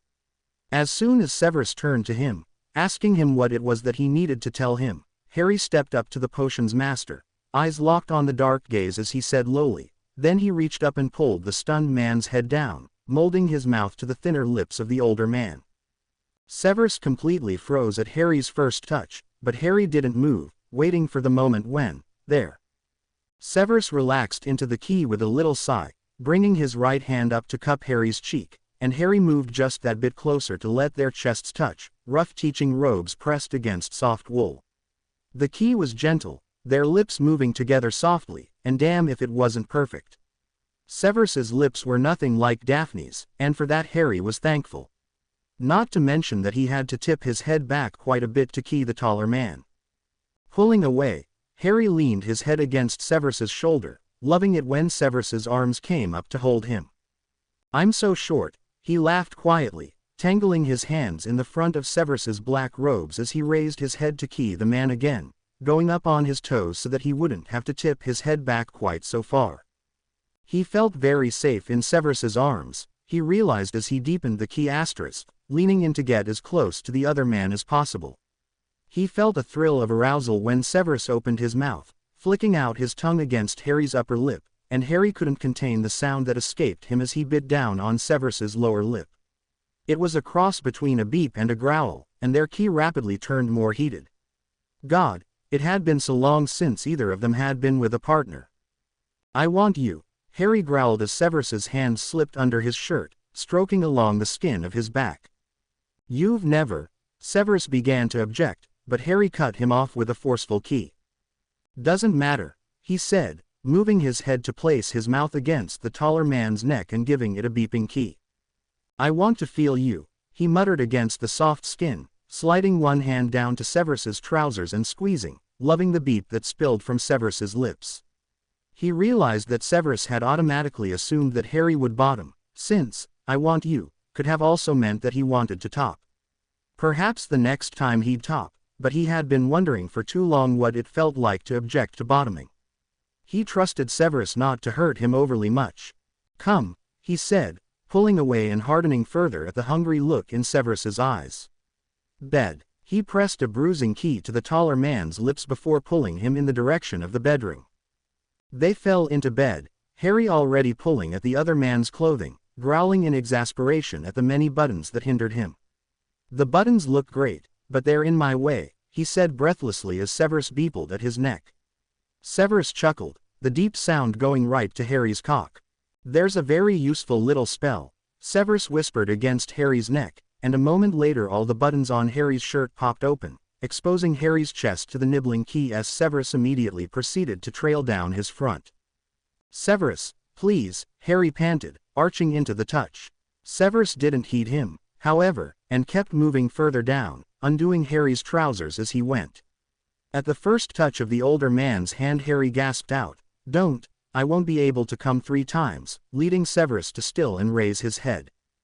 3 times? He asked, looking like he was missing something, and Harry pulled at the man's shirt ineffectively. I already wanked earlier, he admitted with a blush, and if you touch me now there's no way I'll be able to come again later. Severus chuckled again, but obligingly moved up and met Harry's mouth with his own, undoing his own buttons and letting Harry peel off the white shirt. Harry groaned into the key when their bare chests touched, and decided that he couldn't be bothered with any more clothing. Impatient man, Severus chuckled breathlessly when they were suddenly both completely naked, and Harry retaliated by bucking up against the other man, drawing a strangled beep from him. Merlin, don't, the man choked out, biting Harry's lip. Me, Harry ground out, and Severus shivered at the husky voice asking him to. With pleasure, he replied, keying Harry hard as he summoned lubrication. Harry spread his legs without any prompting from Severus, and they both beeped when the movement brought them into perfect alignment. Severus willed his fingers to stop shaking as he spelled the jar of lubricant open and slathered his middle finger with it, reaching back to Harry's entrance. You'll have to relax, he breathed as he circled the tight ring, knowing that unless Harry did, this would hurt quite a bit. To his shock the man promptly relaxed under him, sliding his hands along Severus' back to rest on his hips. Better, he whispered in Severus's ear, and the rasp to Harry's voice made him shudder. Much, he choked out. Merlin, did the man really trust him that much? Quelling his needs as much as he could, Severus resolved to make this as good for the younger man as possible. He carefully set about preparing his partner, distracting him from the unfamiliar sensations with his mouth, until he had worked the first finger in completely. Then he leaned back slightly to see Harry's face as he moved his finger in and out slightly, searching for. Harry gasped, twitching violently under the firm body holding him to the bed. Oh my God, he closed his eyes, beeping as Severus stroked his prostate again. Relax, Harry, Severus instructed him shakily. If Harry's passage felt that tight on one finger, then it would take a while to loosen him up enough to accept his girth. Removing his finger, he lubricated 2 and slowly began working them in, ringing more beeps from his partner as he stroked his prostrate and began to pump. Soon they were up to 3 fingers, and neither of them wanted to wait any longer. Me, Severus, Harry beeped, loving the feel of Severus's fingers but wanting to feel the man's cock inside him, claiming him. Even so he couldn't prevent a soft whine when Severus completely withdrew his fingers, and Harry opened his eyes to the sight of Severus lubricating his cock.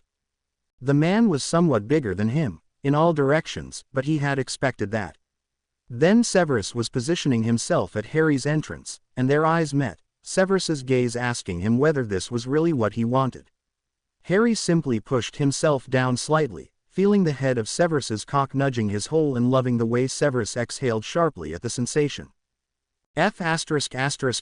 Me, Harry said for the third time, and this time Severus obliged him, bracing his arms on either side of Harry's body as he slowly pushed forward, entering Harry bit by bit. It was uncomfortable, but compared to other things Harry had been through he couldn't really call it painful, and he bore down on Severus until the man was fully sheathed in his body. Severus spoke a strangled word that may have been Merlin, dropping his head against Harry's shoulder as he breathed heavily. So tight, he groaned, and Harry couldn't help but squeeze his muscles, earning a strangled beep from the other man. They remained that way for a few seconds longer before Harry decided that Severus had caught his breath for long enough. "Claim me, Severus," he whispered into the man's ear, arching his body up to take Severus even more deeply into his body. It was a strange feeling, but he felt it would feel better as soon as Severus started moving. The man began doing just that, and he had been right. It was so much better when Severus was actually ing him. The man seemed to know just how to hit his prostrate, and soon they were moving in synchrony, harsh breaths and sharp cries falling from their lips. "God, you're amazing," Harry choked out, his fingers digging into the man's back as Severus ed him into the mattress. All he got in reply was a groan, all Slytherin rejoinders forgotten in the heat of the moment. Then a long-fingered hand closed on his cock and all rational thought left Harry, lost in the sensation Severus was wringing from him. 3 pulls and Harry was keening his completion, his passage tightening around Severus and drawing the other's release from him. Spent, they both collapsed into a tangled heap, their heavy breathing the only sound. "That was amazing," Harry exhaled, one of his hands stroking Severus's back. "I cannot say I disagree," Severus replied, his breath still coming heavily. Raising his head weakly, he pressed a key to Harry's mouth before pulling out and shifting so that he wasn't crushing Harry with his heavier body.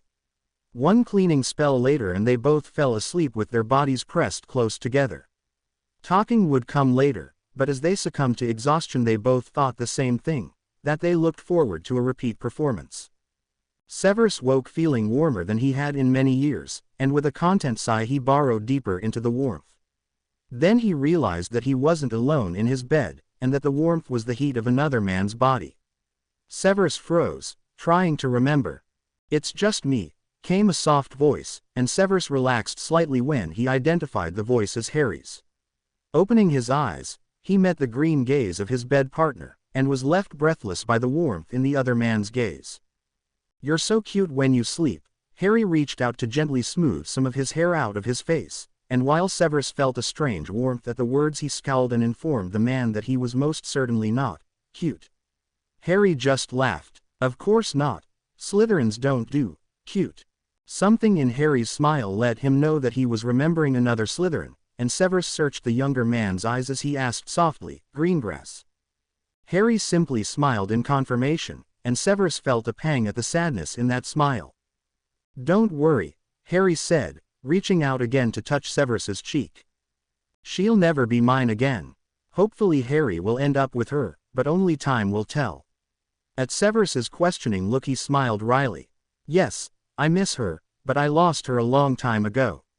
It hurts, knowing that she's here and yet isn't the Daphne I loved, and there's both a sense of sadness and satisfaction that she never will be. And even if she decided one day that she wants me, I wouldn't go back to her. I'm yours now, and I would never cheat on a partner," he said earnestly. "It would not be cheating if you left me for her," Severus felt obliged to point out, though Harry's words had soothed a fear he had. For Regulus had thought nothing of taking others into his bed, and Severus had feared that Harry would be the same. "True," Harry chuckled, "but I have absolutely no intention of leaving you." With that he pressed closer to Severus, giving the potion's master a deep key that Severus eagerly returned.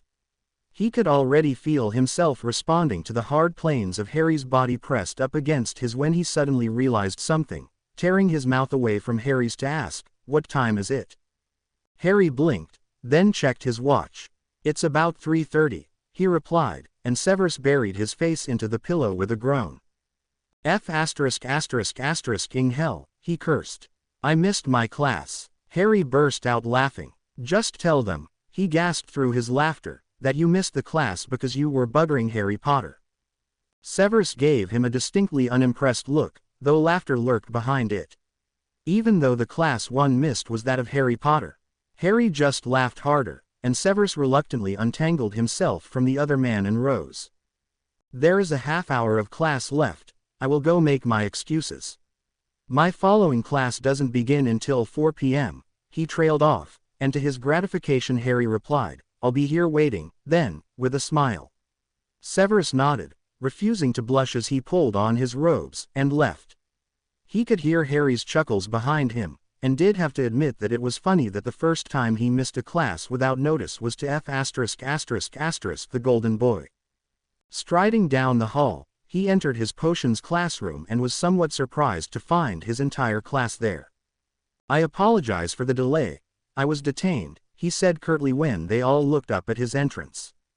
Some of them were studying, some gossiping and some doing homework for another class, but he was thankful to see that none of them had decided to brew without him present. "Today we would have brewed the blood-replenishing potion," he said smoothly, moving to stand behind his desk, "but as there is not enough time left in this lesson I am assigning you an essay of at least 2 feet. There will be an extra period tomorrow evening at 7 p.m. for those who wish to brew it." The look he gave them made it clear that he expected them all to show up. Dismissed. Not waiting to see the students out the door, Severus turned on his heel and left, heading directly for his quarters. He intended to make the most of the 20 minutes he had left before his next class. "Ooh, wonder what kept him," Ron mused as he stuffed his notes into his bag. Hermione looked pensive. "It's not like him not to leave a note," she said slowly, "so it must have been something very short notice." "Think it involved Dumbledore." The three grabbed their bags and trailed behind the other students. Harry made a strangled noise at Ron's suggestion, and the 2 others turned to him with questioning looks. "I really hope it didn't involve Dumbledore," he said, and his face was unusually pale. Hermione and Ron exchanged a clueless look. "What is it, mate?" Ron asked eventually.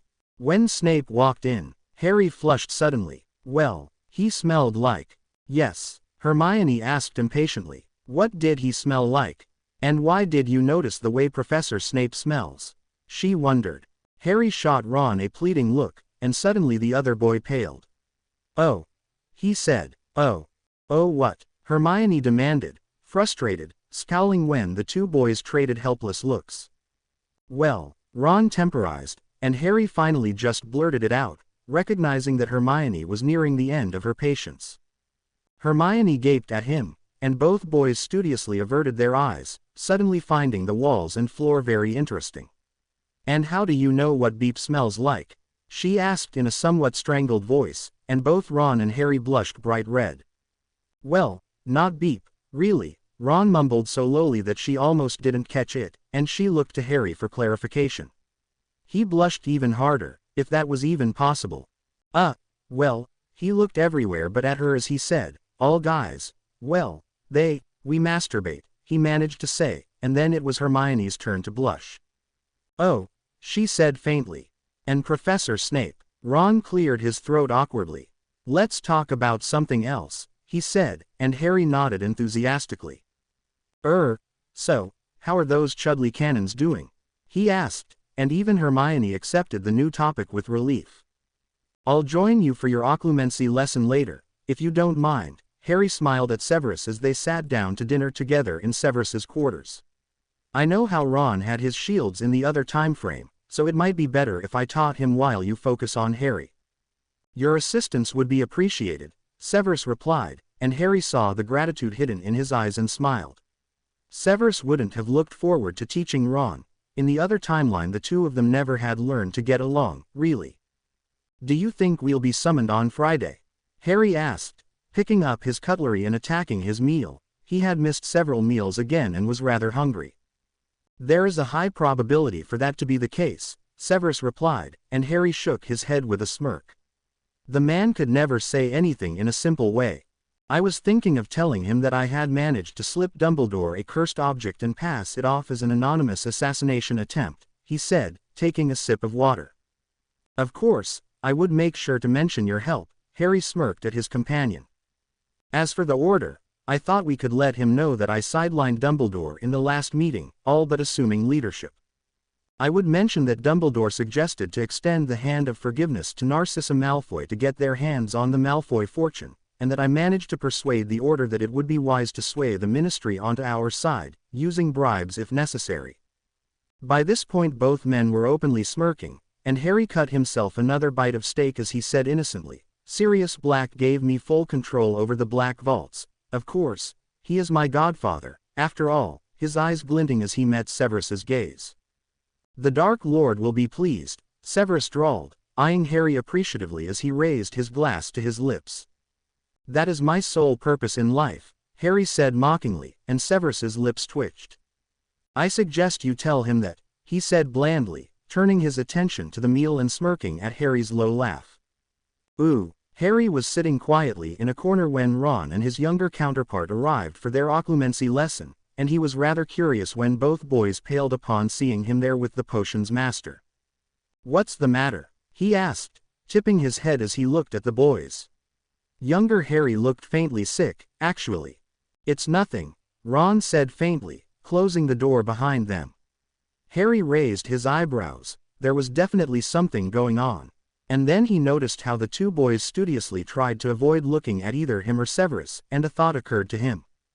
Severus, he said, his lips twitching, you didn't cast a freshening charm on yourself before you went to class, did you? Severus looked at him, not seeming to understand his point, but Harry saw how his younger counterpoint suddenly blanched and couldn't keep a huge grin from splitting his face. I'm gay, younger Harry suddenly asked, looking slightly panicked, and Harry lost it. He laughed till he ended up clutching his side, gasping that he couldn't breathe, and it took him a while to get himself back under control enough for only the occasional giggle to escape him. Don't worry, he managed to say, if you continue as I did, then you'll end up married to an absolutely amazing woman. He smirked at the look of relief on his counterpart's face. But you're Bibi Paul, yes, he added cruelly, giving Severus a heated look that had both Harry and Ron choking. Enough, Severus ordered, standing and smoothing out his robes.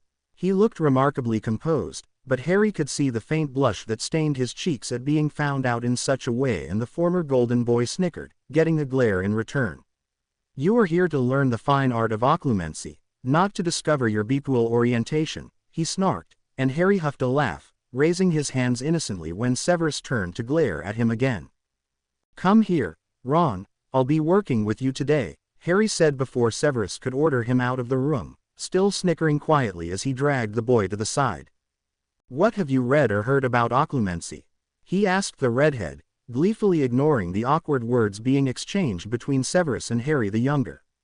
Poor Harry was probably traumatized at the thought that an older version of himself was sleeping with the potions master, Harry thought cheerfully as Ron told him what he knew about occlumency. That's a good start, he reassured the boy when he trailed off into silence, giving him an encouraging smile. Now, let me give you a few tips. Ooh, Sue, had fun with Severus. Harry draped his arm over his younger counterpart's shoulders at the end of the lesson, and grinned when the boy shifted uncomfortably. You spent the entire lesson wondering what he was like in bed, didn't you? He leered, and from younger Harry's blush knew that he had guessed right. He leaned in to whisper in the shorter boy's ear. Imagine those long fingers touching you, stroking along your skin, he purred, that deep voice groaning out your name. His cock. Enough, Severus thundered, his blush betraying him although his expression was forbidding. Harry raised his head to give him a heated look, releasing his counterpart to move smoothly up to the potions master. His cock inside you, he breathed, bringing his face close to the taller man's and noticing with a thrill how Severus unconsciously tipped his head down slightly, his eyes intent on Harry's face as he spoke. Claiming you, touching you in ways no one ever has. ...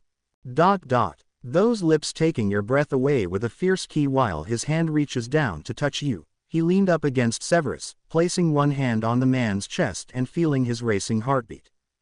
The sound of his voice as he comes inside you, he purred, his entire focus on the hot body so close to his.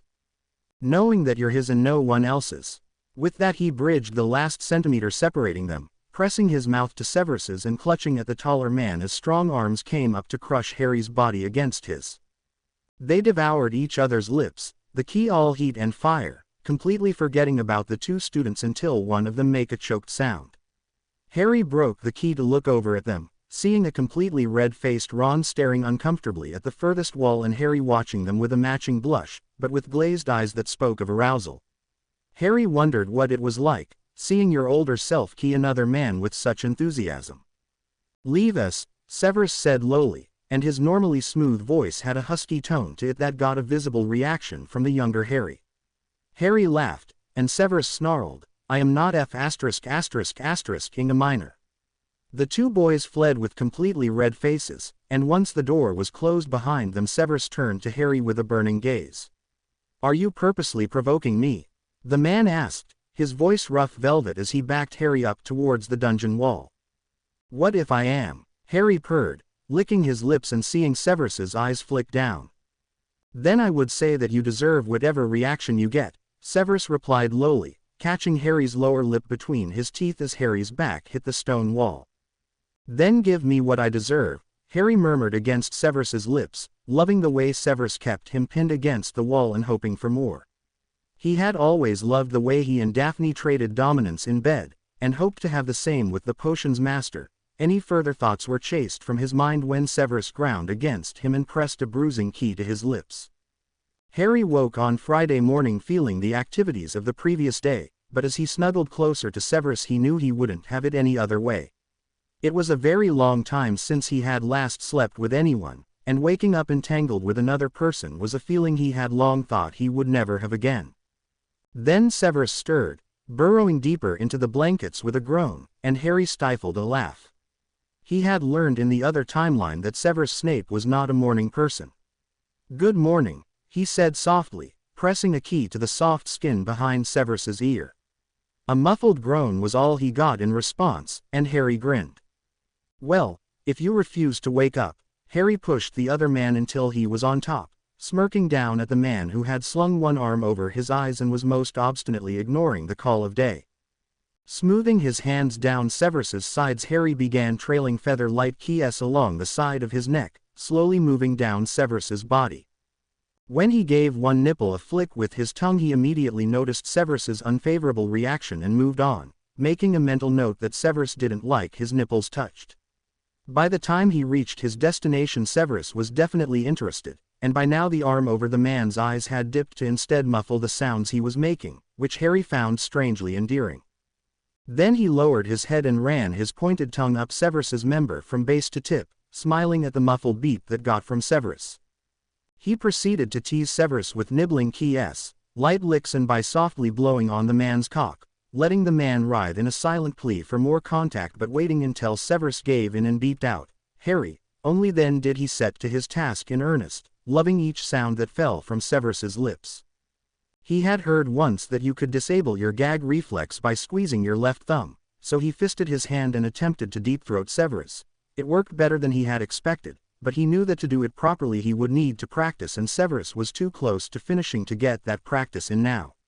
Wrapping his hand around Severus's cock he started pumping, keeping his mouth on the head and squeezing lightly, and had a man come in his mouth for the first time. Only once Severus was completely spent did Harry raise his head, licking his lips and meeting Severus's dilated eyes, smirking contentedly at the mind-blown expression on the man's face. It seemed that his first blow job hadn't been too terrible. Pulling himself up he keyed Severus deeply, somewhat surprised at the way Severus opened his mouth to taste himself on Harry but extremely turned on by it. Severus however froze when he felt Harry's hard length against his bare skin, and Harry pulled away to look at him in confusion, about to ask what was the matter when he realized what Severus was afraid of. His face softened and he moved his hand to softly stroke Severus's cheek, feeling him relax slightly at the touch. "I would never do anything you don't want," he said softly, and caught the way relief and guilt flickered across Severus's face before the man hid his face in the crook of Harry's neck. Harry simply gathered him in his arms, resting his cheek against the dark hair as he held him close. "Who was it?" he asked softly, not sure whether Severus would tell him or not. "Rabastan Lestrange," Severus eventually whispered into Harry's neck, and Harry's arms involuntarily tightened around the older man. "I'll kill him for you," he said mildly, not letting any of his feelings bleed into his voice as he contemplated how he would get his hands on the rapist. Well, he had decided that the Lestranges would be the first to go. Apparently Harry hadn't said the wrong thing, for Severus relaxed fully, his arms coming up to loosely embrace the younger man. "I'm sorry," he said so quietly that Harry almost didn't catch it. "You have nothing to apologize for, Severus," Harry said softly, smoothing his hand along the soft skin of Severus's back. "Nothing at all," and the other man seemed to recognize that Harry was entirely serious, for he simply tightened his hold, clinging to the younger man like a lifeline while his bed partner plotted the most fitting way to murder a Death Eater. Ooh. While Severus was in class, Harry went to pay Dumbledore a visit in the hospital wing, finding the man sitting in a hospital bed dictating a letter to a quill as he was unable to write with his cursed hand. "How are you feeling, Albus?" Harry asked softly as he slid into a chair by the man's bedside, feigning concern. "I'm sorry for not stopping by earlier, I was dealing with the other Horcruxes.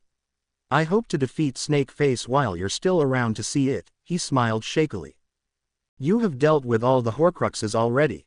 Dumbledore asked, seeming unable to believe it. Harry nodded. "All but Nagini. I knew where all the others were, so destroying them only took a day or so," he said in a matter-of-fact tone. "I regret that the only one whose location I didn't know also was the most dangerous." "Where were the other ones?" Harry noticed that Dumbledore seemed somewhat annoyed. He was probably cursing Harry for letting him walk straight into danger. "There was one in the Room of Requirement," Harry began obediently, "one in the Lestrange vault at Gringotts, another in the Black Townhouse, and one in my scar." Dumbledore seemed to deflate when Harry mentioned the last Horcrux, and Harry was hard-pressed not to murder the bastard where he sat, realizing that Dumbledore had known about the Horcrux in him. Somehow he managed to answer civilly when Dumbledore asked how he destroyed the soul piece in his scar. "The goblins performed a ritual on me," Harry shrugged. "For a fee, of course." "Of course," Dumbledore answered, the edge to his voice convincing Harry that the bastard had wanted him dead. Oh, he was looking forward to pumping the old man full of Veritaserum and finding out what reasons were behind Dumbledore's insane master plan. "Are you quite all right, my boy?" Harry looked at the man, realizing that at least some of his feelings must have been visible. "Just a headache," he smiled slightly. "I'll see if Severus can give me something for it later." Dumbledore didn't point out that they were in the hospital wing, interestingly, but instead just nodded. "I was thinking that we should have an order meeting tonight," Harry said, coming to the true reason for his visit.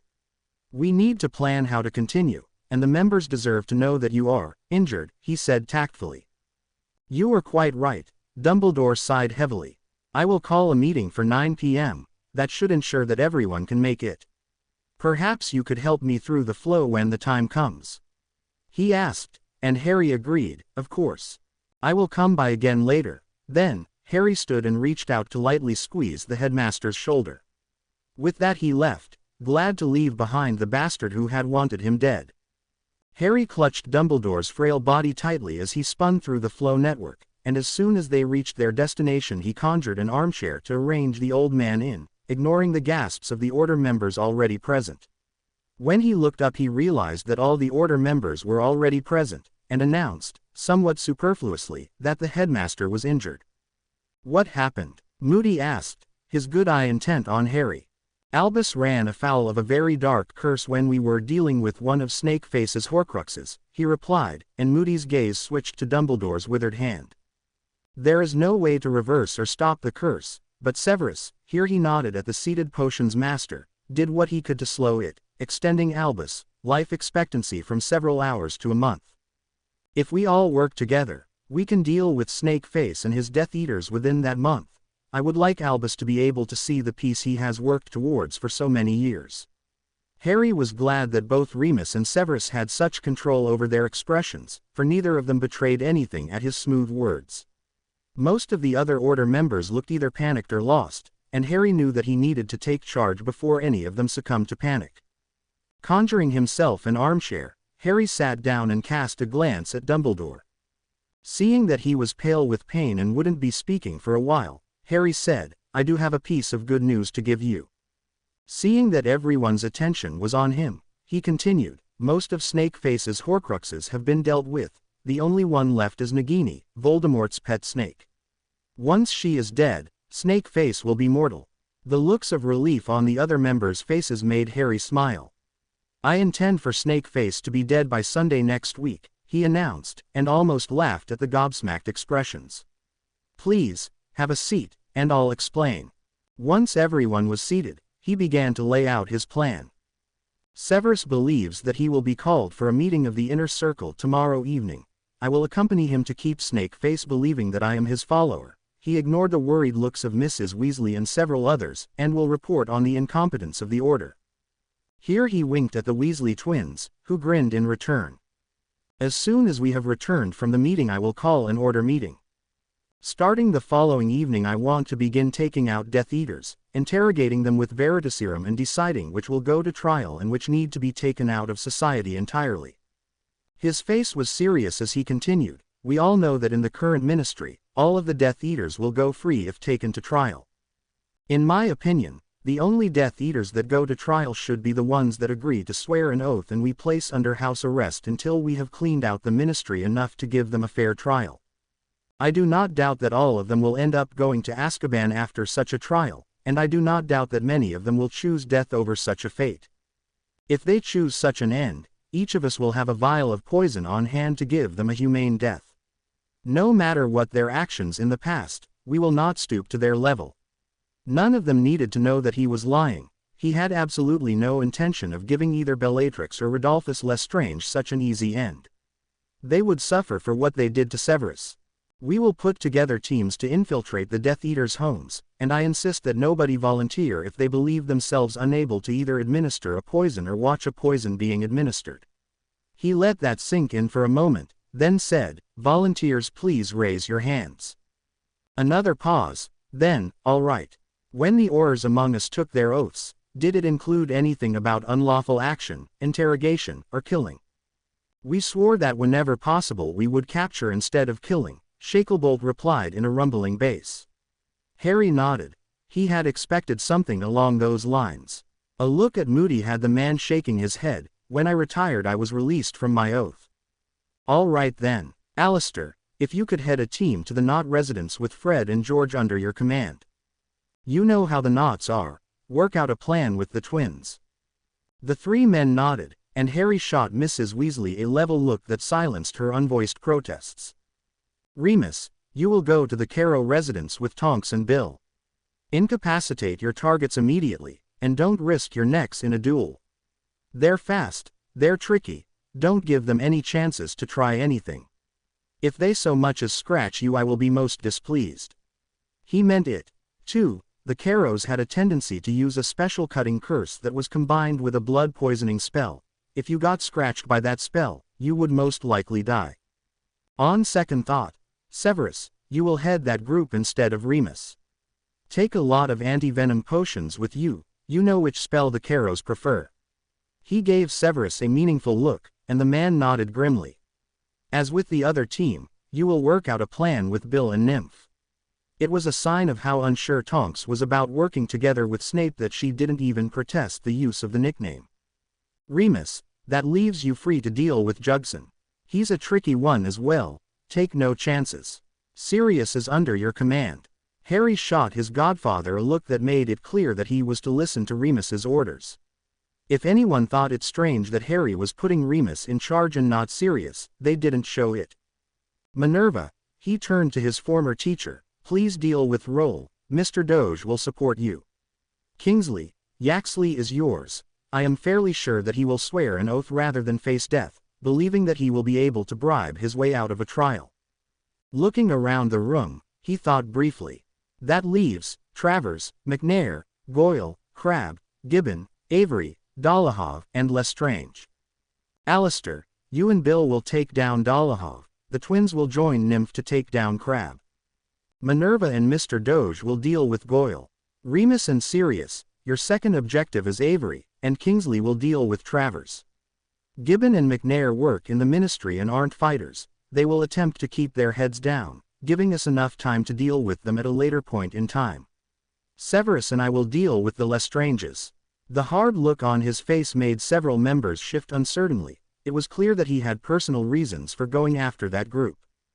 As for a timetable, he continued, we will hopefully need only 2 strikes, one Saturday night and one Sunday night. Everyone will head out at the same time, and if there are any difficulties you will press this disc. It will send out a distress signal to everyone else with the same charm, indicating person and location. He held up a small disc that he had pulled from his pocket. It was a simple charm for jewelry that Harry had charmed prior to the meeting. I have a length of cord here as well. Each of you will fashion a necklace so that the disc is always close at hand. If you have any troubles during your mission you press this, and any available member will come to aid you. I myself will be staying at headquarters for just that case. Standing up, Harry laid both the charms and the coiled cord on the table before addressing the group once more. As I said, we will meet on Friday after the Death Eater meeting, unless the meeting is called for Saturday. Then we will meet then and the missions won't begin till Sunday night. Once Snakeface realizes that his inner circle has been almost completely taken out he will call another meeting, and Severus and I will deal with Nagini and hopefully Snakeface himself then. 5 minutes after we have apparated in you will join us. At the questioning looks he smiled slightly. Let me explain how we will accomplish this. Before he did so he conjured himself a glass of water and drank deeply. Am I giving them too much information at once? He wondered, but one glance at the members' focused expressions reassured him that that was not the case. Clearing his throat, he explained his plan. A tracking charm, applied to me, will give you the apparition coordinates, and once Snakeface is dead the wards will fall and you will be able to apparate directly into the hall. After that, it will be a simple take-down procedure. We take down all Death Eaters present. If there are many of them, do not stun them, they will be enervated by their companions. Use force. If there are few, however, then by all means, do stun them. Poppy, Miss Vance, and Mrs. Fig will wait at headquarters. Hagrid, you'll stay at Hogwarts both during the missions and the final confrontation to keep an eye on the school and alert us should anything happen on that end. I will also inform Harry, Ron and Hermione so that they may keep an eye on the students, and Severus and Minerva will discuss with their fellow teachers the option of joining us. Phileas especially would be a great addition to our order. Harry was somewhat surprised that everyone accepted his orders without question. He had expected at least a bit of resistance. He wondered whether they were just incapable of questioning the person in command or whether they actually had that much trust in him, despite having only really met him a few days prior. So, to recap, he swung his gaze along the room, meeting each member's eyes once. A thought occurring to him, Harry conjured a blackboard behind him as well as a piece of chalk to write down his points as he made them.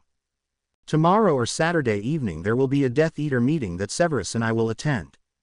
As soon as we have returned to Hogwarts we will call an order meeting to discuss the missions in further detail. The following 2 nights we will strike at the Death Eaters of the Inner Circle, and all members will wear a charm around their neck in case of complications. After each strike we will all reconvene here to discuss how it went and how to proceed. Kingsley, Alistair and Remus will place tracking charms on me. When Voldemort calls his remaining followers, Severus and I will each send a Patronus alerting Alistair and Remus. They will call together the order and Kingsley will lead the group in once Alistair says that 5 minutes have elapsed since our Patronus reached him. Once the confrontation is over we will all meet again here to discuss how to proceed with the ministry. Kingsley will speak with Madam Bones to lead the Auror force in for cleanup while we decide.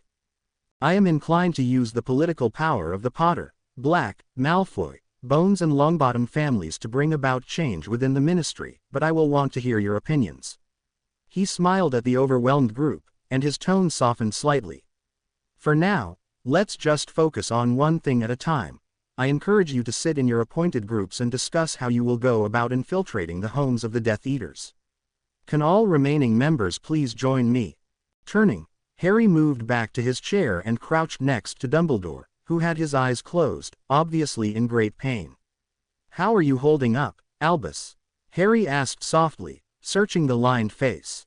The eyes opened slowly, needing a moment to focus on Harry's face. Not as well as I had hoped, I am afraid, the man said faintly, and Harry mentally pumped his fist in the air. Outwardly he worried his lip, looking at his former mentor with concern. "I'm sorry I can't do anything to help," he said, his voice tinted with self-reproach. Dumbledore tried to smile gently, but it came out closer to a grimace.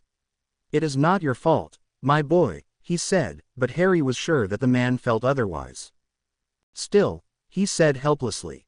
Then he felt a hand on his shoulder and looked up into the sad face of Poppy Pomfrey.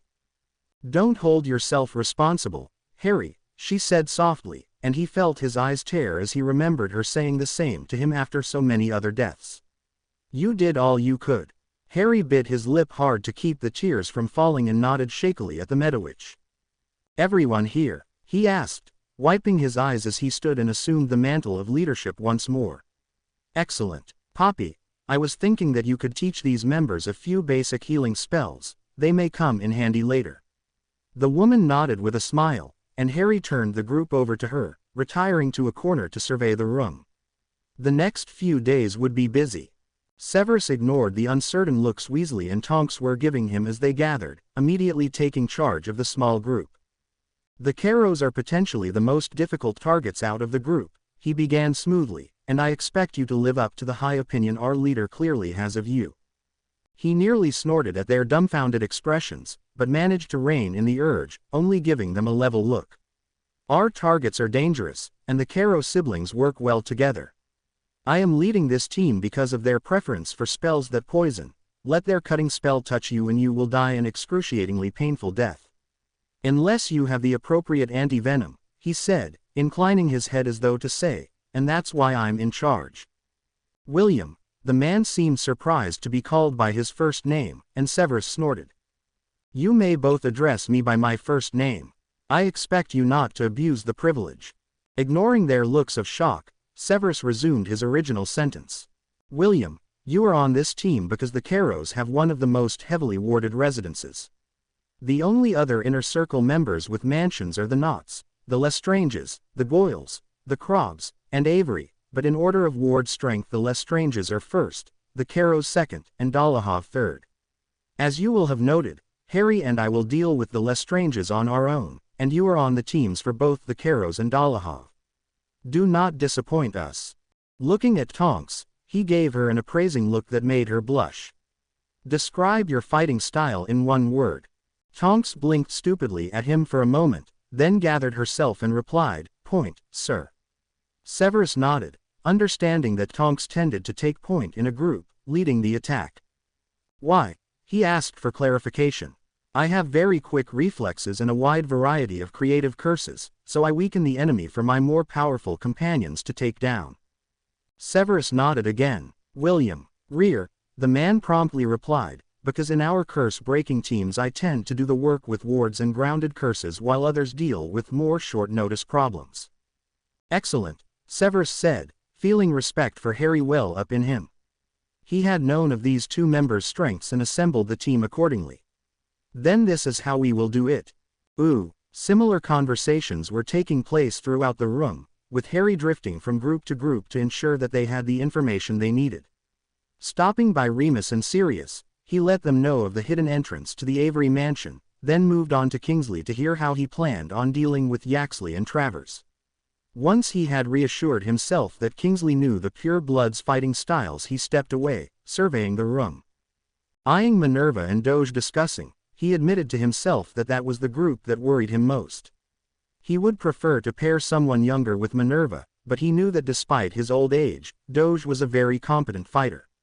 Fingering the charm he wore around his neck, he tried to tell himself that if anything went wrong, he could be there to assist them within a few seconds. But a few seconds can be the difference between life and death, and yet Harry knew that he couldn't join them. As the leader he had to remain behind so that he could assist whoever needed urgent help that he couldn't give if he was busy on a team of his own. A slight smile tugged at his lips when his eyes fell on Severus's group. They were deep in discussion, and Harry was glad that Severus seemed to be getting along well with the two younger members.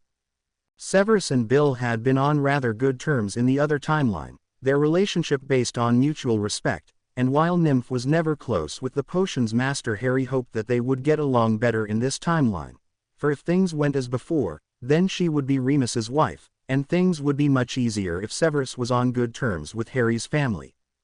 That thought made Harry look back to Sirius. Somehow he thought that Sirius and Severus would never get along, even without Dumbledore's spells affecting them. Severus might make an effort, for him, and the thought filled him with warmth. But Sirius seemed petty enough to keep the rivalry alive just because he could, and Harry felt bad that he thought that way of his own godfather. Maybe he'll surprise me, he thought, but the thought didn't hold much hope. He didn't know the man well, but he almost felt like Sirius didn't want to know him. Shaking himself, he brought himself back to the present. There were more important things to worry about than his relationship with a man he barely knew. Feeling someone's eyes on him, he turned and caught Severus's dark gaze, the concern behind it visible only to him. Glad that there was at least one person who knew him so well, he walked over to the group with a smile. "How are you doing?" he asked the three of them, and Severus's two companions turned to look at him. "Watch her, Harry," Tonks said with a grin, and he winked at her.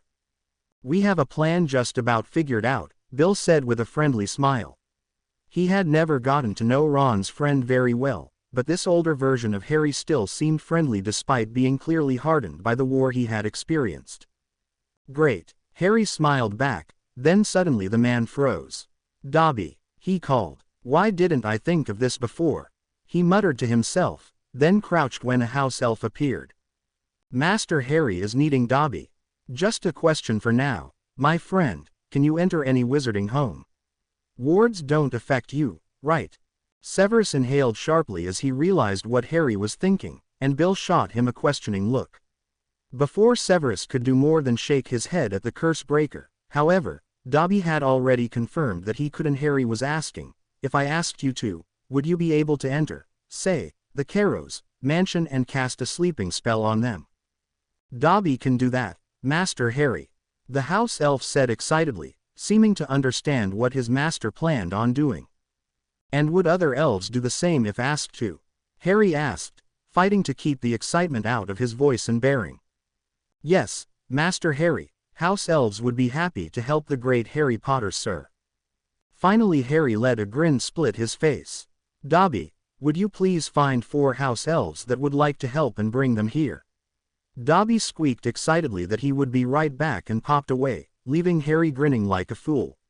He rose and turned at Severus, who had an appreciative glint in his eye. "Brilliant," the man said softly, and both he and Harry ignored the shocked looks Bill and Tonks gave the potion's master.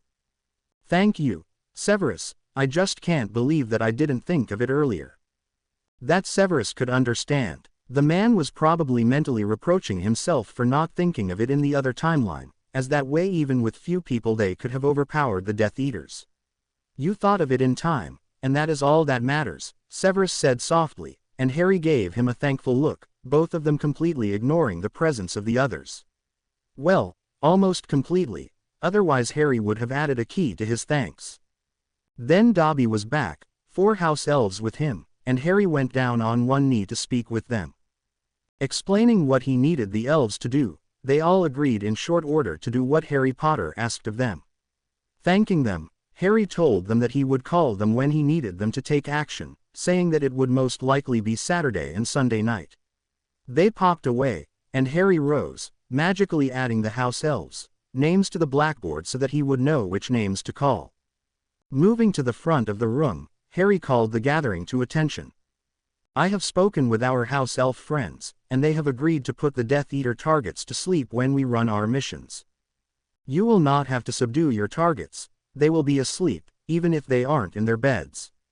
Even so, I encourage you not to take any risks, but this means that you should only need to enter, bind them with an Incarcerous spell, dose them with Veritaserum, wake them and question them.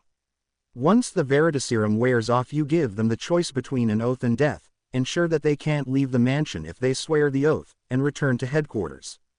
We will discuss what questions need to be asked and how the oaths should be phrased when we meet on Friday or Saturday." Harry grinned at the room, and many either smiled or grinned back. It was a great weight off their backs to know that they didn't have to subdue the Death Eaters. Severus looked a bit disappointed that he wouldn't have the opportunity to fight alongside Nymph and Bill, and when Harry rejoined the group he whispered to the man, "We'll have a mock duel sometime, okay?" You three work really well together. Severus gave him a warm look, and Harry grinned mischievously. We should have a one-on-one duel sometime, too. Think you can beat me? Severus's eyes glinted at the challenge, and he leaned close to Harry to whisper in his ear, do you doubt my abilities? He purred, and Harry shivered slightly. Never, he whispered back, a soft smile on his lips when Severus drew away. He saw the man's eyes flick to his mouth, but thankfully Severus had enough control to straighten fully, for otherwise Harry might have keyed him, company be damned. So, how will you change your plan now that this new factor has been introduced? Harry asked briskly, drawing the cloak of leadership around him once more and making their two companions jump too.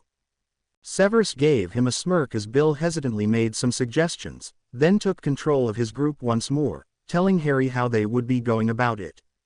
The man always did know how to think on his feet, Harry thought fondly as Severus presented a plan that anyone else might have needed an hour to come up with. And it's just one of his many talents, he smiled inwardly. Suddenly Harry was fiercely glad that he had Severus, and something must have showed in his expression, for Severus faltered mid-word, staring at Harry in stunned surprise. You, he whispered, then cleared his throat and continued with his original sentence, occlumentic barriers firmly controlling his emotions. Harry was too confused to control his own emotions, and when Severus realized that Harry wasn't paying attention to a single word he was saying, he stopped and said firmly, later. Focus. Harry blinked and straightened. Sorry. Please continue from the part where you begin the interrogation. Severus simply nodded and repeated himself, both of them entirely unaware of the way Tonks and Bill were staring at them, wondering what kind of relationship the two men had. Poppy, Harry said softly as he laid the headmaster back in the infirmary bed, could you get a pain relief draft? Albus doesn't look so good. Indeed. The headmaster's face was pale and lined with pain, and while it suited Harry to see the man in so much pain, it wouldn't do to appear heartless. He thought absently that they would have to question the manipulator sooner rather than later, adding it to the long list of things he needed to do. Then Poppy returned with the requested potion, and Dumbledore's face eased slightly as the pain was muted. Thank you, my dear, he smiled weakly, and she gave him a worried smile in return. When he drifted off into sleep, she turned to Harry and asked in a subdued voice, was it this bad in the other timeline as well? Harry wondered how she had realized that Dumbledore had fallen for the ring's curse in the other timeline as well, then decided it wasn't important. I'm not sure, he said carefully, pretending to think about it. He knew, of course, that this Dumbledore was in more pain due to the green potion Severus had given him, but she didn't need to know that, nor the fact that the other Dumbledore had survived for quite a bit longer than a month. He hid away in his office a lot, Harry continued thoughtfully, and I'm sure that you and Severus did everything you could for him. He didn't die of the curse, though, he said, and Poppy blinked in surprise. He made Severus use the killing curse on him. He scowled at the sleeping man and ignored Poppy's sharp gasp. He didn't, she breathed, and Harry looked up to meet her gaze grimly. Oh yes, Severus never really got over it. Her gaze was conflicted, but eventually the fieldy potion won and she sighed. I'm sure he had a good reason. Harry didn't bother replying. Ooh, so, Harry said softly as he trailed his fingers along Severus's chest, what was that earlier? Severus hesitated, knowing that Harry was asking about the strange moment during the order meeting. Not meeting the eyes of the man who lay next to him, he said, your eyes are very expressive. Ah, Harry smiled, understanding immediately. I'm sorry if I overwhelmed you. Severus looked up in confusion, and Harry reached out to stroke the other man's cheek as he held his gaze, again thinking how fortunate he was to have this man in his life. I'm already well on my way to falling in love with you, Severus. I wouldn't have entered this relationship if I didn't think I could. He smiled slightly at Severus's lost gaze and leaned forward to press a gentle key to his lips. You've seen my life, Severus, you've seen how much I valued you even when we were both bitter men, he smiled wryly. Of course I care for you, and especially since seeing your life and what an amazing person you are. How could I not come to love you? He curled up closer to Severus, the other man's heat warming him from the outside while his own feelings warmed him from the inside. I was just thinking how glad I was to have you. You're such an amazingly talented and intelligent man, and I consider myself incredibly fortunate to have you in my life. I'll be right here until you tire of me, and if that day never comes then that's more than all right with me." Seeing that Severus was having trouble believing him, Harry smiled and bridged their minds with a quiet "Legilimens," gently drawing Severus into his mind to show him what he meant. Scenes from another future, where Harry slowly developed a very deep respect for the older man. How after Severus's death he often asked himself what Severus would do when planning a mission. Talking to the younger Snape and feeling an immediate sense of companionship. Finding out about the other man's attraction to him and realizing that he would like to have a relationship with the potion's master. The Order meeting where he was filled with warmth by the thought of Severus making an effort to get along with his family, for he considered the Weasleys, Hermione, Remus, Tonks and Sirius his family, and then realizing with a surprising fierceness how lucky he was to have this amazing man in his life. Only once Harry could feel Severus's stunned acceptance did he break the connection. Harry pressed another gentle key to the other man's lips before curling up and closing his eyes, giving the man space to assimilate the new information and figure out his own feelings. He knew that Severus had little experience with positive emotions and that the man hadn't actually expected Harry to be serious about him, but he hoped that with time Severus would come to accept that Harry was around to stay. He doubted Severus had even admitted it to himself, but Harry was sure that Severus felt more than attraction for him. The hand softly stroking his hair spoke of softer feeling than lust. Ooh. The next morning the only sign that reflected the revelations of the previous evening was a soft key before they got into their day. While Severus was off teaching potions Harry sat down and meditated, occasionally casting the abscondite spell to hide a memory from Voldemort's Legilimency. This time he wouldn't rely on Lady Luck to get him through a Death Eater meeting. But what to show him if he looks? Harry had never really learned how to make fake memories. Apparently Severus had learned it out of necessity, but Harry wasn't sure how good this time Severus was at it, nor whether the man had enough time to make him a set of false memories. For now I'll see what I can take from real ones. Harry dueling the Weasley twins, they with mocking grins on their faces and he a snarl as he tries to overcome his opponents, a staged fight where Mad Eye hunted him down in the forest, Harry doing everything he could to get the upper hand. A glimpse of Severus and Harry planning together. The wards on Bones Manor are weakening, Harry said evenly. We should send Team C to deal with them. Severus nodding. A skip to the other man saying, the Abbotts are at the Order's safe house in Portsmouth. Sending someone to visit them may be advantageous. Harry agreed with a grin and the scene shifted. A post-battle scene, Harry seeing Mad Eye lying dead beside three felled enemies, Rabaston Lestrange, Avery and one unknown Death Eater.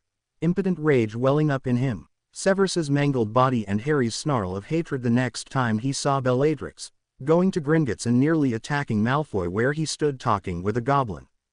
Running down a street knowing that enemies were on his tail and that if they caught him it was all over, sitting alone on the floor, hugging himself with tears running down his cheeks, whispering, we can't win, over and over. Harry racked his brain trying to think of an instance where he and Voldemort had been in the same area without Harry making it abundantly clear that he hated the bastard, but he couldn't come up with anything. Maybe I can borrow a memory or two from Severus, he thought, and put an image of the older Voldemort in the place of the current one. That should work, and even Harry was capable of such a small change to a memory. Deciding that he needed a break, Harry stood and made his way to Severus's desk, pulling some parchment towards him once he was seated and jotting down some notes. It was time to consider what questions should be asked of the Death Eaters and how the oaths should be phrased. Harry was instantly alert and on his feet when Severus hissed, clapping his hand over his left forearm. Let's go, Harry said, tossing on Severus's extra Death Eater robe before grasping Severus's outstretched arm. They had been waiting outside the Hogwarts gates for the call. Without another word Severus apparated them away, reappearing in Voldemort's throne room. My lord, both men said, simultaneously bending to one knee. They had actually practiced this move as they waited, knowing that the first impression was crucial. Though Harry had spent nearly the entire day readying his mind for this encounter, they hoped to give the Dark Lord no reason to use Legilimency on either of them, and a unified greeting would convey the impression of competence and fealty. Ah, Severus, Harry, rise, my loyal followers, and take your places in our gathering. As the two men rose, they saw the Dark Lord motion to his right, and they understood that they were to take Lucius' former place at the Dark Lord's side. "You honor us, my lord," they said in unison, sounding appropriately deferential. Moving to their places, they watched silently as the other Death Eaters apparated in and tried not to sneer at the other followers, surprised at seeing them already present. It was true that Severus was usually the last one to appear, as he had to make his way out from underneath the wards of Hogwarts, but Harry could tell that their immediate appearance had pleased Voldemort. It seemed their strategy was working smoothly thus far. Once they were all assembled, Voldemort swept his eyes over his inner circle, noting with satisfaction the way a new, competent man stood in Lucius' place. "Who comes to give a report?" he hissed, looking at each Death Eater in turn. Harry had learned from Severus's memories that if one had a report to give, one met the Dark Lord's eye, otherwise one's gaze should stay on the Dark Lord's shoes or the floor before his feet. "It appears that my loyal spies are the only ones with anything to report," Voldemort said, a cold tone to his voice as he looked at his other followers. "I expected better from you. Avery, is there nothing to report from the Ministry? Walden, Gibbon, surely you aren't there simply for decoration," he hissed. "All is quiet among the members of the Wizengamot, my lord," Avery said, keeping his eyes averted from the red gaze. "I have heard nothing around the Ministry, my lord," Gibbon added, his eyes averted like Avery's. "I will endeavor to obtain more information for the next meeting." Walden McNair simply nodded his accord. "See that you do." Voldemort narrowed his eyes at them. "What of you, Bellatrix? Surely you know of your dear sister's whereabouts. Have you captured the traitor's wife?" "My lord," the woman wailed as she threw herself to the ground, "I looked everywhere, my sister is nowhere to be found." "Crucio," Voldemort hissed, not bothering to listen to any more. Ignoring the whimpering woman when he ended the spell, he turned to look at the two men to his right. "Do you have better information for me, my spies?" Severus moved slightly forward as he said, "We do, my lord. The traitor's wife was approached by the Order of the Phoenix on Dumbledore's orders, and now resides in one of the Order's safe houses. I have already spoken with Draco, and he is of the opinion that both of his parents are fools for betraying you, my lord." A small smirk curved the potion's master's lips, but the Dark Lord seemed only slightly placated by the news that the youngest Malfoy was still in his grasp. "Why did you allow the Order to approach the widowed Malfoy?" the Dark Lord asked, a warning hidden in his tone. "It was a small concession to make for the changes we made, my lord," Harry replied, stepping to Severus's side with a feral grin. "In the one Order meeting we attended, I completely sidelined Dumbledore, all but assuming leadership of the Order. In an attempt to reclaim his position of power, Dumbledore suggested to extend the hand of forgiveness to Narcissa Malfoy in order to get their hands on the Malfoy fortune. In retaliation, I managed to persuade the Order that it would be wise to sway the Ministry to the Order's side, using bribes if necessary." Voldemort seemed to see where he was going, but Harry added with a grin, "Sirius Black gave me full control over the Black Vaults. Of course, he is my godfather, after all." "That is not all, my lord," Severus said smoothly, taking up the report with a smirk. "Dumbledore's influence has been removed from the younger Potter and his two closest friends, and I have already begun to guide them onto the right path. Potter especially is quite eager to see Dumbledore dead," he said with a smirk directed at Harry. Speaking of Dumbledore's death, Harry practically purred, "I thought it would please my lord to know that the old bastard has but a month left to live." Seeing the surprise in Voldemort's eyes as well as the satisfaction curving the thin lips, Harry continued, "I slipped Dumbledore a cursed object and passed it off as an anonymous assassination attempt." He smirked, and Severus made a great show of doing everything he could to extend the bastard's life. Instead of dying a swift and painful death, the old man now faces a month of excruciating pain, Harry said, giving Severus a look of dark satisfaction. "Excellent." Voldemort drew out the word, savoring the expressions of triumph and vindication on his spies' faces. "I am most pleased with both of you, Harry, Severus." "Thank you, my lord," the two men chorused, bowing with satisfied smirks. "Is there anything else you two have for me?" Harry exchanged a glance with Severus, then said, "We have plans to interrogate Dumbledore along with my younger counterpart and his friends using Veritaserum, to find out whether he holds any more secrets that I never discovered." I would also offer to bring him to you. My lord, I see no reason why the old bastard shouldn't die by your hand regardless of the fact that he is already on his deathbed. Voldemort considered Harry's words for some time before replying. While the offer is tempting, it is wiser to keep Dumbledore where he is. Delivering him to me would betray your position, and as he is dying anyway, the Dark Lord inclined his head slightly. Of course, my lord, Harry bowed, moving back into the circle with Severus.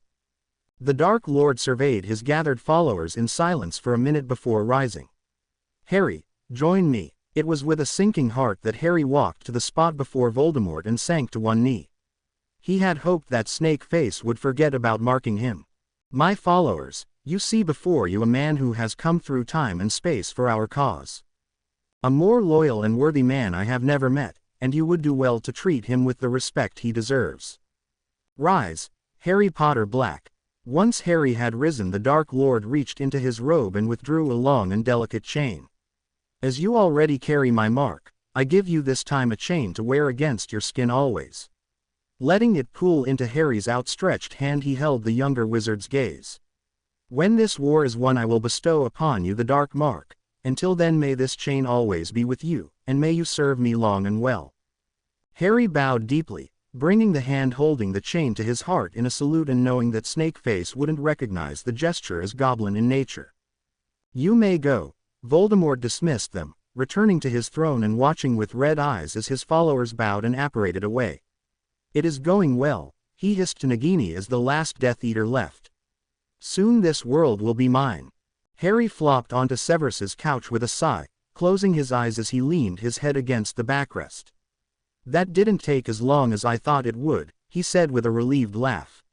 I imagined this long Legilimency session, a lot more crucios, and much more grandstanding.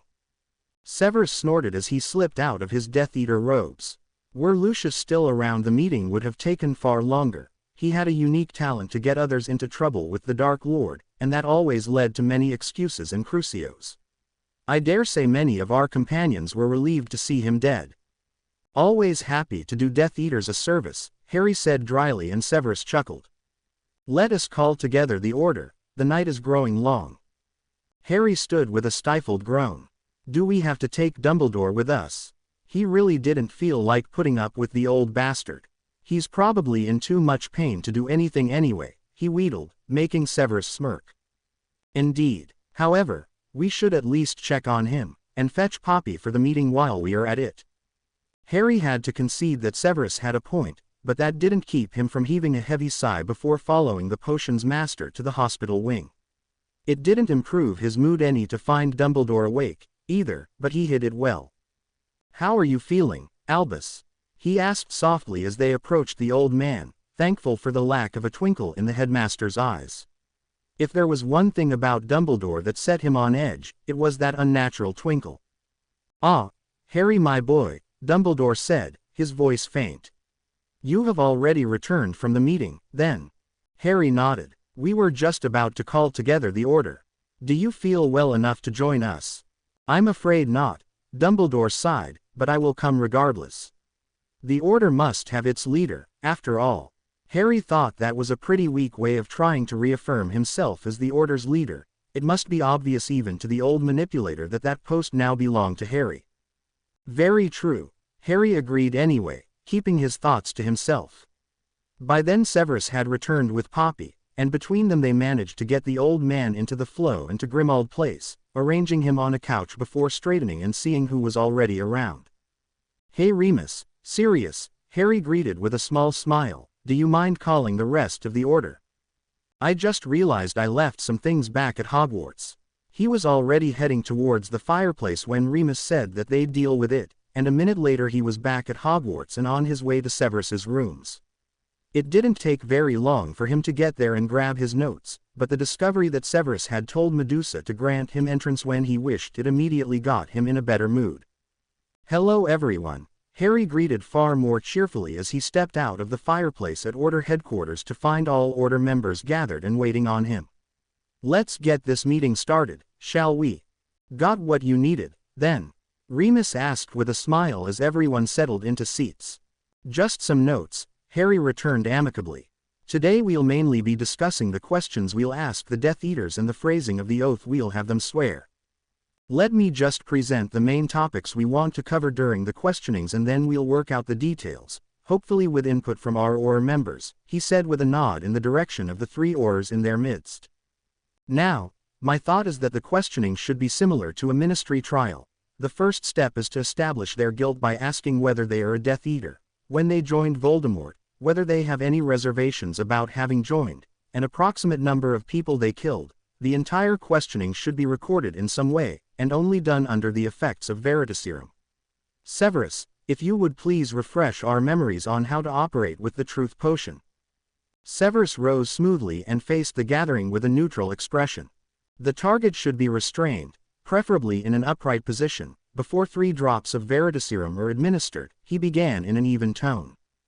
Catching Kingsley's eye, he addressed him. Shacklebolt, I will provide you with a flushing potion that Travers will need to ingest before you can administer the Veritaserum. He regularly takes a potion that combined with Veritaserum would ensure his quick demise, and the potion will need to be flushed from his system. Receiving a nod, he continued to address the room as a whole.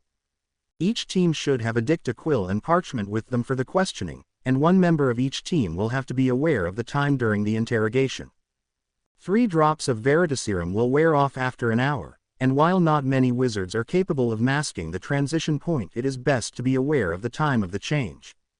Another dose of Veritaserum is to be administered only after a minimum of 10 minutes has passed since the original dose wore off.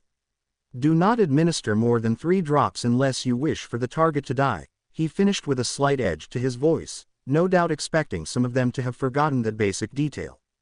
Harry carefully kept a smile from his face. Thank you, Severus, he took over, letting Severus reclaim his seat. Now that we're clear on the actual interrogation, let's work out what questions should be posed. It took a while, but after an hour or so they had decided on the most important questions to ask the Death Eaters and their families, if they had any. Each member on a team had a list of questions for a Death Eater target and a separate list for unmarked spouses, should there be any. The Death Eater children were at Hogwarts and would be dealt with by Severus, so there was no alternative list for those. Harry had stressed how important it was that 1 person on the team ask the questions while the other members keep track of the time and their surroundings, avoiding any unpleasant surprises. He also pointed out that the Death Eaters would most likely have at least 1 house elf, and that some of them were fiercely loyal to their masters. Don't underestimate them, he cautioned, but hopefully they'll stay out of our way. Some of the Order members seemed skeptical, but none questioned his words. Harry looked around and saw that no questions or comments remained, so he clasped his hands and moved on to the next topic. That's the interrogation dealt with, then. Once the Veritaserum wears off, each target should be offered the choice between an oath and death, along with the explanation that if they swear the oath they will be under house arrest until a fair trial can be held, and that should they choose death it will come in the form of a quick and relatively painless poison. You should decide within your groups who will administer the poison should it come to that, but at this time I want to discuss the wording of the oath. Any ideas? It took longer to settle on the wording of the oath than the questions, for the opinions on that account were many. Moody was, unsurprisingly, in favor of a very restricting oath, while Dumbledore actually managed to pull himself together long enough to advocate an extremely forgiving oath. While several Order members seemed inclined to go with Dumbledore's suggestion, Harry was pleased to note that the majority was for a more restricting oath than that. Some members suggested swearing to never oppose the ministry, but Severus pointed out dryly that that would be troublesome, as even speaking against a ministry employee could see the oath-taker losing his life or magic. And that was another point of contention. Should the targets swear on their life or on their magic? Harry thought that magic would be sufficient, as that would surely seem like the worse fate to them, but he could tell that Moody, at least, secretly hoped that they would break their oaths and die. In the end they finally agreed on a phrasing, but Harry privately thought that had it not been so late the discussion would have continued on for some time longer. As it was long past midnight when they finally finished, and Harry was sure that everyone was looking forward to a bit of a lie in the next day. He however had other plans. Looking at the frail form of Dumbledore had him deciding to hold their own little interrogation the very next day. He also had to get the Golden Trio up to date. As far as he knew, his counterpart didn't know about Horcruxes yet, much less about the one that had been in his scar. Tomorrow's another busy day. Harry sighed as he fell into bed fully clothed, resigned to the fact that his life would continue to be busy for quite some time. At least it's a better kind of busy than in the other timeline, he decided as another body joined him in bed, pulling the covers up to cover them. Yes, definitely quite a bit better than the other timeline. What? 3 young voices cried, and Harry flinched. Oh, I knew I wouldn't enjoy this conversation, he said in an undertone to his companion, who simply scowled. I have a piece of Voldemort in my head, exclaimed a hysteric voice, and Harry turned to his younger counterpart with a frown. No, Harry said, you had a piece of Voldemort's soul in your head. Like that's so much better, the boy beeped as he dropped his head into his hands. Severus had reached the end of his patience, it seemed, for his voice was cutting as he said, Are you quite done with the hysterics? I have better things to do with my time than coddle a child, he sneered. That's easy for you to say, the teenager hissed as he glared at his professor. You don't have a piece of Voldemort stuck in you. An oppressive silence fell as Severus averted his face and the 3 students stared, finally remembering about Severus' dark mark. The Gryffindor golden boy swallowed.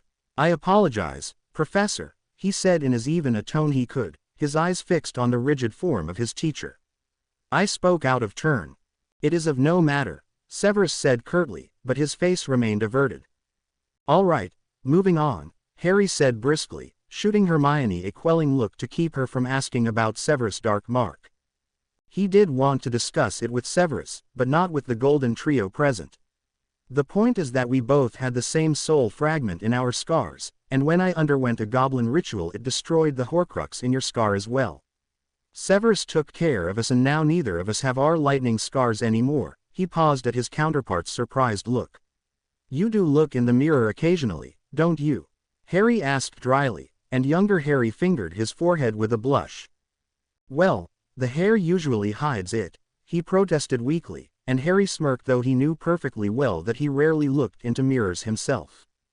One would have thought that you'd have inspected your forehead after you were knocked unconscious by a bleeding head, he drawled, strangely enjoying his younger self's discomfort. In an aside he said, Severus, you were right, it's fun mocking a Potter, with a grin. His comment got a snort of laughter from his partner, and Severus finally turned back, his lips twitching. It took you this long to notice? The man drawled, and Harry just grinned wider. Well, it's a bit hard to mock oneself, so I guess I had to go back in time to figure it out. Severus couldn't hold back a chuckle at that, and Harry winked at him before turning back to the students.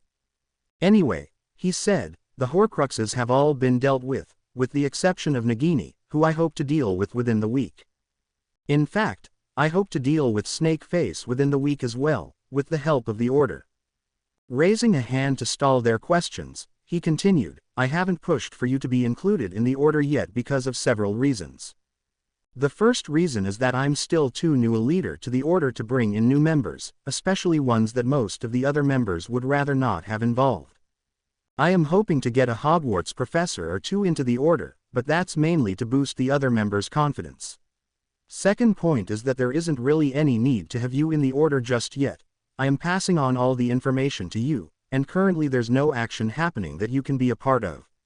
The third, and most important reason, is that I need you here at Hogwarts. Tell me, he crooned, what do you think of Professor Umbridge? Oh, that vile woman. Hermione burst out, the boys' expressions showing that they would have used considerably stronger words. That's what I thought, Harry smiled at her. The thing is that I can't get you involved in the fight against Voldemort, but Hogwarts has plenty of problems that will take longer to deal with than Snake Face. Come, let's discuss the problems at Hogwarts. Some paper, Hermione. The girl blushed at being so easily read, but accepted the notebook and pen he held out to her. Umbridge is only a temporary problem, and one that we'll deal with soon. But there are many more deep-rooted problems, such as Binns and his useless classes on history. Let's figure out the issues and see how we can go about dealing with them. That started a long discussion, and between the 5 of them they came up not only with a lot of problems affecting Hogwarts, but also several viable solutions. The Golden Trio seemed taken aback when Severus named himself as one of the problems, but he only gave them a level look. Even without the headmaster's spells, I have no love for incompetent brewers, nor for children in general. I was forced into my post, and look forward to resigning. Looking pointedly at Hermione's notes, he continued, the logical solution would be to find a more suitable teacher, and I suggest not trying to recruit potions masters, as we tend to prefer potion development over teaching our passion to children with little interest for the subject. There are certified brewers that would be better choices than a master. All this was added to the notebook, and Severus chose to point out that his was not the only subject that needed a new professor. Not only history of magic, but Muggle studies desperately requires a new instructor, and there should be a course on magical culture. In fact, both that course and Muggle studies should be obligatory courses from the first year on. Either can be dropped in third year, but children new to the magical world have need of such a course, and the purebloods should learn about the Muggle world. All the others nodded as he spoke, each seeing the truth in his words. Ron seemed a little skeptical, no doubt remembering his father's strange interests, but the others saw the use of the two courses. Hermione wanted more details, though, and asked who he would recommend as teachers for the two courses.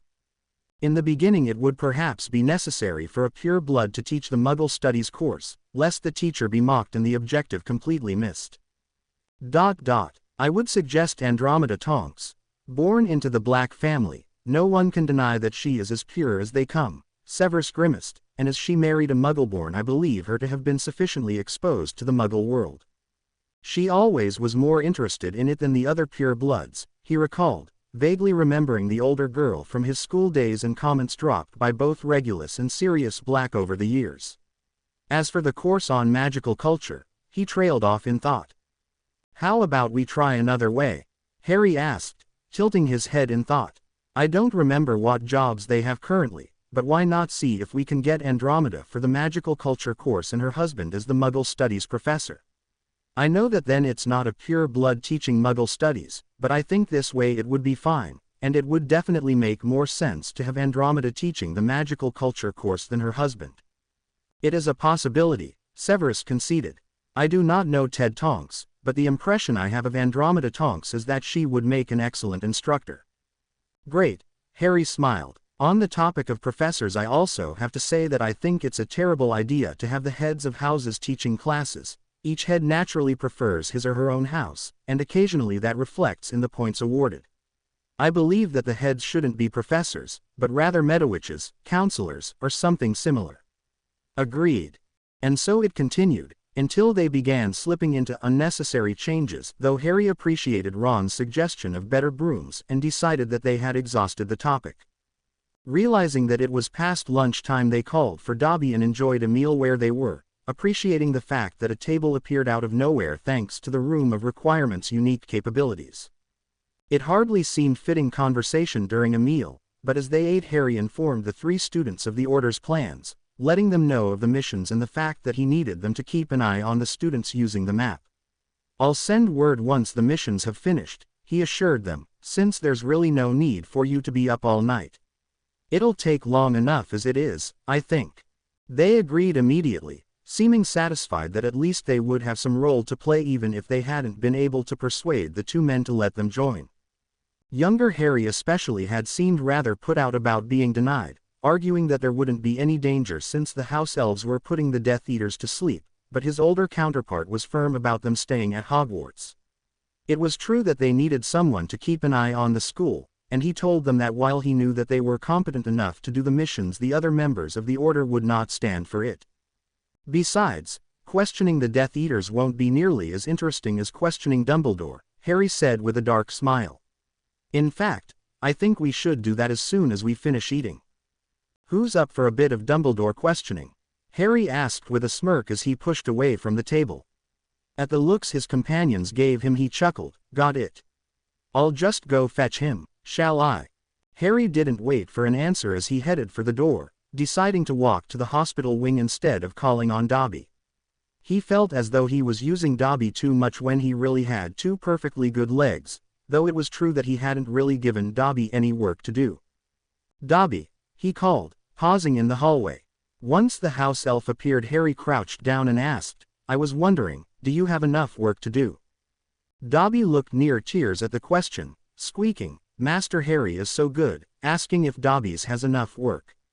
The house elf pulled out a handkerchief from a hidden pocket in his towel, and Harry once again made a note to get Dobby and Winky the uniforms he had promised, and blew his nose loudly. "Master Harry is not to worry," the house elf beamed. "Dobby is helping Winky clean Master's house." "That's great, Dobby," Harry said with a smile, deciding not to say that it wasn't really his house, though he was a black, Sirius had seniority. "I'm on my way to pick up the headmaster from the infirmary. Do you think you can pop him into the room of requirement?" The elf nodded violently. "Dobby can, Master Harry." "Is Master Harry wanting Dumbles popped now?" "Not yet," Harry said quickly. "I'll call you when I reach the hospital wing, okay?" "Okay, Master Harry." Once Harry stood, the elf popped away, and it was with a happy smile that Harry continued walking. No matter what time he was in, Dobby was the same.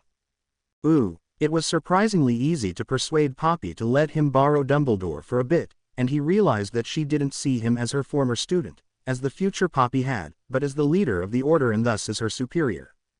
It was a strange feeling, for the Poppy he had known had never stopped treating him as a child to be taken care of against his wishes if need be, so to have her practically deferring to him was a bit disconcerting. Though it did cause him some satisfaction to realize that if he ended up in the hospital wing for any reason, it would make it easier to escape ahead of time. "I'm back," he sang out as he entered the room of requirement, knowing that Dobby would already have brought Dumbledore to the room. "Did you miss me, my ducklings?" He grinned, finding himself in a strange mood at the prospect of interrogating the man who had caused him so much misery. "Always," Severus drawled with a flat look that told Harry the man was just humoring him. "Shall we?" As one they all turned to look at the man slumped in a chair in the middle of the room. "What is going on, Severus?" the old man asked, clearly thrown off guard by seeing his potions master in the same room as the Gryffindor trio. "Has something happened?"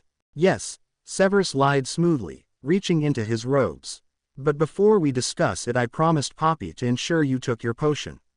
Handing an uncorked potions vial to his employer, he didn't let a smirk appear on his face until after the old man had drunk the contents, soon after assuming a rather dazed expression.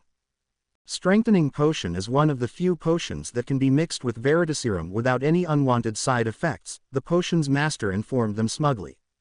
Levitating the chairs over from the table, he set them up in a rough semicircle facing the dosed man. "Harry, why don't you begin?" He gestured for his companions to sit as he did, and Granger, "It will be more efficient if you charm the quill to notate everything said rather than doing all the writing yourself." The girl flushed at his dry tone but did as he said, though with obvious reluctance. "What is your name?" Harry asked the opening question of any interrogation once they were all seated and focused. "Albus Percival Wulfric Brian Dumbledore," replied the headmaster in a monotone. "Where and when were you born?" was followed by, "What are your posts?" and, "What is today's date?" Having gotten those basic questions out of the way, Harry began the true interrogation. "Let's start at the beginning. In your youth attended Hogwarts and graduated at the top of your class?" "Correct." Receiving confirmation, he asked a question that he was more curious about than anything. "Was Gellert Grindelwald your lover?" "Yes." The response received predictable responses from his companions, including Hermione's shocked gasp. "Is that where your idea of the greater good came from?" Harry asked, and Severus' gaze sharpened in understanding. "Yes." "Why did you two part ways?" "We disagreed on how the Muggles should be dealt with," came the dull reply, and Harry ignored the disgusted look Hermione wore at finding out what the Light Lord was truly like. "But you believe wizards to be superior to Muggles?" Harry asked, just to check, and received the answer he had expected. Moving on, he asked, "When did you start using spells and potions on others?" "Once I realized what Tom Riddle had become," came the reply.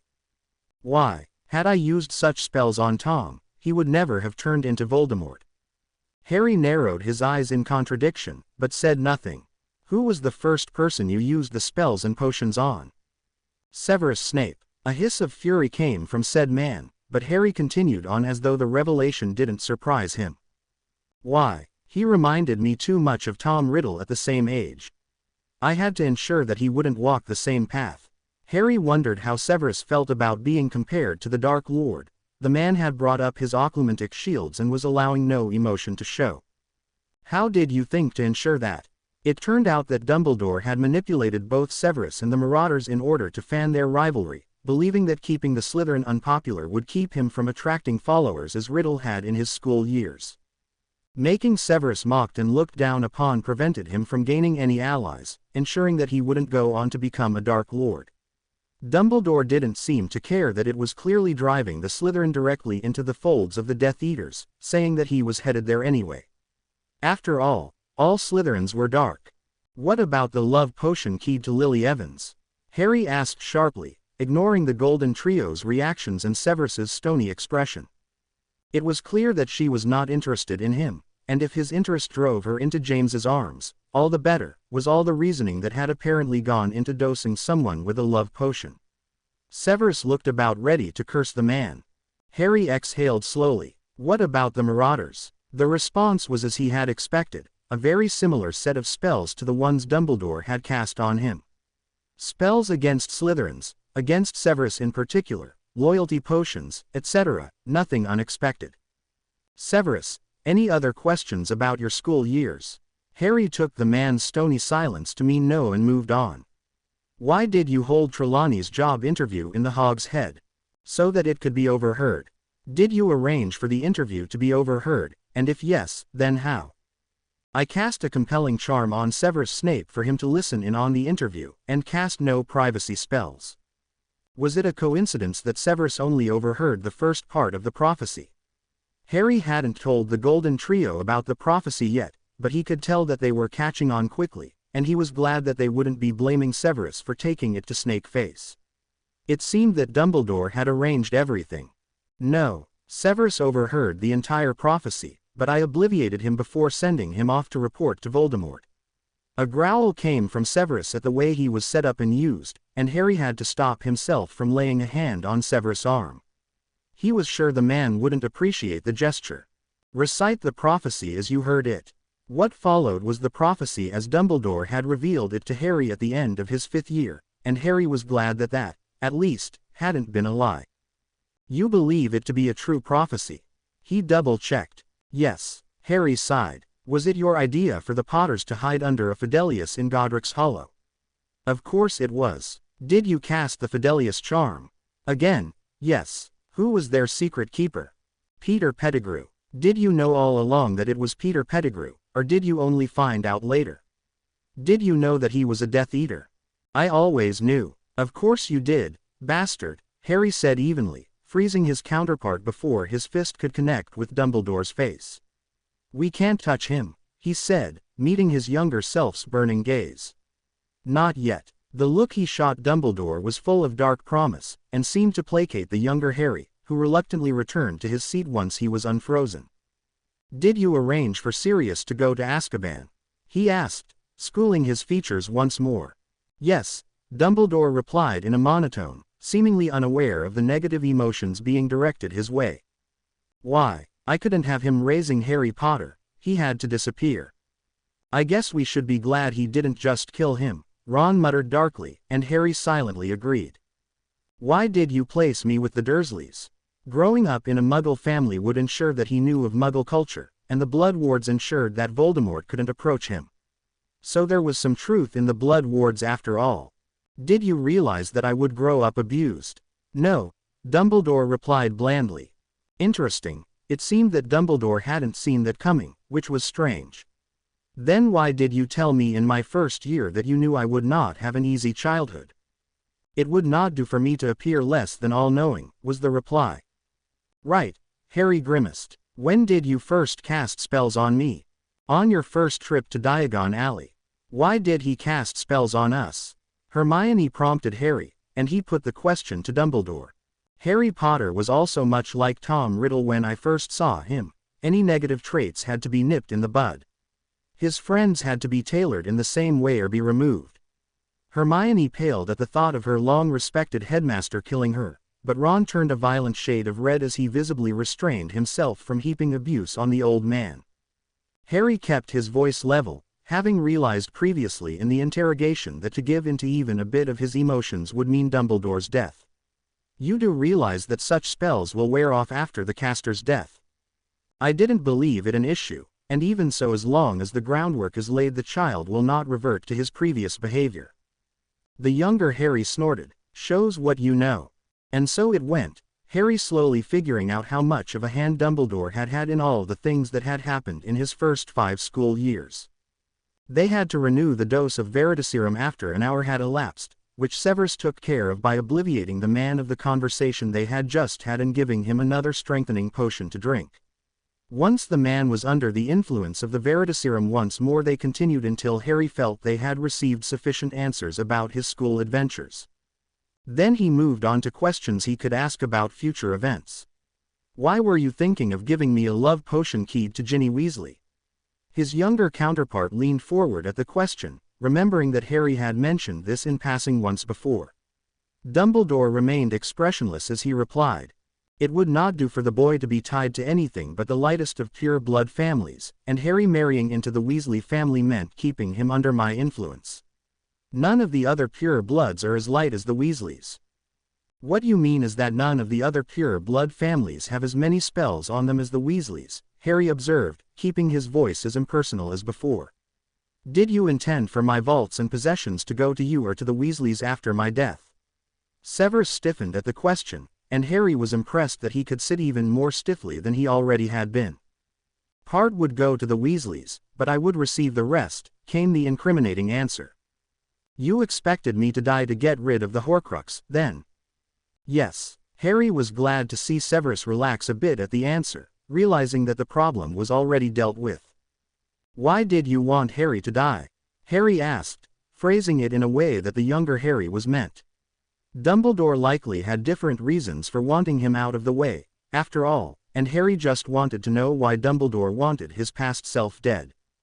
"It would not do for another Light Lord to take away my popularity with the people of the wizarding world. They need me, but they would have naturally looked first to the younger hero instead of me. That could not be allowed to happen." "I see." And Harry did. In Dumbledore's mind, it made sense.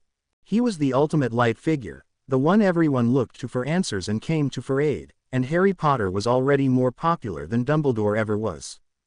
Once Harry was older the wizarding world would have no need for Dumbledore anymore. "Remind me that we need to discuss our futures someday," Harry said in an aside to his younger self. "He is right in that the wizarding world will look to us, and we should figure out together what things we want to see done. Either of us is capable of running for Minister of Magic, and have the popularity necessary to both get the post and change things." Then Harry shook his head, thinking of all the things he still needed to do. Later, looking back at Dumbledore, he considered what else he wanted to know. "Did I miss any of the Horcruxes?" "To my knowledge Nagini is the only Horcrux left," Dumbledore replied tonelessly, and Harry nodded in relief. "What do you think of Harry Potter Black?" The answer to this question would be very interesting, Harry felt. "He's dangerous," Dumbledore replied promptly, his eyes unfocused. "At times he seems dark, and he is far too good a leader. He led me into a trap and I fell for it like a fool. Once I am dead he will be completely in charge, and it will not be long before he is running the country. He is just like Tom Riddle before making Horcruxes fractured his mind. I never get tired of being compared to my parents' killer," Harry said mildly, knowing that there was some truth in Dumbledore's impression of him. He was rather like Tom Riddle. Cunning, intelligent, a charismatic leader. He had been forced to see the similarities years earlier, but that didn't mean he had to like it. In fact, it had been Daphne who had first told him how much he was like the man her grandfather had spoken of. "I think that's everything from me. Do any of you others have any questions left?" he asked, not expecting any. The 3 students had asked several questions when they had discussed their school years, and Severus had seemed to prefer stony silence to voicing anything. "All right then, Severus, if you would." Severus stood and looked down on the man he had once respected. Raising his wand, he said tonelessly, "Obliviate." Putting the man to sleep, he called for Dobby and instructed the elf to return the man to the hospital wing, also giving the house elf a note for Poppy saying that she wasn't to mention Dumbledore's temporary absence to anyone, including the headmaster himself. That done, he stood staring at the empty chair until he felt a pair of arms come up around him, pulling him back against his lover's chest. Closing his eyes, he was glad that Harry felt no need to say anything, instead choosing to simply rest his head against Severus' shoulder. It seemed that after all the revelations of the past 2 hours, the 3 students needed a moment of silence as well. Severus had never wanted to kill a man as much as he did just then. To be continued. I hope you enjoyed this story. Also remember to subscribe and like this video. See you in the next video.